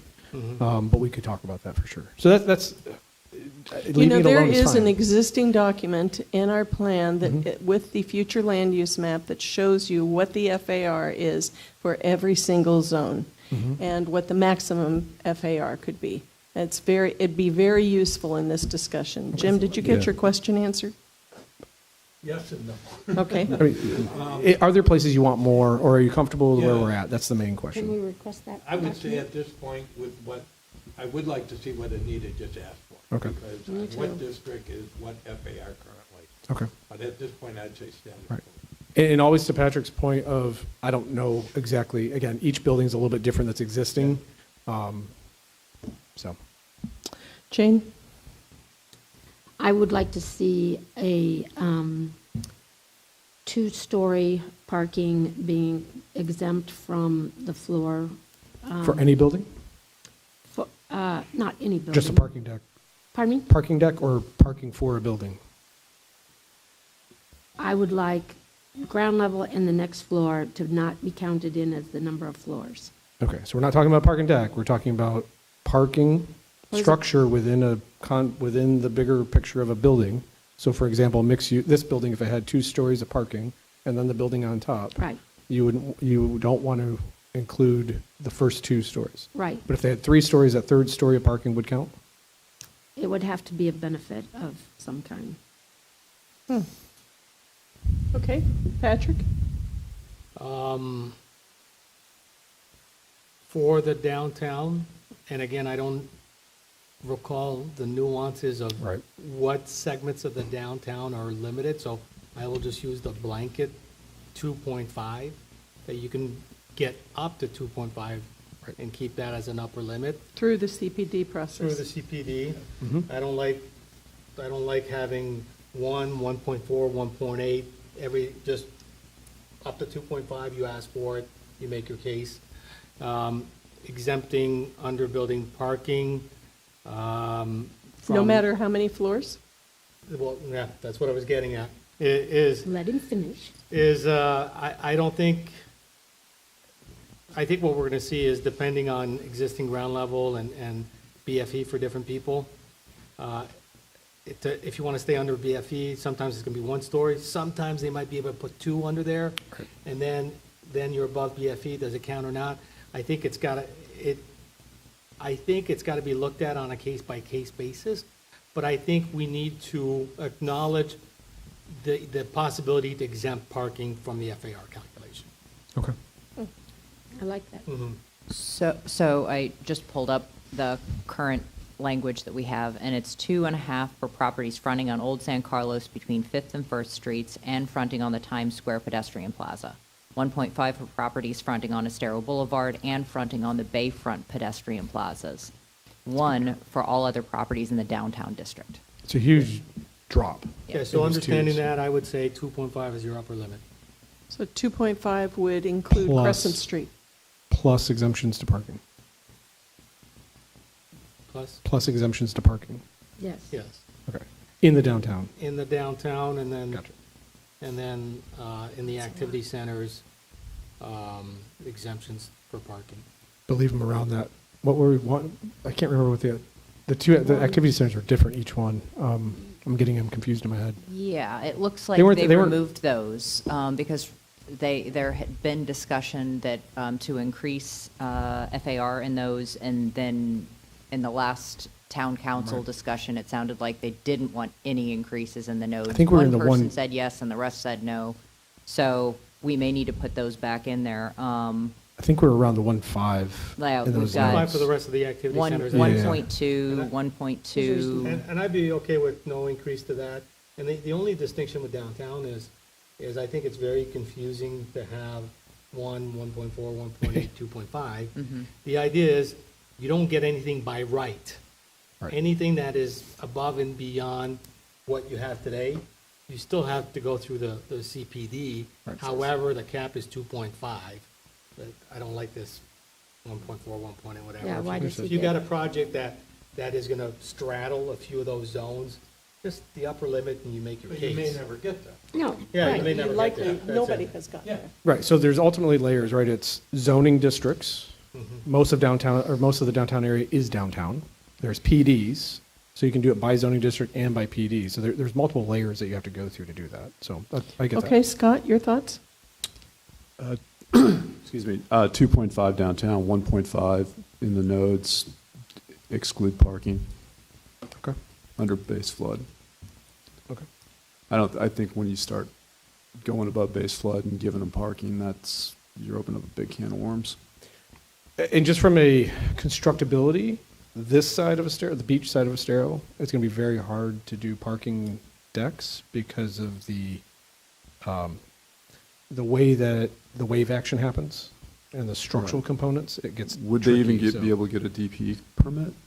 Yeah, well, it's more of a flood regulations and constructability. Like you can't have shear walls that are perpendicular to the wave action and all this other stuff. So it becomes a huge design exercise. They may be able to do, I don't want to speak for a structural engineer, but it's going to be challenging. So most of this will probably end up on the other side of Estero. Honestly, I think, 2 stories of parking downtown, you're going to alleviate some parking issues around the island. I think that'll be a benefit, especially if the town can't come up with a parking solution. I think if you can have 2 stories of parking, and open up some of those stalls to the public, I think that'd be a huge benefit.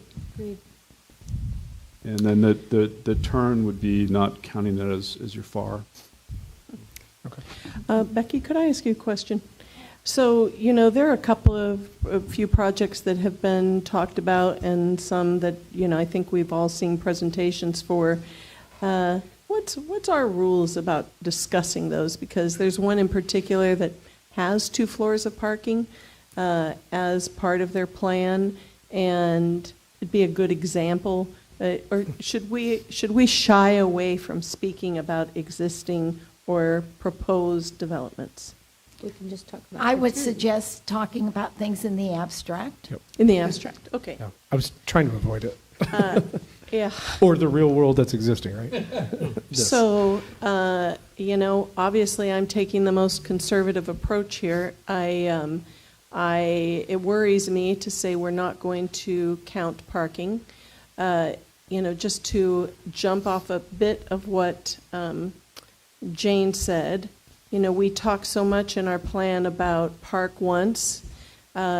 I would like to see some system established by the town, by whomever, by hoteliers, by the VCB, that help to eliminate the traffic impact of increased development. And maybe hotels had 4 or 5 concierge cars that they allocate to their guests. And maybe we, in some way, have an ability to limit the requirement for their parking so that they're advertising to their guests that, you can't bring a car, but we have these resources for you. I'd like to see that take a turn so that we can say, you know what, we could accommodate 50 more people, but we cannot accommodate your cars. How that's accomplished, I don't know, but I think there's some very creative people at the table right now, and maybe they'll think of something.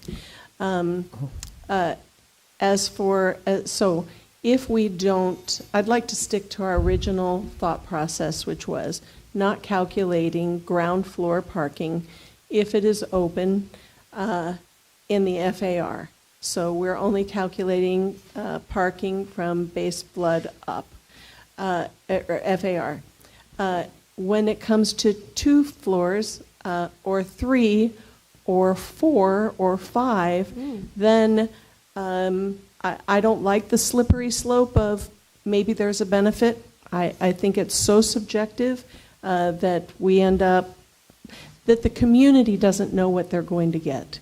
Because, you know, my benefit isn't the same as yours. Right. But so I'm gonna stick with that. I'm gonna stick with ground floor is not calculated. I think that's a plus, and from what conversations I've had, it seems to be enough incentive for folks to be able to do that. I don't like the idea of what happens to the height in the community once you don't count 2 floors or however many more you want to not count of parking. Okay. So, base floor, base flood, FAR. Question. Sticking to the same. Could we, for second-story parking, if they did a second story, make it not a, it can be a lower range where, double trucks that are this high can't go up there, but, basically cars could go up there. Yes, I but what would would that have advise to you do with the FAR? not- Well, because it was just reduce the height. I would advise you not to get into designing a Okay. parking deck, right? It's a great question. I understand what you're saying. Is it a height issue? I think I heard you, Anita, say it's a height concern. For me, it is a height concern, because if we're not counting that, but it's also kind of schizophrenic of us. We talk so much about park once, limiting cars, whatever, and yet we want to talk about increased development. We want to talk about increasing our commercial nodes. So, okay, we can talk about that, but now we're talking about increased traffic, increased cars, because we require them to have cars. And so we require them to have parking. So I'll just tell you, I said to someone, if all of your vehicles, if you suspect that 75% of your clients will be coming to the island and other modes of transportation, whatever you want to call that, why do you need all this parking? And the answer was because it's required by the code, where they're required to have that parking. So maybe we need to start thinking a little bit outside of that box and say, you know what? You, great hotelier, interesting people, wonderful whatever, thinkers, how can we accomplish this? I think that's a great point to think about, not to confuse this issue, but That's not a comp plan issue, that's a LDC issue, correct? Requiring parking is one of the critical functions of site planning, right? It's the most annoying part of it, whatever the local jurisdiction of what their parking requirement is. The number, though, is... But I understand Anita's point in that just don't require parking. Let the developer figure it out. And if he's going to go out of business because he doesn't have parking, Well, not just don't require parking. They have to mitigate it in some way. So a suggestion I made. But if somebody comes up with a private solution of shuttling people and they make everybody use that solution, it has to be part of their plan. But you're still going to make me have parking. As a government, you're going to make me have parking. No, I would alleviate that. And I agree with you. That's what I'm saying. The alternative to that is go the other way, somewhere in between. I hate to interrupt, but the attorney is going to have to leave very soon. Yeah, we do too, actually. I do apologize, but I've got It's okay, Becky. You've got another mediation. Yeah. Do you feel comfortable leaving us to our own devices? I think we're safe. Okay. And I can wrap up. I think that point is something to think about is outside the box is why do we require parking? How does the government know best? And what is the purpose for that? But then we exclude all of it from this building. I think I understand your point of private, go ahead, sorry. So I just got back from Amsterdam, where it's 50 to 100 bikes per car. Yep. You don't see cars. If we created an environment that was safer for people to bicycle, we would see more of that. This is a cyclable island. If we focus our infrastructure on things that we want to see, and we have the opportunity to do that, I think that that's a direction we should certainly look in. That doesn't necessarily play into this FAR conversation. However, No, but it plays into the bigger picture goals of our comprehensive plan. Yes. But I will state that with that, you had to get to where you were to get on a bicycle. I mean, And I we just got went- on a train. Oh, well, we don't have trains here, but we just went to Chicago, and we rode bikes from the hotel 30 miles around, and we didn't leave the hotel otherwise, because our events were all there. Do we have any But- hotels with shuttles? Do we have any what? Hotels with shuttles? Hotels I with- everywhere I go, the hotels Hotels have with shuttles. shuttles. We don't have any. I don't No, think we- we do. I honestly believe you're going to see a private And- sector solution to some of this. Well, They have that- to stand out. I That's would the think, everyone I have talked to so far, they're very interesting, forward-thinking folks, very forward-thinking. I would think that this isn't a novel idea. I mean, like Sarah said, I mean, I spent 12 days in a hotel in Madrid that had no parking, and it was a fine hotel. Yeah. In the middle, on a very busy street, that there was parking on the side street to let passengers on and off. There were a couple of handy, but this was all municipal parking. So I think it's just something we should think about. And if we don't want to think about it, we should stop talking about how No, walkable but I think you our should, because community is. there's a financial decision to be made. I don't know if you know how much parking spaces are. They're Don't know. pretty darn expensive. Yep. $20,000 per space for a parking deck, at least, At least. right now. Maybe up to 40 in some places. So maybe right? maybe it offsets with. And it does go back to your point. Some of this is because we require it. That's right, we And do. why? Because we want to make sure everybody parks orderly. I know some people here before have always said, no, we got to have parking spaces. And I don't know. I mean, some of this we can maybe rethink that component of it. I agree Yeah. with you. But there has to be an answer on the other A side plan. from the hotel Exactly. to Sure. provide functioning. Well, they don't instead of- function and they don't survive as a business if they don't, right? Right. You're not going to go to a hotel again if you're Exactly. driving around town and they're like, oh, too bad, you figure it out. They're not going to do. I don't think they're going to do that. Exactly. Because you'll never get business again. Did you have another question for us? No, I'll leave it at that. I think the density, intensity, I think FAR is still kind of, like I said, getting there, how we get there, there's 100 different ways to do this.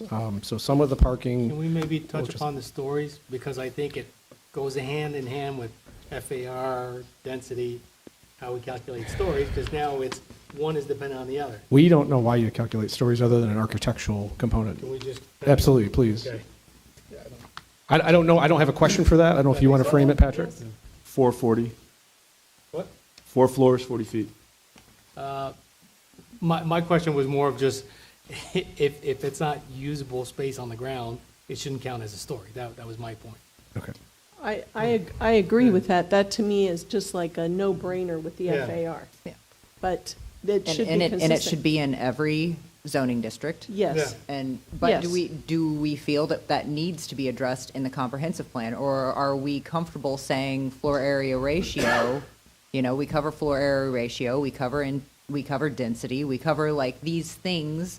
Then and then the LDC, we cover the setbacks and height.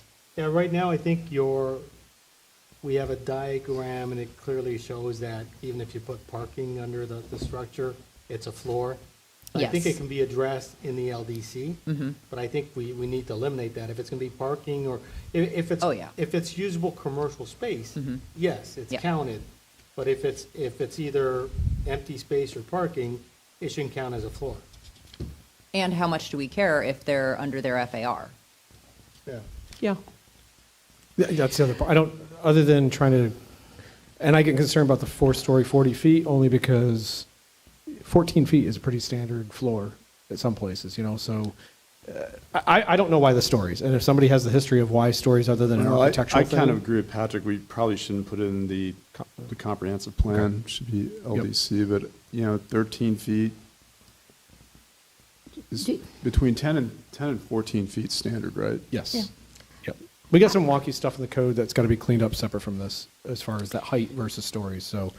I would kind of like to have a maximum, just only because, I haven't gone to all the dog and pony shows, but I've heard kind of, seems like ridiculous, some of the numbers of units. So then that's the or question. floors. Can we leave out or include height and stories in the comp plan?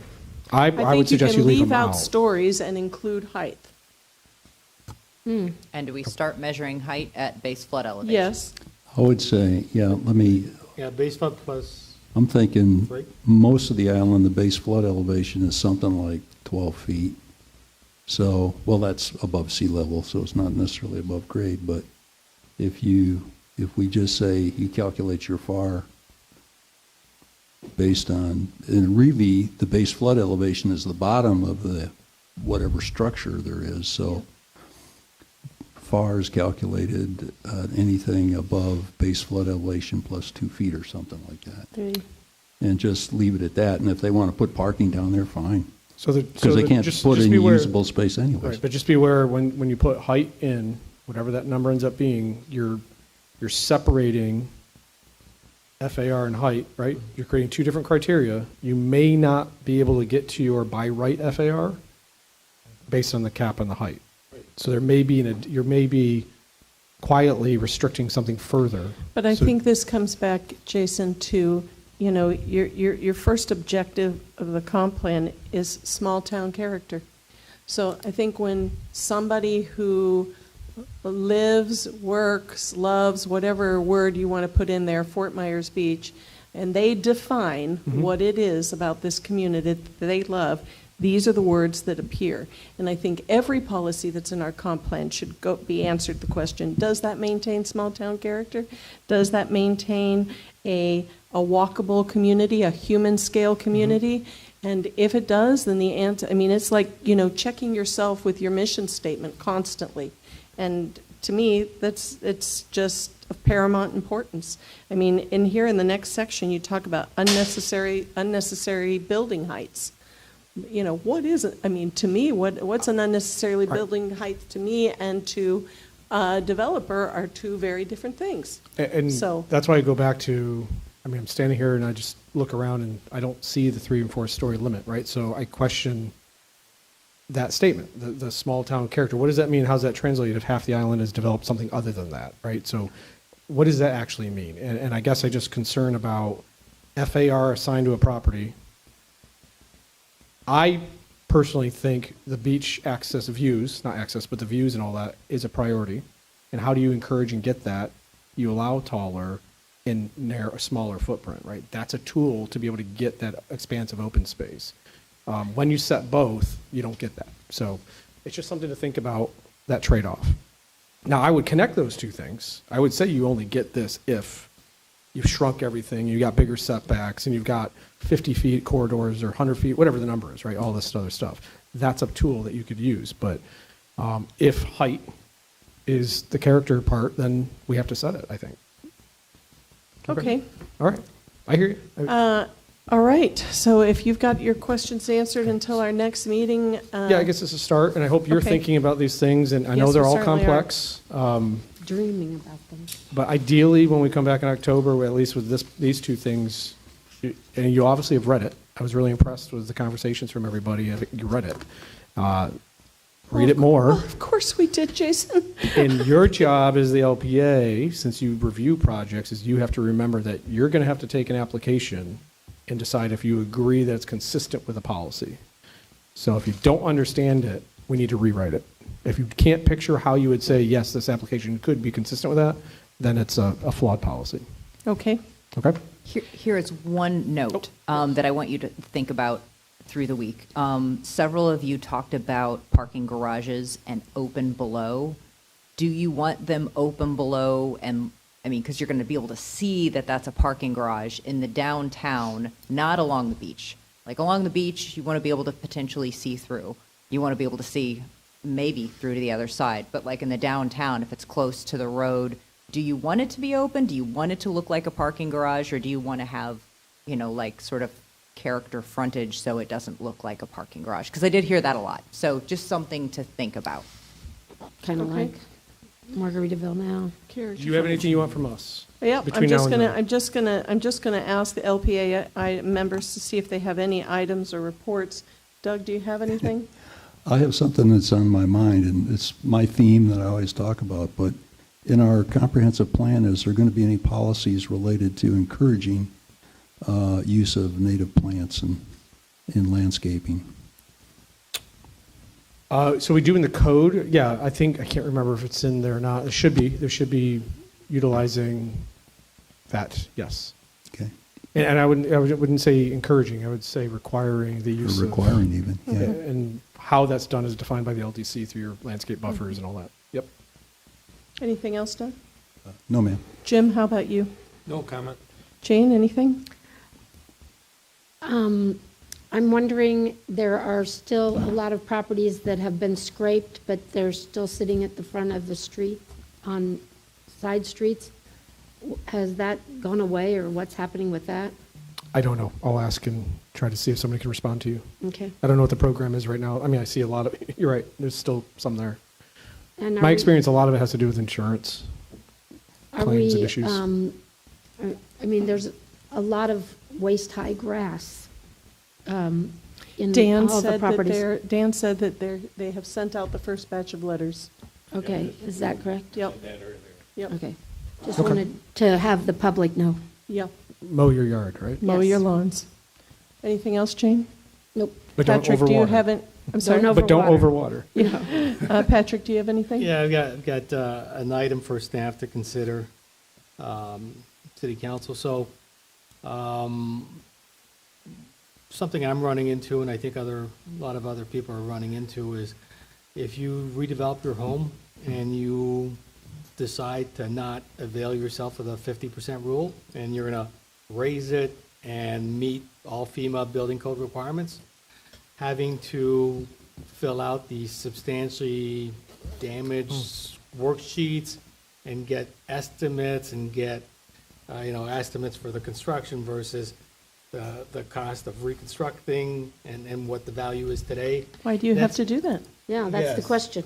So. I'll you- talk to Steve about that. So one of the things that I'm thinking is, if you guys need something in the file to just show FEMA that you've looked at that, if I'm not trying to get under the 50% rule, I'm willing to sign an affidavit saying, I'm gonna meet new requirements, but having to go through the worksheet and getting estimates Sure. is I understand. time-consuming and Yep. costly. Yep. Well, I'll ask about Yeah, that. doesn't make any sense, Yeah. but it's required. It's a very good point, Patrick. Okay, All right, we'll try to figure that out for you. Thank Thanks. you. Thank you for pointing that out. Scott, anything? No, ma'am. I'm going to bring up something, Sarah, I know you've heard me, you've probably heard me. Anytime we have a CPD come before us, or whenever we have something like this, having historical information along with it helps us make a more comprehensive, a better decision. So if we have a CPD coming before us and there are previous approvals on that parcel, we should have all of it. So we can see what what was the train? And that may be cumbersome, maybe you give it to us on a thumb drive, whatever, but we should be able to see it, because you can't make the decision in a vacuum. And the same goes for when we're talking about this stuff, having the old information helps us look at the new information with better view. Yes. Okay. No, we agree because we look for it too. So, Yeah, I know you do. And things are different places.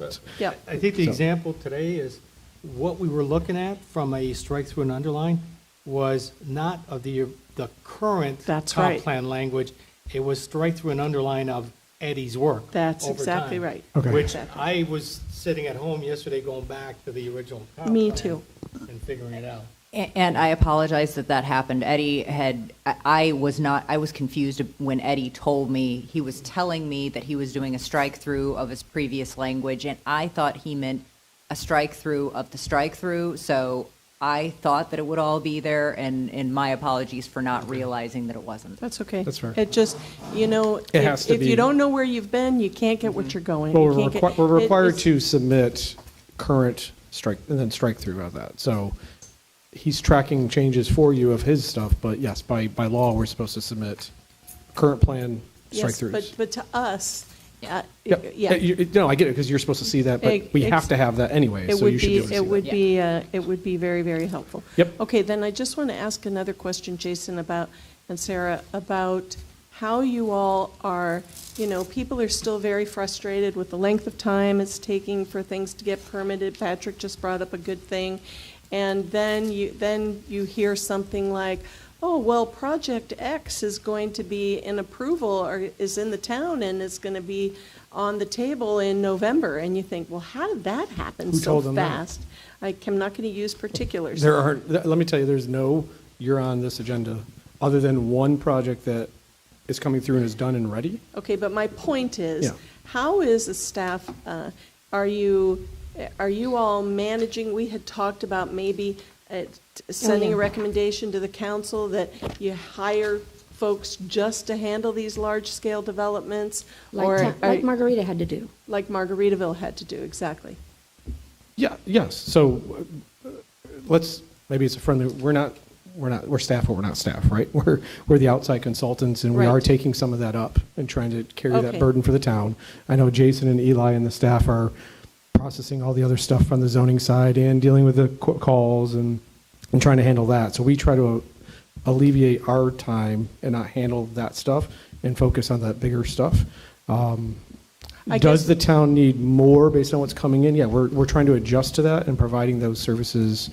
I call it right sizing, right? You don't want 3 people sitting around if you don't have the applications, right? So it's kind of a two-headed monster. They're probably behind and need more people, and as these applications come in, we will bring in experts additionally as necessary. Okay. There's an application in right now that has asked us for transportation, specialty transportation review. Town doesn't have that. We'll bring that expert in to help review their application. And those costs are passed along to the developer? Yeah, so that the administration side of community development, and I believe the town manager has agreed to track all that time. So we track our time, for example, that we charge to the town. The town then turns around and will invoice those applicants. Same thing that they did with Margaritaville. It's in the fee schedule to charge that. If the town determines they need an expert or outside consultant, then applicant gets charged. Okay. It's pretty standard practice. I just don't, I want people not to feel like they're going to get backburnered. The residential by the behind the- elephant. No, so, So all that's right, just, can I that's get my okay. soapbox for 1 minute? Let's, 1 minute. 30 seconds. Okay, better. I need everybody in this room and anybody listening to encourage people to stop having these, I'll call them unrealistic expectations that it's an application, I get put on a meeting, and then I'm done. That is not the process, never has been, and it won't be, it isn't anywhere. So there's no back burner. I think part of the conversation you're hearing is, I submitted an application in August, I should have all my approvals by November. Yes. Depending on the project, maybe. Most of them, especially a big one, that's completely unrealistic. Right. Okay. But what would it be for residential? For a home, they're flying through. They're not. I don't think they're an issue as far as those backups. So you're hearing delays, but it's not really delays. It's assumption of delays. It's perception of delays. I don't think the permitting part is slow. I mean, they're cranking out more permits than probably any jurisdiction. So the planning side of it and the big development side of it, those things take time. Of course they do. Patrick, tell you how As long. they I mean, Margaritaville is 18 months. 18 months. Now, you could have shaved, maybe you could have shaved 3 months off there. Maybe it's 15 months, but that was a realistic, Yeah. let's come back I and think the standard is anywhere. I'm 2 years on a project in Lake A County. rezone is a year, Yep. comp plan amendment and a rezone is at least 18 months. Yep. That's kind of the standard. Yep. Okay. So we're trying to go as fast as possible and be as clear and transparent as possible, but Okay. What about a meeting schedule for, Dawn, by the way, Dawn did exit the meeting about 45 minutes or so ago, after the break. He had some business he had to so tend you've to. asked for an additional meeting, right? Is that what you're asking? I first want to ask the LPA members whether or not now that we're kind of like we've hashed some things, what do you think about a work session with the town council as we move forward with this? You like that idea? Don't you like that idea? Or would you just rather go to the next I meeting? kind of like it, personally, yeah. I'm sorry, Doug? I like the idea, because Okay. I think we're being asked to consider some policy decisions, and the policy makers are the town council. And so I think it would be an important element to have conversations with them so we could see what their direction is. Sure. Mm-hmm. Jane? I agree with that. Patrick? I'm fine with that. I would have one suggestion. I think we need a format, just like we finished this meeting of, Yep. here's the issue, quickly. Yep. Because Boom, boom, boom. if it's going to be a conversation. and Yeah, we've it'll got be 20 very people, long. It'll last Yep. forever. We're not going to get I anywhere. agree with you. And what I was telling Jason, even maybe, sometimes people don't, you're asking an opinion, but if you guys aren't land use planners, you might not know your options. Right. So even if you could come in with a list and maybe give 4 options, and then everybody can give their input, then they can go back, massage it. We still have final say on the exact language, but at least it gives them clear direction a lot quicker if we do it that way.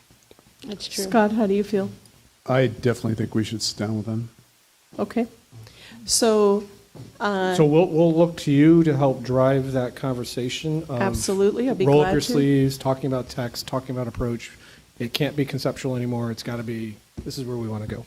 So I appreciate that. Thank you. Yes, so then should we just, our normal next meeting would be on the 10th of October. I don't know if the council's meetings would be on the 2nd and the 16th, or work session. We could do this in emails. We don't necessarily need to take the time to do it now. So how do you feel about that, Sarah? Emails about schedules? Jason, email about schedules, or did you want to set something in stone right now? For you or for the joint? The joint session, I and then would- do we have another meeting? I don't know what You have one on the 10th. We're going to have, there's at least one application there. Okay. I guess let us go ask And figure that administration out. to try to coordinate that. Okay, because very good. What's happened in the past is they set a date and then told you. What would be really great, and if you guys can't accomplish this, I'll figure out a way to do it. You remember back in the day when we had the big maps of the zoning maps on Yes. the town hall? You can't look at this and see what you need to see. And so if we could have one of those big maps, and I'd have no idea how much they cost to produce, but if we could just put those maps on the wall, it would be so helpful for people to be able to look and see what's happening. And I think it's important to remind people that just because the color on the map changed or didn't change, let me put it that way, doesn't mean the policies didn't change. So That's right. the stuff that goes with it, you may have the same, Boulevard, as an example, you may have the same category, but it means completely something different in this version. Yep. So remember to check that part too. So since you all have the resources, I am willing to make a donation of printing those maps, unless you tell me they're like $5,000 a piece. Yep. They are? No. Oh, God. But if we can could go to a have- blue printer and get it done. Most we of the could work is have the the- work putting them together. We'll The work on that. That's fine. existing, our current future land use map, and the proposed Right. future I will land use map. try, it's going to be muddied. I'll see if we can do some boundaries and overlays so you can see current, future. We'll try to figure something out. We'll try to figure Bravo. something out. Thank you all. I think And Sakshi then, then let me know if I owe you any money. Okay. Okay. Anything for anybody else? If nothing, let's have a motion to adjourn. Motion to adjourn? Thank you. And- Okay, we stand adjourned at 1:48.